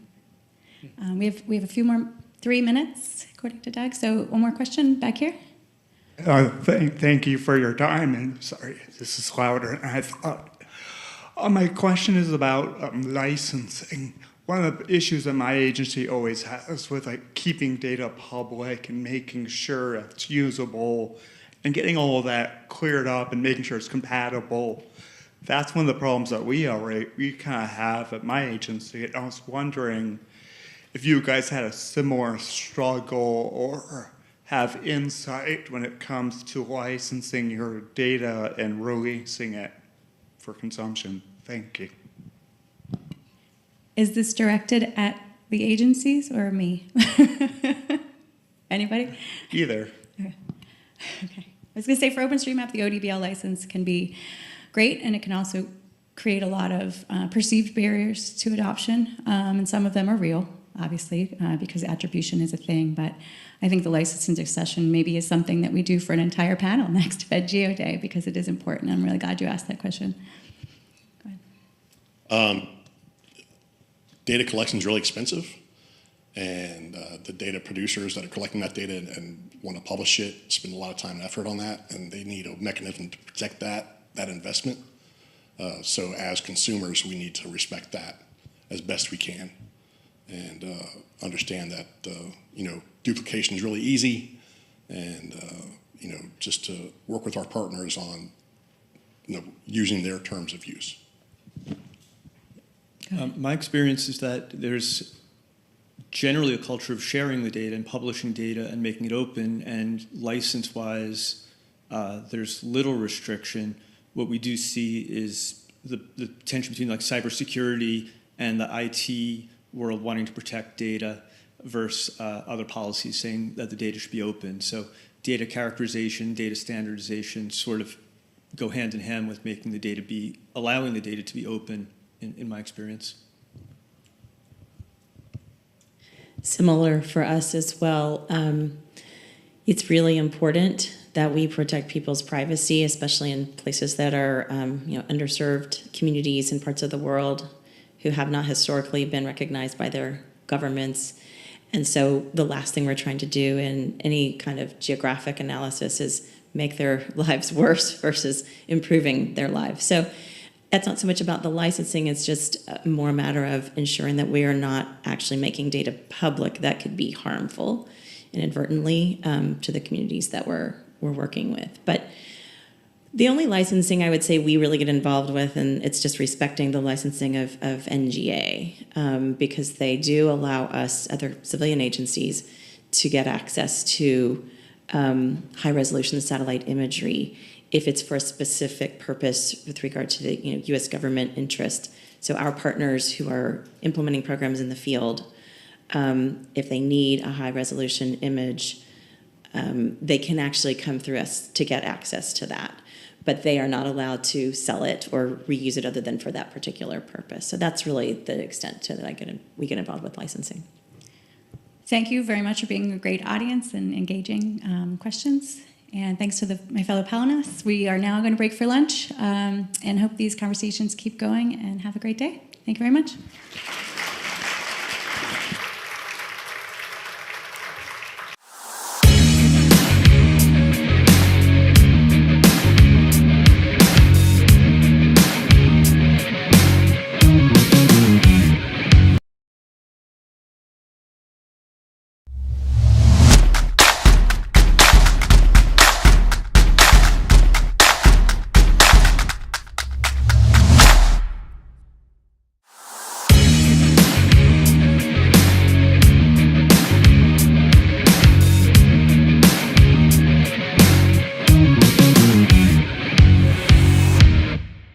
Hello. All right. So now we're going to get into the best panel of this whole day. So just want to let you guys know, you guys made it. You're going to be wowed. You're going to be thrilled. And it's because we have a great committee and we got a great panelists, and we're going to have a great discussion today. So empowering federal governance, I can't even say the title, the role of open source solutions and data in the federal government. And we're going to go and let the panelists introduce themselves. And I'm going to give them a little curveball, right? We're talking about this in the background. Say who you are, where you're from. Are you a data guy? Are you a solution guy? Are you a policy guy?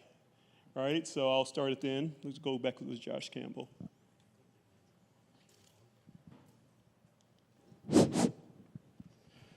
Hey, you just heard from me.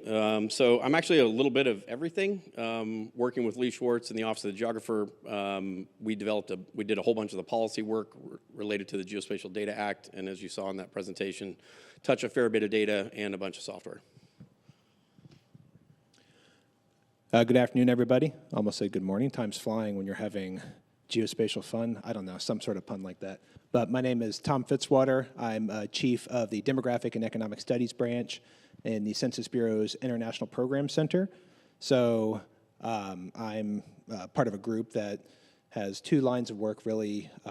One is research and analysis, and as a data provider of population and demographic statistics of other countries and areas, including our flagship product, which is the international database, census.gov/IDB, of global population estimates and projections. We also provide technical assistance and capacity building to national statistical offices around the world, mostly in lower and middle income countries. This work is funded heavily by USAID. You heard from Carrie Stokes earlier, almost entirely by USAID, I should say. And we've been providing such assistance for over 70 years at this point. Geospatial is an integral part to official statistics. You have to know where you are collecting the data and where the information or where the spatial phenomena are occurring. So the Census Bureau has a large core of geographers in our National Program Center, but also in our geography division who are trying to solve those problems. So I'm excited to be here. Thanks, Aaron. Hopefully this works. Sounds like it does. Dr. Kirk Waters from NOAA, Office for Coastal Management. I do not have a cool title like Tom does. But I help run the NOAA Digital Coast, and specifically our data access viewer, which provides customized data for elevation, imagery, and land cover data. There's really not a lot more to say to that. I'm going to pass it to Andrew. I'm Andrew Bulin. I'm the advanced systems developer for USGS NGTalk. I work primarily with the 3D elevation program, handling the LiDAR and raster processing and distribution. All right, and I'm Aaron Kelly. I'm your moderator for this. I'm the president of Upslope Advisors. And I think I'm the only one wearing a GDAP shirt on. GDAL shirt on right now. So everybody take a look at that bad boy. I actually found out about that at another FedGeoDay. So you know, and this is great because we have people from different agencies here, and they all do stuff different. And then in this conversation, we're going to learn how they all do stuff, same mission, same open data, but how they do stuff a little bit differently. And so first, we're going to go into data sharing, right? How does your government agency use open source geospatial data as authoritative source for decision making? And what strategies are you guys using to manage and secure this data while securing its accessibility to the public? That's a long question, right? So we'll start off the first part. How are you guys using using open source data as authoritative in decision making at your different agencies? I'll start with you, sir. Yeah. I could definitely go with you, man. All right, I can start. Yeah, go. So, you know, official statistics are one of the foundational pieces of information for people, places, understanding people, places, and economies, whether it's in the United States or globally. So, you know, I define myself, I say I'm a geographer, but as if you think, what is your niche field? Mine is as an internationally focused National Statistical Office geographer. So inside of that specific subfield of geography, there are so many data considerations, and we are mostly concerned with pulling in data from national statistical offices from around the world. So we are both a compiler of that information to inform our global population estimates and projections. And so you cannot estimate the population of an area if you do not have a basis for that. And that basis are census and survey data, primarily household survey data. We and other organizations are absolutely reliant on open data that is produced by national statistical offices. So we pull that in, but also from technical assistance perspective, we want to make sure countries themselves are empowered and producing data that can inform local decisions. So that's why we provide, with funding from USAID, technical assistance and capacity building to ensure national statistical offices are producing data or to help guide and consult and share expertise from the U.S. With the local experts. So I struggled a little bit with the concept of open source data. So I'm going to take that to just mean any data that was generated by people outside the government. So I thought about, there are multiple classes of that. One is crowdsourced data, which may be what the question was getting at. But there's also data that comes from grants and data that comes from contracts. And I wouldn't call this open, but there's also licensed data. So we deal with all those kinds of data within NOAA. Some of the examples for crowdsourced data might be anything from the cooperative network of private citizens that have their own weather stations and report that in. And that data gets used in the modeling. You've got things that aren't going to really get much check, such that there's an app for what's called MPing that lets you report to the Weather Service what the precipitation is at the ground level, because they don't have that data otherwise. For grants, we have programs like the Integrated Ocean Observing System that's going to bring in all sorts of water data, buoys, things like that. We have the National Estuarine Research Reserves that are operated through grants and do lots of research, but that data also gets recorded and housed. Lots of data comes in through contracts, so that's more where I deal with things that the elevation data we tend to contract out. Some parts of NOAA also collect it. And then licensing data, I believe the Weather Service has some licensing agreements for weather out there, but not a weather guy. I think that covers. Yes, I mean, the open data question and the authoritative versus volunteered or non-authoritative angle of this, I think those are terms that are important, but that also cloud and fuzz up any clear thinking on what the sourcing of data means. I would argue that from the crowdsourced geospatial side, I mean, OSM is used widely. Probably 70–80% of it is as a base map.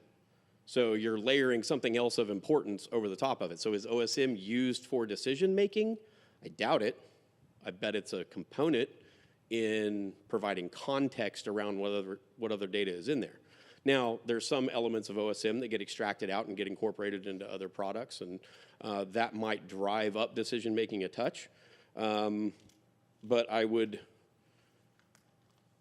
struggle to say that anyone is considering it authoritative, and I would struggle with it thinking that it's actually being used explicitly in a decision-making framework, at least explicitly. But the strategies to implement, manage, and secure this data, right? This is the role of OpenStreetMap, because it is so widely used as a base map, the US government, as far as I can tell, is doing very little to protect, persist that ecosystem. And there's really no other commercial or academic data set that we would look at and go, hey, this is of value to us. Let's not put any money into it whatsoever. And I think part of that is probably some policy or there's some challenging handshakes in terms of like how money moves in the government and how it would go from one place to another that can probably need to be addressed in order to do that. But I'd argue that no other domain of data that's of value is treated like that. In terms of other crowdsourcing data, I mean, Mapillary is one that kind of comes to mind, but I don't know a huge number of people that are doing like ground-based reviews per se. The one that sticks out in my mind, which is not pure play crowdsourced, would be ACLED, which is the Armed Conflict Event Database. And so this is kind of like, this is where the words open source start to mean a whole bunch of different things. So like in the intelligence side, it'd be open source reporting, mean they got it out of a news story. That human beings are distilling and categorizing into quantized data about violent events. That gets used as an overlay, often on OSM, quite a bit. Again, I don't know how much decision making is done from that. But taking that national security piece just a bit further, I personally look at the Institute for the Strategies of War. If you want to understand granularly what's happening on the Ukraine front, those maps and that data is amazing. I don't really know where they're getting all of that. So maybe that's more in your academic or kind of grant side of things. Anyway, I'll leave it at that. Okay. I'm going to come back to that. I kind of like your definition of the open source data, Kirk, so I'm going to run with that. So we receive data from many disparate locations. We get contracted from the government, contracts with states. We get contributed data. And the way we kind of have to handle what goes into our, what I would say, authoritative data source is there's data validation on every single data set that comes in, whether it's contracted or contributed. And then we have different quality levels, data attributes and stuff that will determine whether or not that goes into any derived product. So if we get a contributed data set that's only at 3-meter resolution, then we don't really want to upsample that into our 1-meter resolution data set. So we will make that data available for basically the classification that it qualifies for, but not necessarily any higher resolution data set, and control it through our data validation processes. Okay. And, you know, that was a good comment about open data. And I had an argument with somebody about a month ago on that, so I do apologize, because I'm like, yeah, I was on the other side of that argument last time. But let's talk about the data that, and I'll define open data for this next question is the data that you make available to the public. So we're talking about the data that you guys make available to the public through data.gov or platform or whatever you guys are using. What do you guys do? Like, what strategies do you use to secure and manage the data while assuring the accessibility to the public? So the data you put out there, what kind of guards do you put on it? How do you decide that this data is going to go out there to the public? What do you guys do on that? So I'm going to, who am I pick on first? I can't pick on Tom first. I'll pick on Kurt first, because he's right there. Okay, so I can answer better for the data that I personally touch. Yeah, not for all. This is not for all. Because my all no, I can't deal with. Yeah. So a lot of the data I touch is very much like the data Andrew touches, and we get in data from, say, from the contractors. We want to read through the project reports, the metadata, look at the what it says the accuracy was, how it was measured, all those kinds of things. So we do checks. I mean, that's part of the authoritative part. In terms of securing it, then we've got our copy of it inside our firewall. There's a backup copy out in Azure. It gets then sent to the National Center for Environmental Information for archive. So that's a lot of our process for securing the data and making sure it persists. And determining what's going to go out, there's probably not hard lines on that, but it needs to, at least from our view, look to be useful to the public at large, right? And we don't see huge problems with the data. So it has to have its value. And I think a little of that goes to, what is authoritative? There was an earlier definition in one of the talks. I admit I used ChatGPT to look up what does authoritative data mean. I won't say if it was on my computer at work or not. But, a lot of it went towards, the answer went towards, is it trustworthy? Do you trust that data? And what are the different aspects that makes data trustworthy? And there were a number of them in there. Some of those were the accuracies and who's it come from and things like that. Yeah. But so we take a lot of that into account for what data is good enough to go out. Very good. Andrew? Like you were saying, we do kind of the same process. We're very similar data, but everything that comes in terms of security, we make backups. We have on-site backups of our storage system and a Glacier backup of each project, so no concerns with losing any data. And in terms of what goes out, it goes through the data validation process, and almost everything gets delivered at some level or another. Some of it will have to go through an editing process. Some of it will have to go back to contractors. Various cycles and paths that it can take, but then it'll all go out to a duplicated distribution location. That we have one that sits on a website hosted by USGS, and then one that's sitting on an S3 storage. I'll take a slightly different tack on data security and also crowdsourcing. So the Census Bureau relies on a form of crowdsourcing, which is a survey or a census, and asking everybody, how do you live, or what are the characteristics of your household or you individually, and compiling all of that information and then releasing tabulated results on it. So along that chain, there's two concepts. One is privacy, and the other is confidentiality.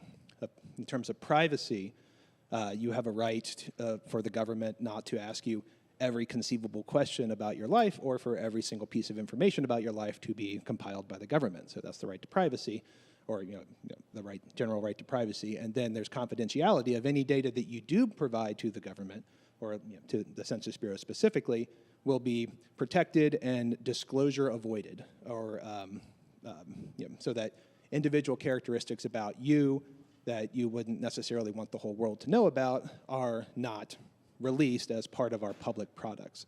So there's been a huge transformation, well, at least from a Census Bureau perspective, it's a huge transformation in the concept of disclosure avoidance leading up to the 2020 census. And it was very controversial from a data user's perspective, because it was the first census that we infused noise into the results that we released, and didn't just do more rudimentary forms of confidentiality protection.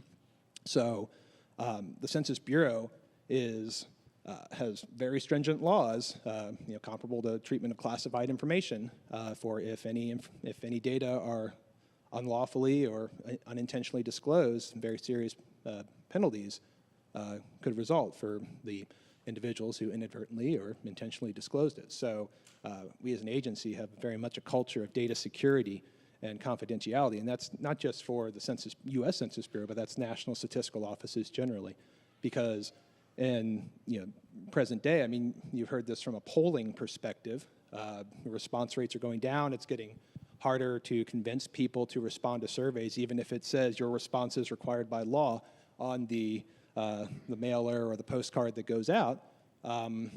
So in an era of lowering response rates, we want to make sure people, or try to explain to people how seriously we treat data security and protecting respondent information. So speaking from the boundaries perspective, like I'm not a boundaries expert. I'm lucky to work with a team of highly qualified boundary experts, including, I should have mentioned at the beginning, Eric Dornbos is in the room and in the back here, and he is legitimately an expert in what is called the boundary recovery process, right? So there's a few things that you have to kind of think through and understand about boundaries. One, they are typically legal extractions, right? There was a treaty that was made. It was encoded in words. There might be maps that go with it, but there was certainly intent. And so putting that line on the ground must reflect the fact that it was born out of this political process and this contractual process that resulted in a treaty. So boundary analysts are actually the secret sauce in a lot of cases is understanding how to extract that intent. And that's where like authority in terms of what was intended here and how are we going to translate that into a geospatial data structure of points, lines, and polygons. As part of the LSI, now the large-scale international boundaries data set is managed by the Department of State on behalf of the U.S. government. It is provided as part of the National Spatial Data Infrastructure and is considered, it is governed under the GDA as a national geospatial data asset. So there's a whole bunch of requirements that we are trying to live up to, as well as just the intent of having the best boundary lines as possible. But as part of the GIS side of once that intent is encoded in a geospatial data structure, there's a bunch of QA/QC that we've developed and routinized to try to make sure that we understand that as, you know, the LSIB has 4.5 million vertices in it, right? It's a large data set. And the last release increased that by almost 25%. So it's large and growing. So there's a bunch of QA/QC stuff that we do. And then as Eric will often say, the boundary lines themselves are the kind of final product. There is an element in boundary analysis, which is the show your work. How did you get to those lines? And I mentioned in the starting slides a thing called BASE, the Boundaries and Sovereignty Encyclopedia. So BASE is kind of our version of the show your work. So it's a wiki with links to all the source documents and the analysis and the news and all the relevant pieces. So that's open to anybody with a .gov or .mil email address and provides more distilled insight into how those lines came to be. And then in terms of data security, one of the things as we've been upgrading this process, one of the simple things we've done when you download either the LSIB or the World Polygon zip file, in that folder, you will find a separate file with a 256-bit hash in it, meaning you can compare the download that you get, hash it on your side, and just ensure that what you downloaded was what we intended that data set to be. So if there was any malice, either network bombed out, accident, or if for whatever reason someone was trying to modify the data set, we've at least provided that hash for you to ensure that you've got the copy of the lines that we intended to go out. All right, and actually I'm gonna go to a question I got asked at lunchtime today. We all, you guys are talking about all these data sets, where to get them from, but no one actually really says, where can you actually get this data from, right? Like, where's the data? Like you said, your thing, so if you guys could just list the URL of the places where your data, some of your open data is located at. I know somebody was like, I got asked that question at lunchtime today, so I figured it'd be a good question to ask. So I'll start with you, Josh. geodata.state.gov. Write it down, write it down, write it down. Data.census.gov or census.gov/IDB. IDB. Coast.noaa, that's NOAA, not NOAH, .gov/dataviewer. No. I feel like I'm going to get this wrong now that you put me on the spot. But I'm fairly certain it's tnm.usgs.gov. All right. We believe you. Somebody's going to raise their hand like, no, that wasn't it. Yeah, they could be wrong. No, now let's go. You guys, now let's move into crowdsource. We talk now, let's kind of define what it is, right? And I think, I'm going to go, Tom, you kind of started off, talked about it a little bit, talking about with the census, you do the survey and stuff like that. Just looking for some of you guys, changing question just a little bit than what was asked. But when you guys do use crowdsource, what QA, QC checks, you kind of talked about it a little bit. What do you guys use, what do you guys do to check that crowdsource data that you guys bring in before you say we can use it? So whatever best practices are, if you don't, that's okay too. But I just want to just see some of your best practices when you do use crowdsourced data. Yeah, when we get contributed data, which I classify as crowdsource, it goes through the same data validation process that we do with every other data set that we receive. It's highly critiqued with visual inspections, automated reviews, and we kind of have our own crowdsourced version of a vertical accuracy database full of checkpoints. With a contracted job, the contractor will provide us with some manually surveyed checkpoints that we can validate against, but with contributed data, we may not have those. So we kind of have an internal crowdsourced database of checkpoints from the various contracts that we've worked, and we use those to evaluate when needed.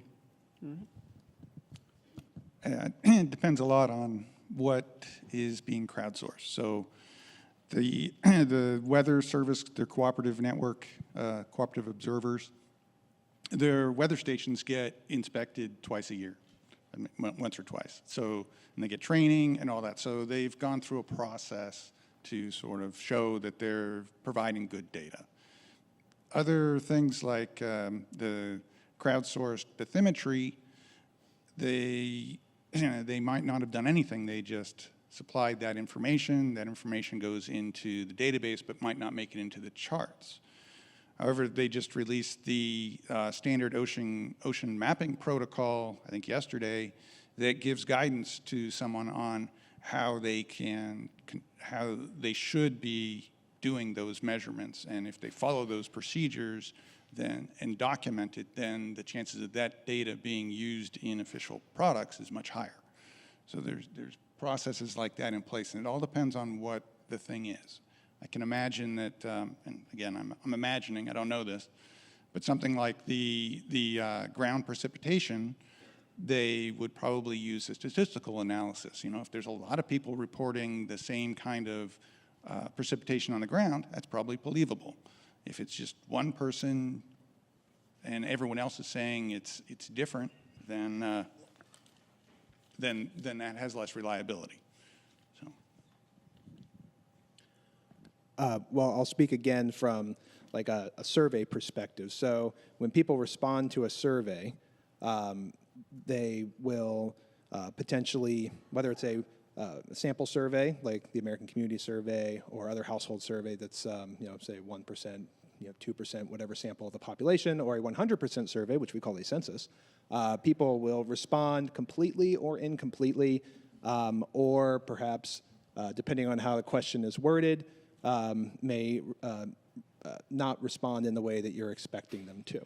So, there was a question asked earlier, have you not heard of, who has not heard of this data set, or who has not heard of, X, Y, or Z? But if you spin around and say, who has heard of this, I would have been interested to see, what the difference in the hand raising would have resulted in. So, when survey responses come in, they are edited and before tabulating, either to fill in incomplete data or to resolve nonsensical data. For instance, if somebody reports that they're 130 years old and that they have 2 children who are 150, 160 years old, that is nonsensical or outside the realm of possibility. Some of that can be caught with at the instrument itself when people are responding by putting checks, either hard checks or soft checks in the questionnaire that discourage or prevent people from entering certain responses,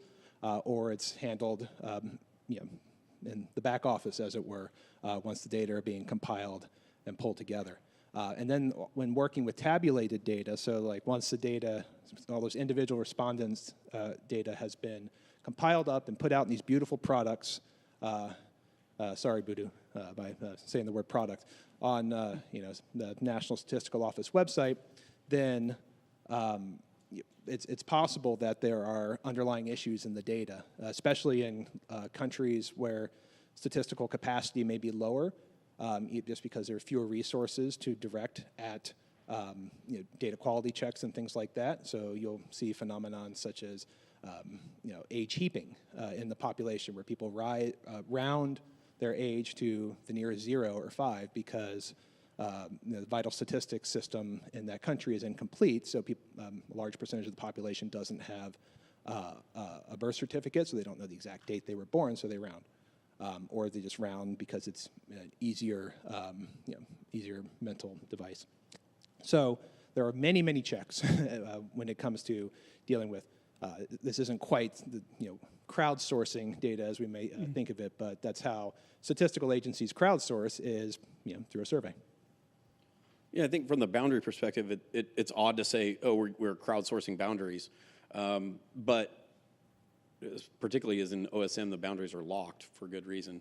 But there is a small crowd of people who contribute information and send stuff in. And to my knowledge, although Lee and Eric might have more interesting stories, like most of what I had seen as user contributions were things that actually pointed to some other source document. Oh, hey, here's this map, or hey, here's this data set that was published by a national agency, or here's this thing that you could actually kind of independently validate that would kind of just fall into that whole recovery process and the art and science of the boundary recovery that the analyst has. Previously at State, we ran a project called MapGive, where we were trying to catalyze additional mapping into OpenStreetMap.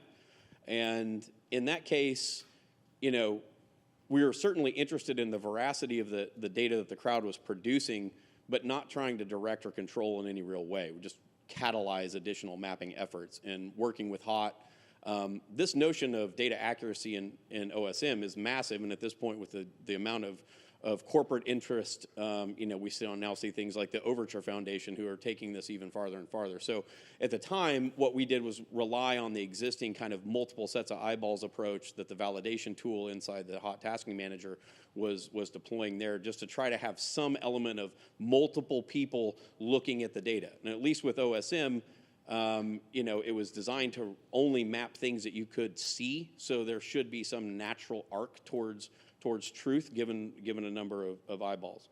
But this question is pretty fundamental to either the GI science side of this or the standard side of this. And this is a little bit of a soapbox for me, but when you think about it, our metadata structures are completely lacking for a world in which we have heterogeneous data sources. We describe metadata at the data set level. We have no, and if I'm wrong, please come tell me, but there is no OGC standard for feature level metadata. And until we have that, we will be unable to actually have a geographic feature that is originated from some source and evolved over time from multiple sources and be able to put Humpty Dumpty back together again.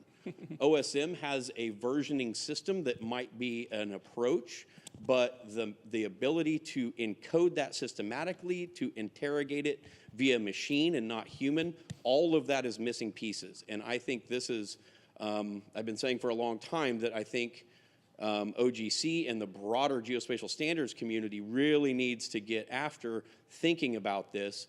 And particularly, we're going to see it. I mean, Maggie said earlier, how many building footprint data sets do we need? My answer would be, which one's right? And maybe it's a little bit of each one. Maybe this one knows what kind of roof tiles are on that thing better than this other one. And so the Frankenstein of data sets that come out to create the one best entity, we can't unpack that.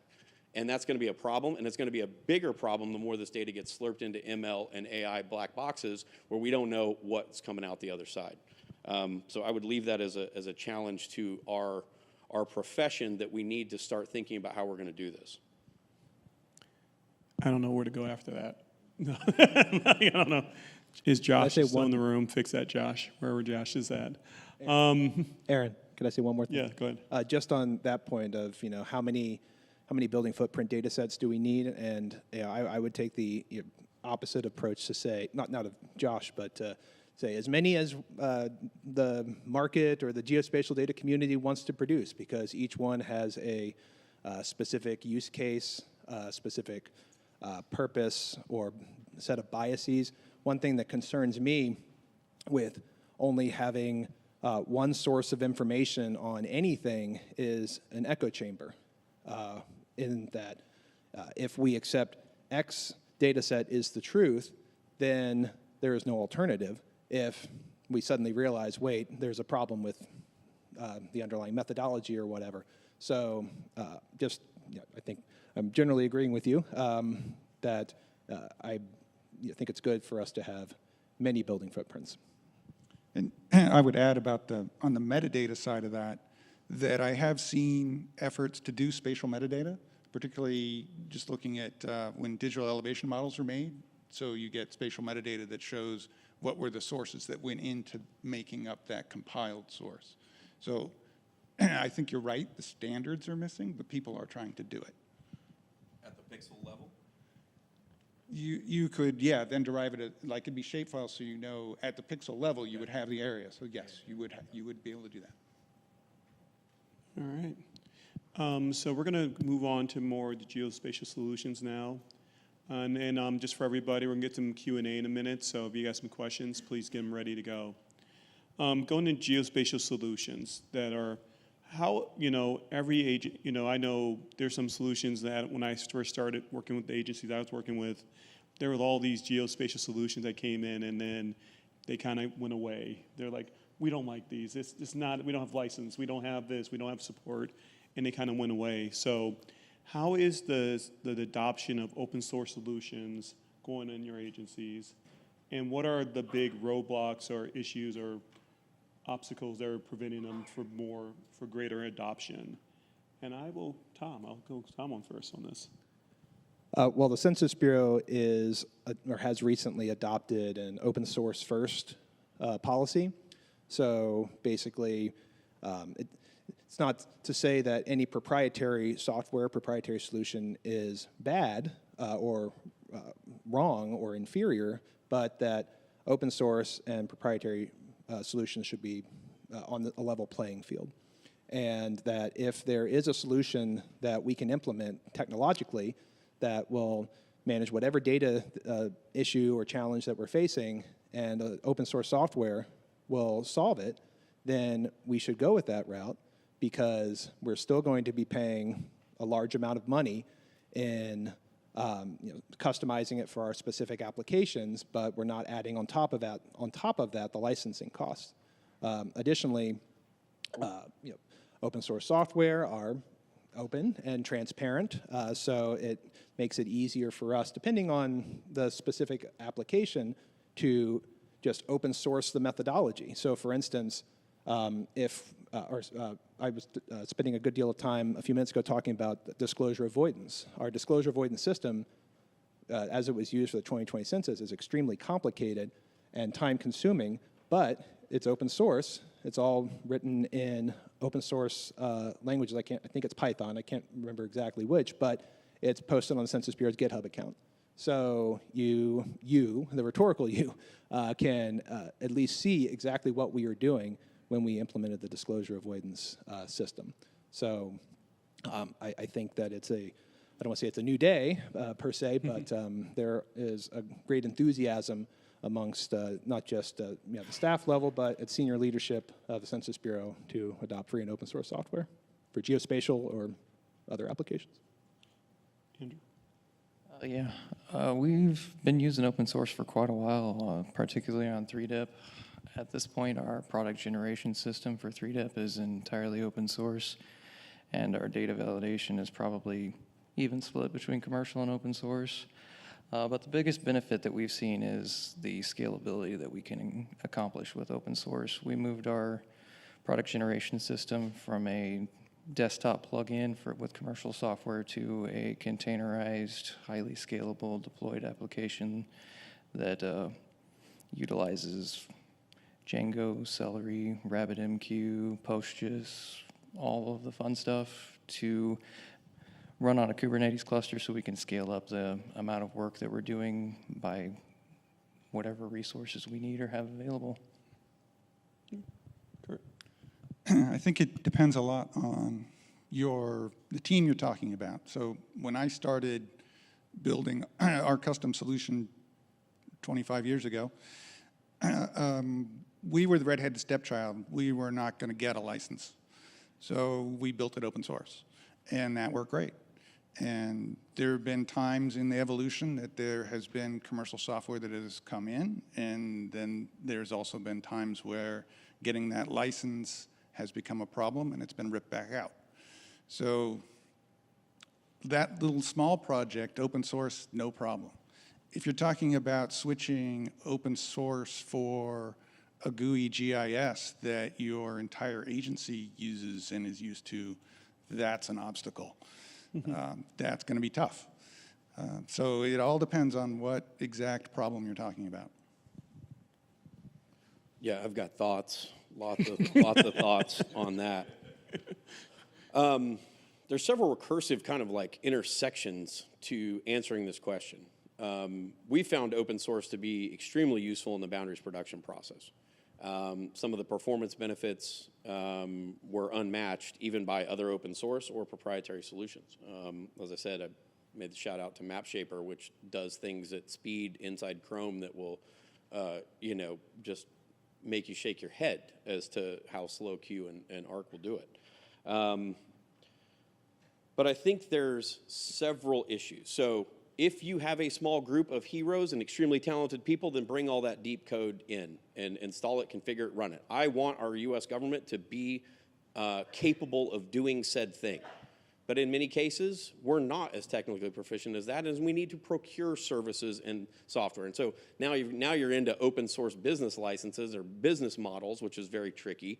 But I would say in the geospatial world, I kind of feel when Boundless was purchased, there's a gap in the service providers or the product providers around open source geospatial inside the United States. In Europe, you can look and there's probably two major, at least service providers or support providers for open source in every EU country. There's barely one here. And so that's a gap in terms of we don't have an industrial base, which is also a risk to us, that we can support all of this on our own. Now we can bring it in onesie twosies and do it. What limits the desktop GIS side? Software approvals. No one wants to go through the authority to operate. Why we can't centralize this to some degree, I don't know why CISA or the NSA can't just approve a thing once and drop paperwork. And it's almost like FedRamping desktop software. It seems like Q should just be installable on every government computer. Someone should just be able to show that that's possible. So, yeah, I guess I'll stop there. I'll stop there. All right, I have one more question, but we're about to go to the crowd. Not that Eddie guy. Anybody else? Anybody else? Bueller. In the back. On the way back. Gentleman in the back. Somebody got a mic runner. We're not going to pick you, Eddie. Do you have another question? No. Or? I just wanted to, so like a couple weeks ago, there was this vulnerability in XZUtils. It's like a buried compression library that's underpinning a ton of software out there, open source. And it was just by chance discovered by this engineer at Microsoft. And who worked on Postgres? Yeah, yeah. So just wondering what your opinions are on how to protect against, it looks like it was likely a state actor kind of weaseling their way into the open source code base. And if we're going to go on your point that you just made, make Q installable on every desktop in the federal government, doesn't that open us up to potential vulnerabilities when we have, these core libraries maintained by single software engineer? Wasn't it in, it was in every piece of software, so. Right. But right. You reminded me actually of something I was going to say, which is I believe there's an executive order out there that says that all software must have a software bill of materials, or SBOM, an SBOM associated with it, that came out earlier this year. And I have no idea how that's going to actually be implemented. But at least open source would give you just that, right? You would at least, you might not be able to stop the infiltration that happened, but once it did happen, if you understood the Frankenstein that is your installed software, you would know that you had it, and at least you would have a path to mitigation. If you have just black box EXE installs, you would never know, right? Anybody else want to answer that question? I'll just say, something the Census Bureau has done is contract with a vendor to maintain libraries for, say, Python and R internally. So instead of us, if we want to pull in any sort of package or library from, for either Python or R, instead of going to the public repo for it, we have an internally vetted repo that we can pull in, which all packages have been scanned, but they've been scanned. I'm not technically detailed enough on how they are scanned or what the credentialing process is for saying we bless and all of these packages are safe. But that is one step that has, I would say, accelerated the adoption of open source software in my organization. All right. Kick it over to Eddie. Okay, so everybody here who's owned a proprietary software company before, stand up. I'm standing up. Tony Q. Yeah. So I will make to that point, and it's a good point, and it's a great story. If you haven't seen that story about the Postgres engineer who worked for Microsoft who discovered this bug, it's going to be a movie. It was in the New York Times. So we've got time. Anyway, I will say that this probably happens more than you know in proprietary software companies, and they never say. But I did want to go back to, at least metaphorically, Josh, I think the point that you made about the U.S. government investing in OpenStreetMap and using that as an analogy in the open source software thing is something that we really have got to address as a community, because it's like we can't just be users and just use this and without investing in it. And we're using OpenStreetMap, and it's a very shaky foundation that we're not investing in it. And I urge the NGAC and everybody here who's associated with policy and all of you to do something about that. So I'll just, Josh, you brought up the point. Well, I mean, you referenced Paul's talk from Phos4G North America last fall, which was kind of an opus mic drop of a decade of his stuff. I would encourage anyone to go see that. It'll come back to me. I had another thought. But. You want to say into that, or do I? Okay. I know we have one more question. I think I saw another question. The guy in this. Yeah, I know. One more question. Guy in the striped shirt right there.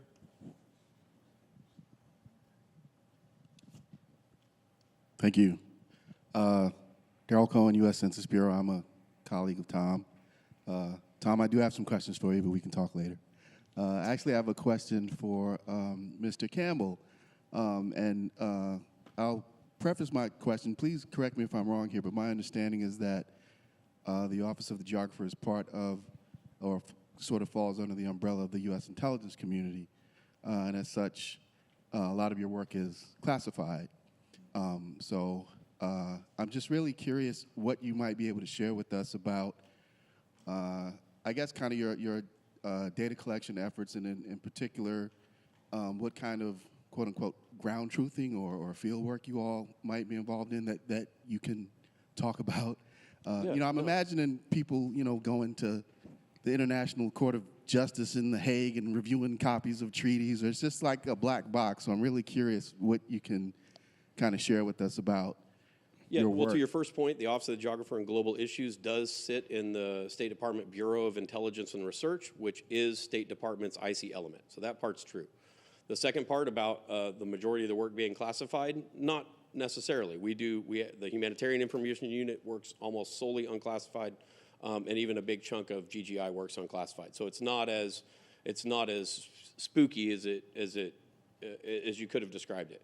The ground truthing, and Eric is actually the one that would be much more versed in answering this, but many of the treaties and these documents, we're not ground truthing the Finland-Sweden line, right? They're negotiating it, they're putting it in a treaty, and they're actually filing it at the UN. So there is an international common repository of stuff that the vast majority of things form the basis of where these determinations come from. Now, in some cases where the legal intent in a treaty would be this line follows the ridge line, or this line follows the middle of the river, right? Those are interpreted things in which certainly like a ridgeline designation is completely dependent upon the quality of the digital elevation model that you have, right? And so those get revised over time. The LSIB is a public domain data set. We are highly interested in not trying to shove classified information into it because it goes against the entire point. So, you know, that's where commercial imagery and commercial stereo imagery might be useful for helping delineate very tricky spots. But it's not as if, you know, I'm sure Eric would love to go trounce around the Nepal border and you know, field check it for himself, but that's really not happening. Hey, and on that, we're going to do a quick. We're going to ask one last question and let you guys say your closing thoughts and say whatever you want to talk about. Talk about data sets. What do you want everybody to know in closing? So real quick, Josh. Okay. Well, world polygons. Beta release. If something's screwed up, let us know. International boundaries at state.gov. I'm going to make my last pitch to actually be something that I think FGDC and OPM should resolve.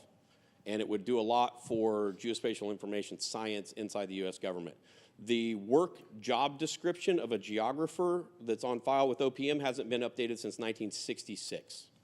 It's beautifully written. It's like one of the best documents I've ever read in terms of like, yeah, that's what a geographer does, except there's no computers in it. There's no remote sensing. There's no statistics. There's no, you know, all of the technical things that makes this happen is missing. And then the newest job description that came out of OPM was for a data scientist. Awesome, it's perfect, except no mention of geospatial, not one. FGDC, I think, on behalf of the steering committee and its constituent members in the US government should work with OPM to revise both of those job descriptions to put this stuff in and reinforce the existing interoperability and dissemination requirements that we have for our spatial data. And that would do a lot of like fixing the foundation piece that we could build upon to say, nope, you actually need to know this to do the job. Okay. Tom? I have three things. One, if you get a survey from the U.S. Census Bureau, please respond to it. We would really appreciate it. Two, it's really hard to estimate the world's population. So if you want to go to census.gov/IDB, you can appreciate the data set and hopefully use it for your purposes. And then three, if you are into statistics and geography, please check out the Census Bureau, usajobs.gov. I think that's where all of our job announcements would be posted. So please go there and apply. Thank you. I'm going to follow up a little bit on the OpenStreetMap thing and say it's a broader issue than just OpenStreetMap, that we need to find ways to fund a lot of these other open source things. GDAL is one that is close to my heart that we need to find a way to contract to give them money, but contracting officers would like to have deliverables, and we really just want this stuff to be better for the common good. They don't tend to like that language. So we need to figure out how do we actually get money to these groups. I have two. One, a continuation on that. I would personally like to be able to take time to contribute to these rather than just funding to them. And two, if anybody does know that I got that URL wrong, feel free to correct me. Shameless ploy. If you're in Orlando on Monday, 7:30 in the morning, I'm teaching a QGIS plugging class, so please show up. It's 7:30 in Monday morning. Please, I don't want to be there by myself. And just give a shout out. I see Calvin Hamilton in the audience today. If you guys don't know him in our space, he was the best QGIS developer, GeoServer developer that was there. He's retiring, so thank you for all your service. So thank you very much. And thank you guys, and we'll see you guys later.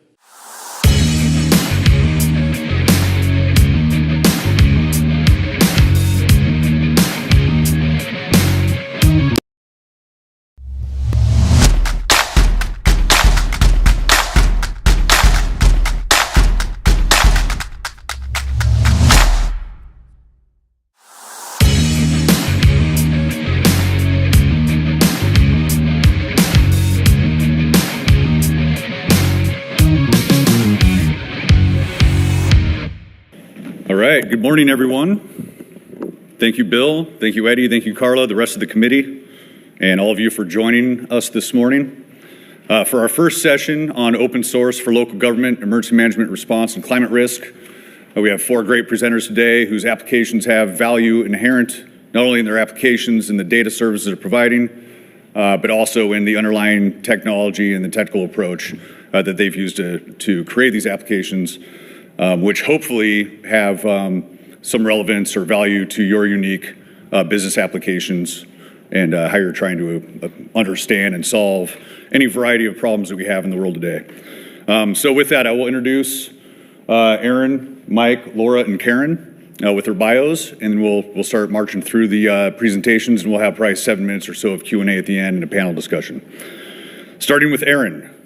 Aaron Myers is Group Lead for Geoinformatics Engineering Group in the Geospatial Science and Human Security Division at Oak Ridge National Lab. Mr. Myers leads researchers and development teams to push forward geospatial architecture and novel data processing workflows to solve global scale challenges in energy security and national security.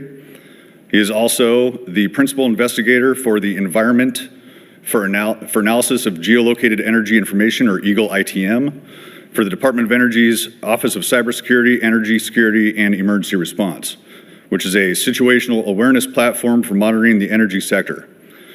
Aaron has also been an integral part of developing our geospatial compute strategy and supporting the development of multiple geospatial web applications. So thank you, Aaron. Laura Hsu, Dr. Laura Hsu with Cleveland Metro Parks. Dr. Hsu is the GIS Manager and Drone Program Coordinator for Cleveland Metro Parks in Cleveland, Ohio. Prior to joining CMP in April of 2022, she worked in the private, public, academic, and nonprofit sectors. Outside of working at the Park District, Dr. Hsu continues sharing her love of geospatial data through teaching in the Masters in GIS program at Kent State University in Kent, Ohio. So thank you, Laura. Mike Rogers, co-founder of CRG Plans. Michael left the Army as a captain after 9 years of service and multiple combat deployments with assignments including the 82nd Airborne, 75th Ranger Regiment, and Princeton University's ROTC program. He is a graduate of the United States Military Academy at West Point. Critical Response Group is the nation's leading provider of critical incident mapping data, a mapping solution used to enhance command and control efforts during an emergency. This vital data is integrated into over 50+ public safety platforms and is made available and hosted using open source technologies. Thank you, Mike. Thanks for your service. And Karen Townsend with Sea Island Software. Karen Townsend is president of Sea Island Software, a Richmond, Virginia-based company specializing in hurricane decision support. Her work with GIS began at Clemson University's forest applications in the mid-90s, then transitioned to weather and emergency management in 2001 when she joined her meteorologist father-in-law in the ongoing development of HURAVAC. And with that, we will introduce Aaron.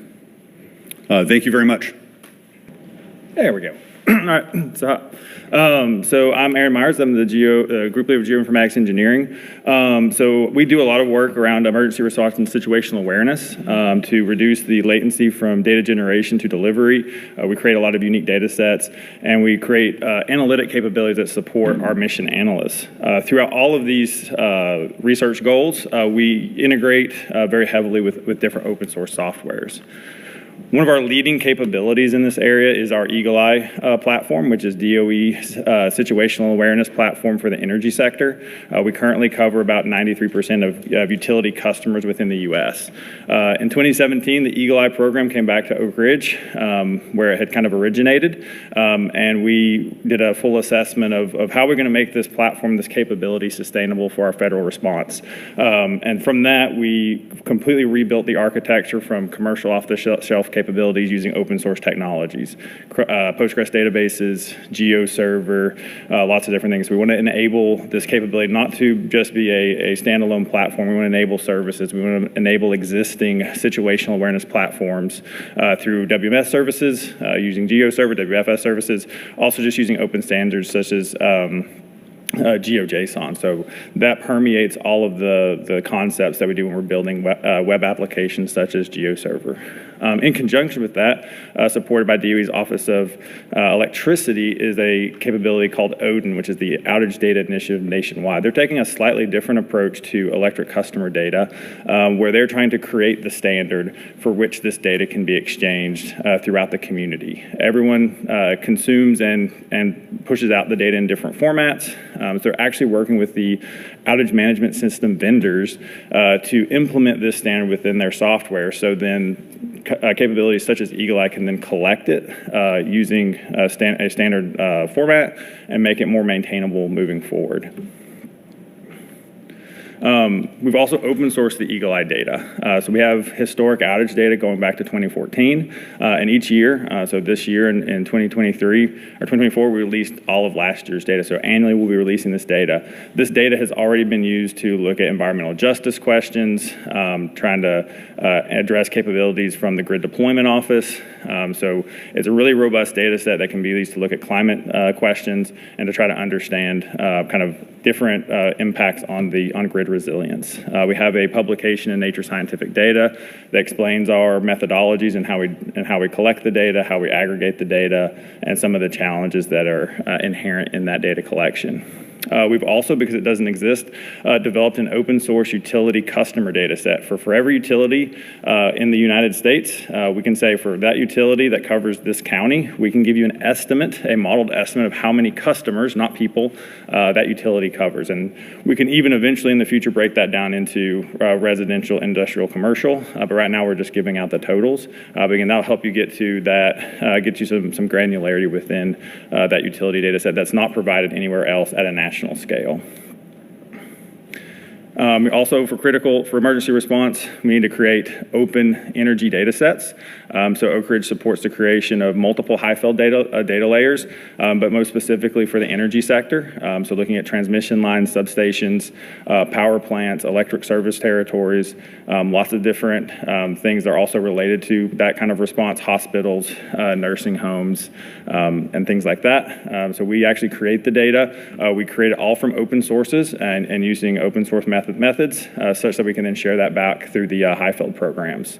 And so this helps us to create good attribution. And then through our work with Eagle Eye and other emergency response efforts, this allows us to actually get user feedback and understand how these data sets can be better used to answer the questions that come up in a real response mission. And through our work with FEMA, we actually created the USA Structures data set, which can be downloaded from FEMA's Geo platform. Again, completely open sourced. We cover all the US and its territories. This information has been used extensively. It's been briefed up to the White House. So really great information about all the structures in the US of certain sizes. We even attribute them with expected facility types, usages, heights. So we're trying to add more and more metadata to this information. And to build upon this capability of our structures data set, we're actually creating a capability that's called Global Building Intelligence. So not only for the US, we want to do this for the world. So not only do we want to tell you that there is a structure and what type of use it might be, but actually what is that building made of? What else can we tell them? What's the occupancy curve? When do we expect people to be within that building? And so trying to use different statistical analytic methods to take that information, feed that back into USA Structures and other open source buildings data sets to create a more robust understanding of the built environment around the globe.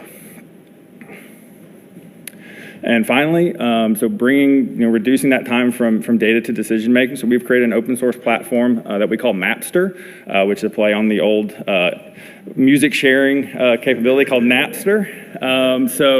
We have a very robust drone program at Oak Ridge that is tied in with the Eagle Eye program. And so we're creating grab-and-go GeoInc capabilities that can be deployed in emergency response scenarios. And one of the big challenges that we faced was how do we get that imagery from the laptop back to a centralized location, because in an emergency response, a responder kind of doesn't care about that. So Mapster helps us do that. So it automatically collects data in the field, and it sends that back to the checkpoints, and into an imagery store that we then have at Oak Ridge that we can then run high-performance computing capabilities. Not only do we want to use our drone capabilities, but we want to support other existing drone capabilities. So partnering with other utilities, with other agencies that have a drone capability to have them push data into our Mapster, and then they can take advantage of the analytics that allow us to do things like utility pole damage detection or debris estimation. Combining that with our USA Structures data set, we can then do actual building damage assessment. And then also bringing in other even higherly remotely sensed information from satellites. We have a ground station at the lab.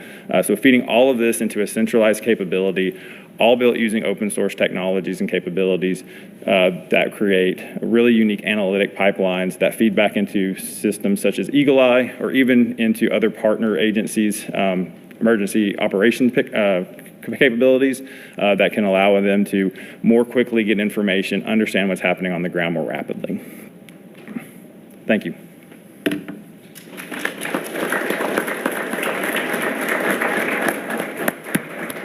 Great stuff, Aaron. Thank you. Next up, we have Dr. Laura Hsu with Cleveland Metro Parks.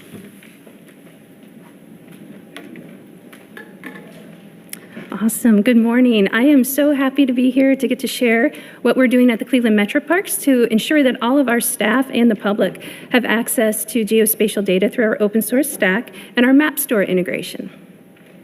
Okay, so you already know a little bit about me. I'll just talk about the picture there. That is actually taken from one of our drone pilots. We currently have about 6 pilots and then outside of our police department, and our police department actually has 3 as well.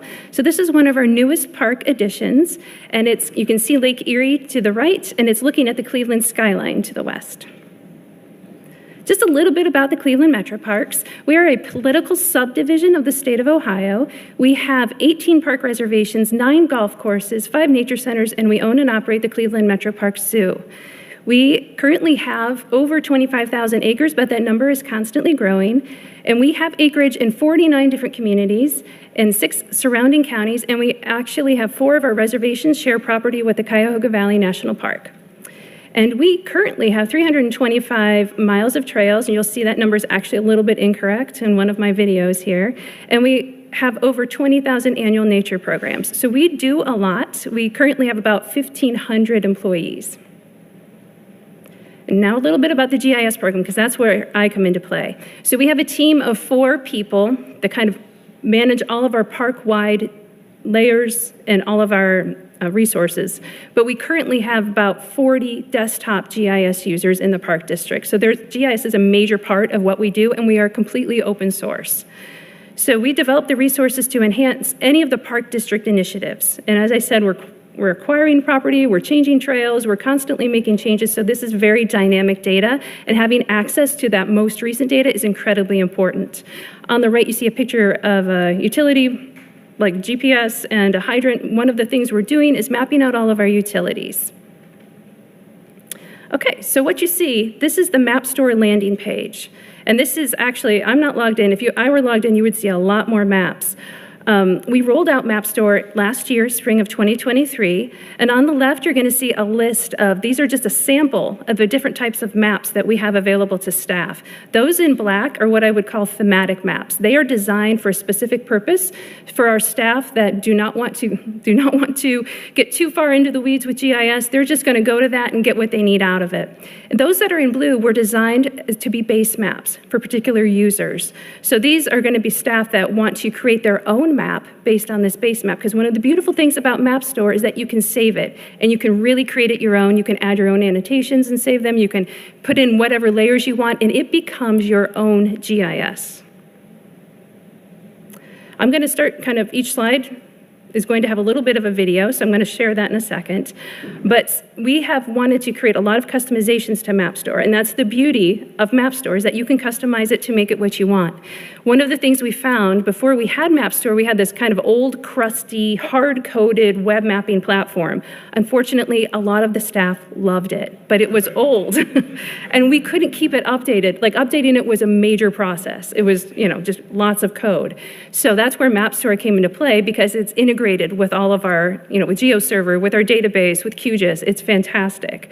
So we wanted to take the best of that old crusty platform and bring that into MapStore. So one of the things they really wanted was this customized PDF for our print templates. That became very, very important. And then we also have a catalog of the map layers that integrates with QGIS for our QGIS users so they can actually just kind of go back and forth seamlessly. And what I'm going to show here is a customized feature info response. So it's going to have a side panel with information about the map. This particular map is actually, it's called Justice 40 initiative from the Biden administration, and it was an effort to identify disadvantaged census tracts based on 34 different indicators in 8 different categories. The blue census tracts are those that are considered disadvantaged, and as you could see, a lot of those are within our park boundaries. I zoomed into the area near the zoo to just kind of show that side panel, not only are you getting the indicators for that particular census tract, you're actually getting an understanding of the methodology that was used to create those indicators so that our staff, not only can they see the data, but they understand what they're looking at. Then we had some customizations that required some assistance from GeoSolutions because we do not have a developer on staff. So sometimes we need a little bit of help, and it's been a great partnership. So one of those things, our IT department really wanted for us to integrate LDAP and Active Directory so that we have a single sign-on for all of our users. So from a cybersecurity perspective, that was their focus. For us, it made it a lot easier for people to get into the application. So that was actually kind of a win-win. And then we also wanted to create custom map scales with GeoWeb Cache. So what that means is we have a lot of engineers and architects that have very specific scales that they like to see. So we had to kind of work with GeoSolutions so that we could show them those very specific scales. And what I'm showing in this video is we showed this disadvantaged census tract map to our mobile outreach team. And their goal is to reach out to those disadvantaged communities and specifically schools. So they wanted to know what schools are within those census tracts that they're already going to.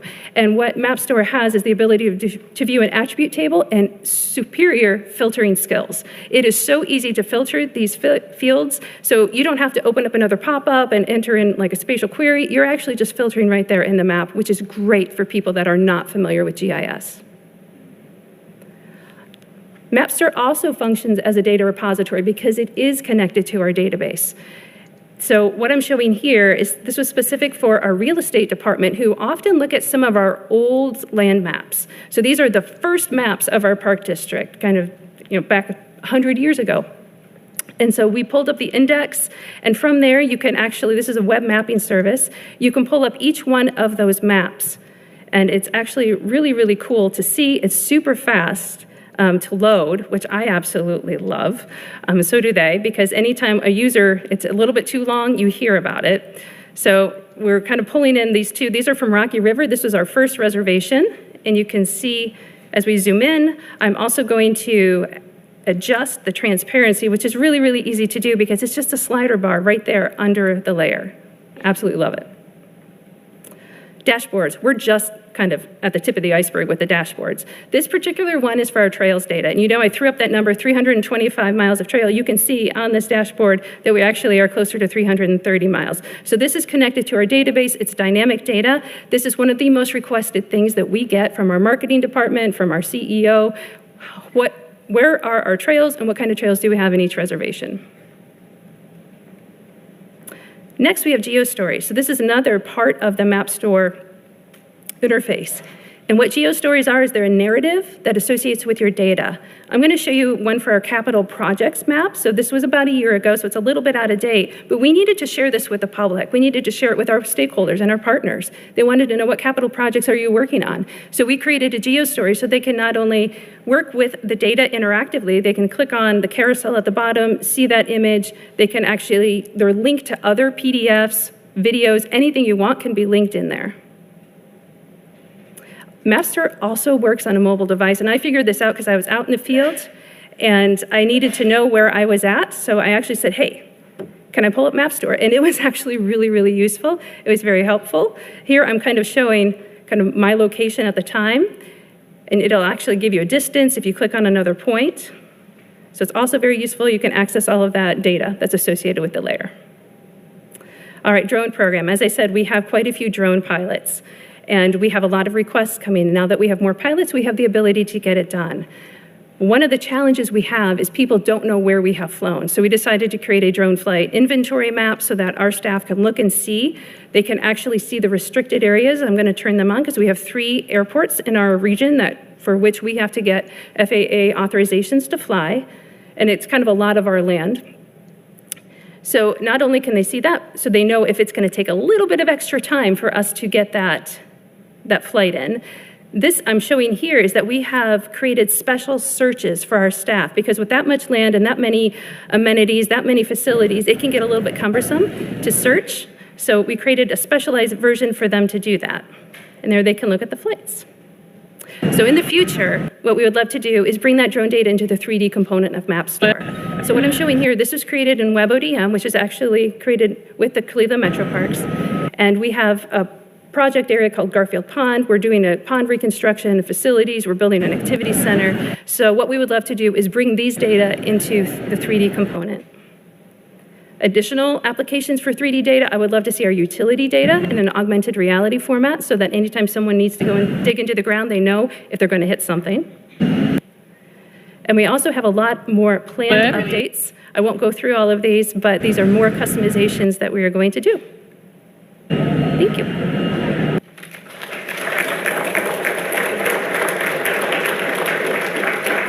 Thank you, Laura. Excellent stuff. And I will mention if anybody's interested in learning more, you can hunt either of the panelists down or some of us are set up at the GeoSolutions table so we can talk more about MapStore. We have an expert in the house. Next up is Mike Rogers with Critical Response Group.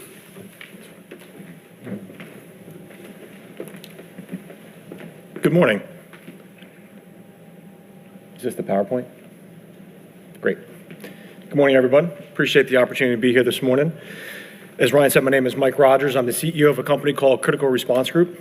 My background, briefly because it's important as to why I'm standing here today, is I come from a long family of public safety professionals. My dad's a 5th-generation cop. So that's what the family had done for roughly 130 years.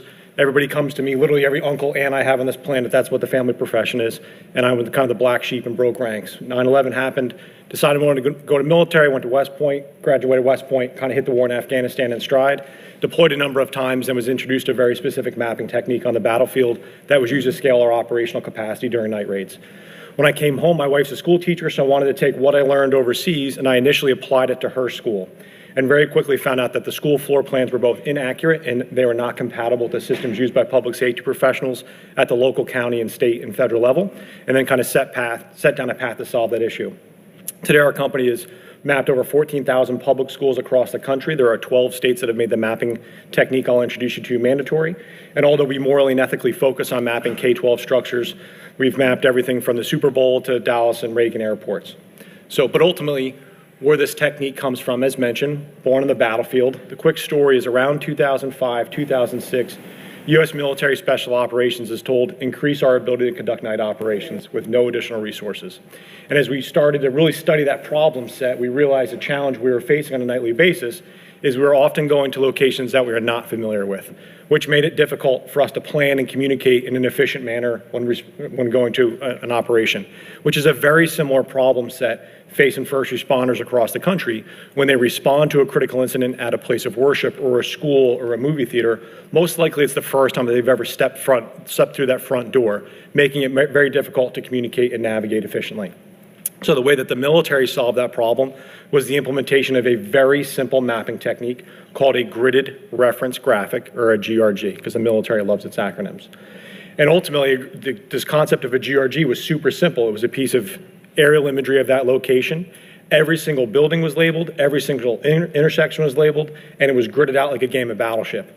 But what was most important is that everyone was forced to operate off that same piece of content, that same exact map.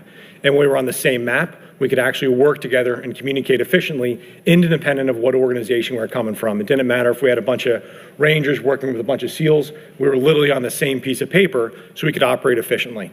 In 2008, that mapping technique became mandatory in order to get approval to conduct a night operation. And in 2011, it's the mapping technique that was used to plan and execute the Bin Laden operation. And I show that only because, in my opinion, it validates the importance of this very simple technique. If you think about the importance and ultimately the resources that our country put forth for the Bin Laden operation, everything was on the table. You think about SEAL Team 6, President of the United States, literally everything was at their fingertips, and this is how they did it. I was fortunate, as was the co-founding team. We come out of this community. We knew the maps to be best practice. But as we came home, what we're introduced to for every piece of critical infrastructure in the country today is an emergency action plan that looks like the binder on the left-hand side. That is what the emergency action plan looks like for every K-12 school, every hospital, every airport. And in that plan today are often the blueprints or building schematics, which is our starting point. And what we wanted to do is take what's in place today and then help it evolve using some understanding of what we were doing overseas, and then also the understanding of the problems that responders are dealing with domestically, and take that old school floor plan and help it evolve into something usable. But along that journey, we identified 3 issues. First is that when you look at imagery is always presented in true north, meaning north is facing up. So as I look at Google Earth, Bing mapping, you know the imagery sources way better than I do. It is presented to that end user in true north. That's how they've standardized that presentation. But if you can see this gold star on top of this small elementary school, as I come from the imagery that's true north, and the gold star is on top of the library, and now I look at the floor plan for that location, you'll see the floor plan rotates and the gold stars don't match physical location. Reason being is that although imagery is standardized in presentation to the end user, floor plans are not. Floor plans are designed in what's called Project or Plan North, which is arbitrary. So if we talk about just the DC school system, every single school floor plan is rotated today in a different cardinal direction. The second issue is, if we, again, just focusing on K-12, the schools in the country, the buildings on average are 50 years old. That's 50 years of changes, renovations, and additions, and unfortunately none of those floor plans are accurate today. Of the 14,000 plus public schools we've done across the country, I have yet to find a single accurate floor plan anywhere in the country. This school is only a couple of years old, but on the top right, where you see the basketball court, that's actually the cafeteria. But no one, thank you, but no one took the time to actually update the floor plan that was on file with public safety. Excuse me. The third issue is the floor plans are rarely labeled in the nomenclature of the structure, meaning if you looked at that floor plan and I said go to the teacher's lounge, the art room, or door 7, that label is not overlaid on top of the floor plan.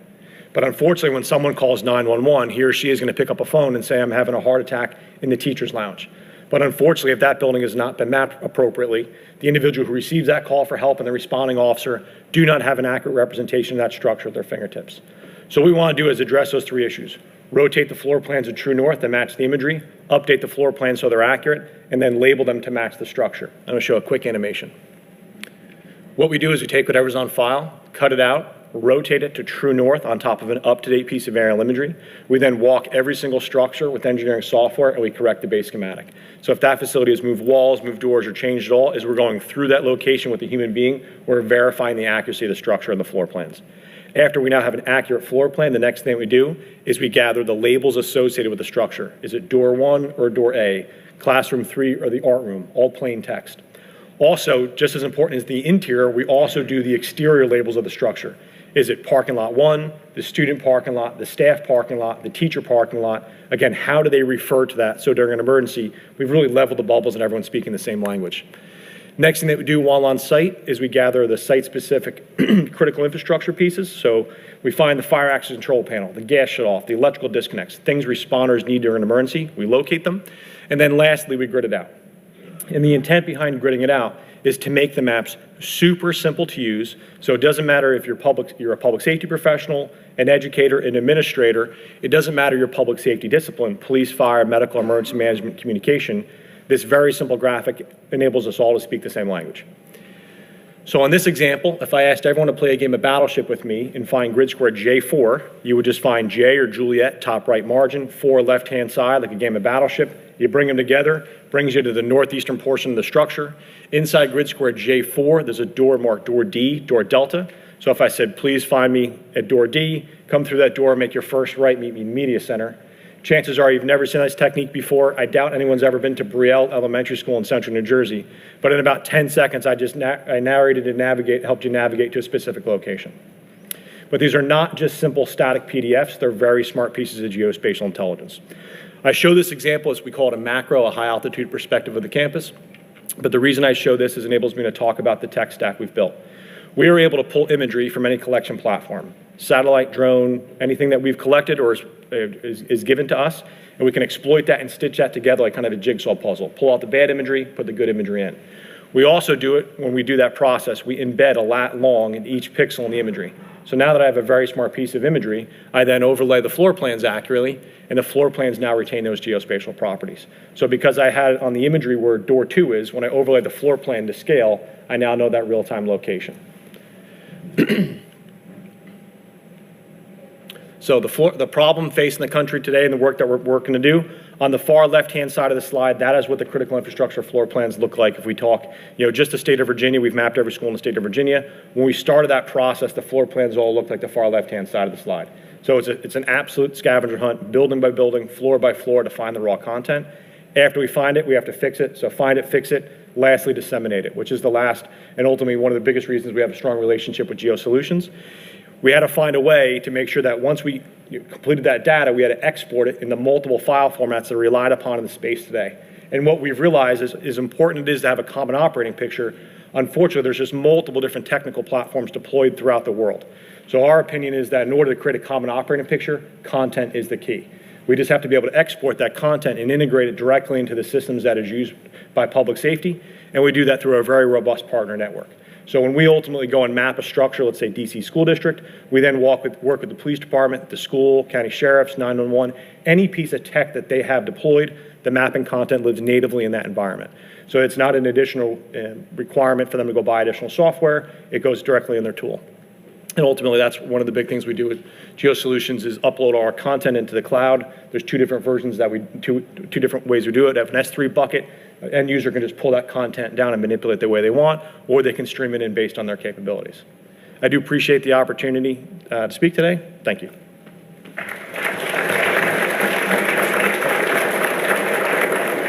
Thank you, Mike. Thank you for your important work in campus security, and GeoSolutions is honored to be supporting you guys in that effort. Next up, we have Karen Townsend with Sea Island Software, excuse me.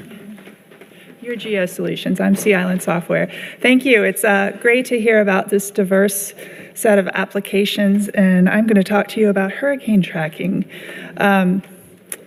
HurEvac is short for Hurricane Evacuation. It's a storm tracking and decision support tool for government emergency management and managers. It has basically three main inputs. It has the forecast tracks that come from the National Hurricane Center, from the Central Pacific Hurricane Center, and because this is a worldwide tracking tool, also from the Joint Typhoon Warning Center, which is a division of the Navy.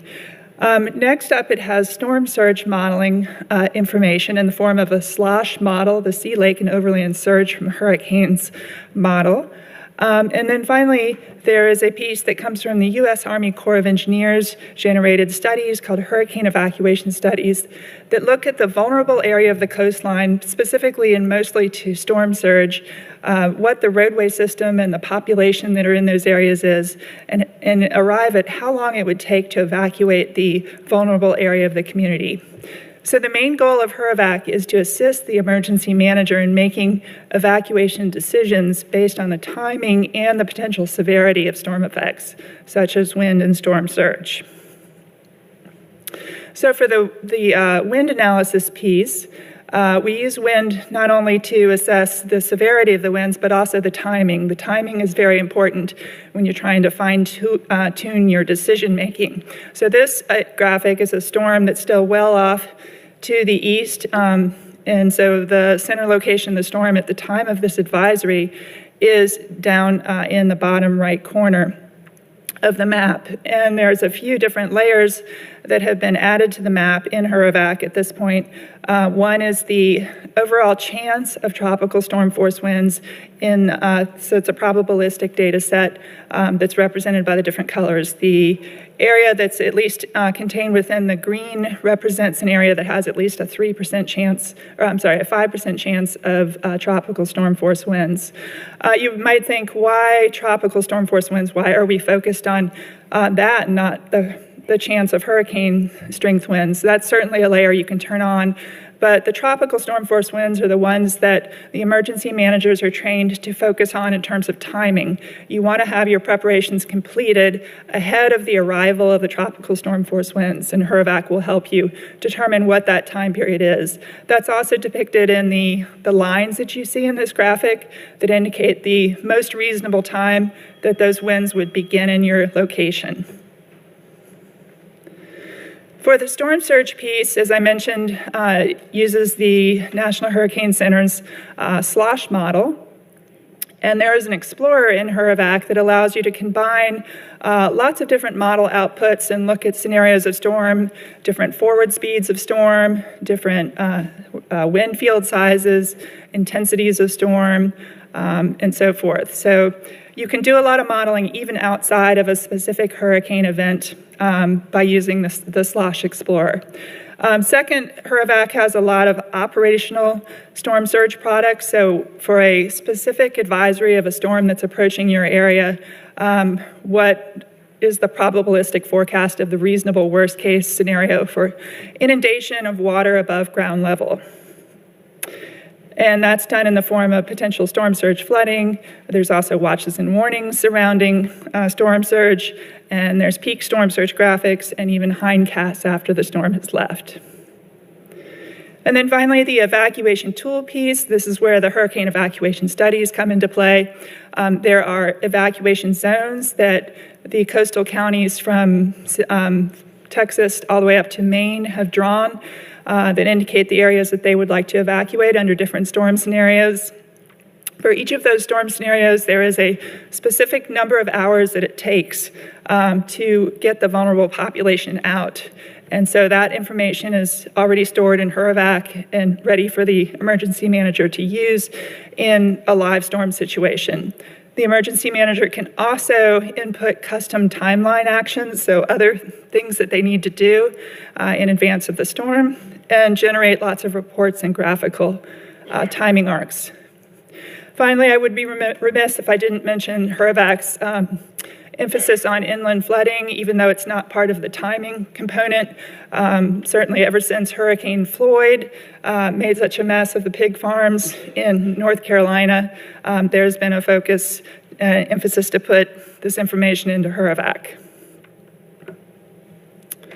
So how is evacuation start time calculated in HURAVAC? We take the storm forecast, we estimate the arrival time of the tropical storm force winds. In this example, that would be 8 p.m. on Saturday. From the hurricane evacuation study, a specific storm scenario is selected, which is a Category 3 storm. For that scenario in the area of the coastline that needs to be evacuated, the clearance time is 36 hours. So that means you want to subtract 36 hours from the start time of the hazards, and you arrive at an evacuation start time of 8 a.m. on Friday. So HURAVAC helps you fine-tune when you need to make your evacuation decision, when you need to start your evacuation, if you're going to have enough time to complete it. Okay, so what is HURAVAC's connection to open source?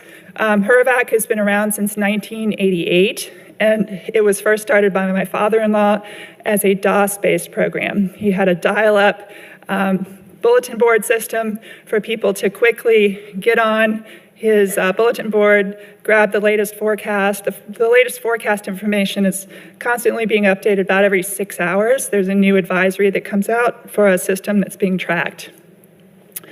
So we have found that about every 10 years, the program needs to be completely overhauled with a new technology platform. And the latest platform, the current one that's web-based, began in 2017 with a DHS science and technology prototype. And it consisted of entirely open systems that you see described here. So how has the cloud-hosted open source experience compared to our former Windows desktop version? I thought that might be of interest to some of you who are developers in the audience. I came into the program in 2001, so I started with the Windows 95 version, and then we moved on to .NET.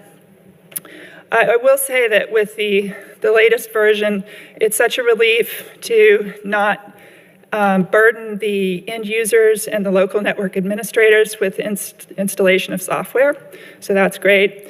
There's also much better flexibility for us as developers to deploy bug fixes and enhancements on the fly. When the program was switched over to a web-based system, a lot of the users were concerned about it being so web-based versus the desktop program that just had to check for new data every 6 hours, and then everything was offline. But those fears have not really been realized, fortunately. I think our internet's availability has gotten much better over the years, and we're able to handle it fine. The thing I put in red, the good, bad, and the ugly, is that it is more expensive.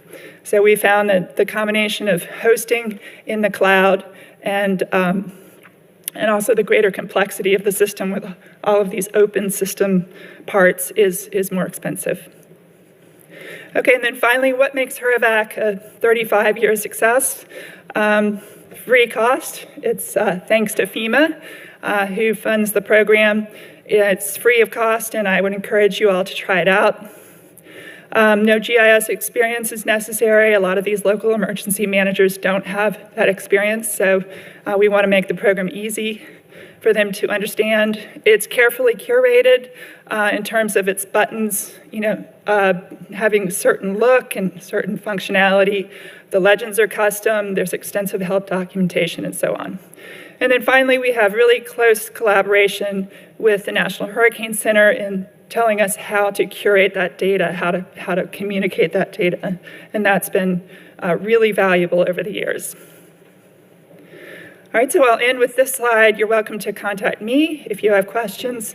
You can register for the program with this URL. And then we also run a webinar week every June, and that is coming up soon. So over 30,000 or almost 30,000 users for HERAVAC. It's a free program. We'd encourage you to check it out. All right, thank you.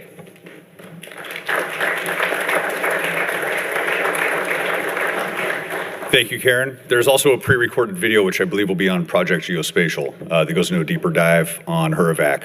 If you're interested, you'll be able to find it there. So that leaves us to questions and answers from the audience. If anybody has any questions, otherwise we'll kind of open up a panel discussion with some questions. I had a question for Mike Rogers. What plan do you have to maintain the files that you created so it doesn't end up in the same original out-of-date state? I can't see who's speaking. I'm sorry. Can you raise your hand? Oh, okay, great. Sorry. Can you repeat the question? I'm sorry. Oh, what plan do you have in place to maintain your files? Great question. So we update the maps at a minimum every year. But if there's a change to the structure, we update at that moment in time. So they have to reach back out to us and say that they've changed. A good example would be the Javits Center in New York City. So as they go from the car show to the flower show, we change when they change. So on weekly in that case.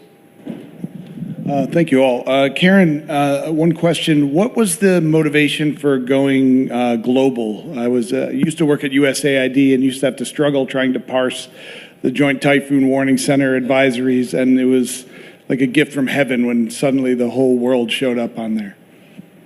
Wonderful. Yeah. The reason to have HERAVAC be a global program is because of Guam and American Samoa and Puerto Rico. It's important to support the territories. USAID has used our program some. There's a little bit of foreign slosh modeling going on. So Hispaniola and the Yucatan Peninsula have been modeled and are in HERAVAC. However, with the current funding setup and the instructions from the National Hurricane Program that funds, that runs HERAVAC, we are supposed to keep it restricted to government emergency managers and other government employees, but U.S.-based. So we're supposed to be U.S.-based for now. But I agree with you that the Joint Typhoon Warning Center's data stream is pretty difficult to work with. Dr. Chu, have you considered AI for some of the things to ease the burden on users that aren't familiar with GIS in terms of accessing the data and finding it?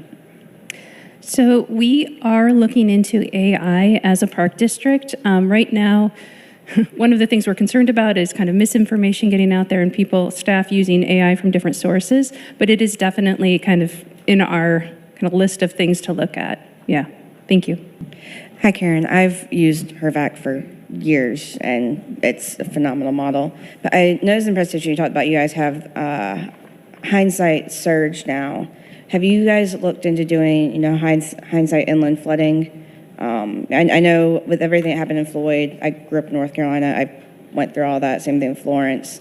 But looking at, I know the National Weather Service and NOAA does maintain some of that, but have you guys looked at doing the hindsight inland flooding as well to add into addition the hindsight surge so that local emergency managers can further plan evacuations for areas that have really seen strong inland flooding, especially enhanced by the surge? Yeah, we are really focused on the plans that the National Water Center is putting into place. They're rolling out different sections of the country. I think that's mostly a forecast and forward-looking product. So for hindcasting and current flood inundation, we don't have too much right now. And you know, HERVAC is a program, is a tool for showing data sources that come from elsewhere, and would love to have you write to us and suggest this as a layer to add if you see something that specifically would be useful to have in the program. Thanks. I have a question for Aaron. Aaron, what are your plans to get to a predictive state with Eagle Eye?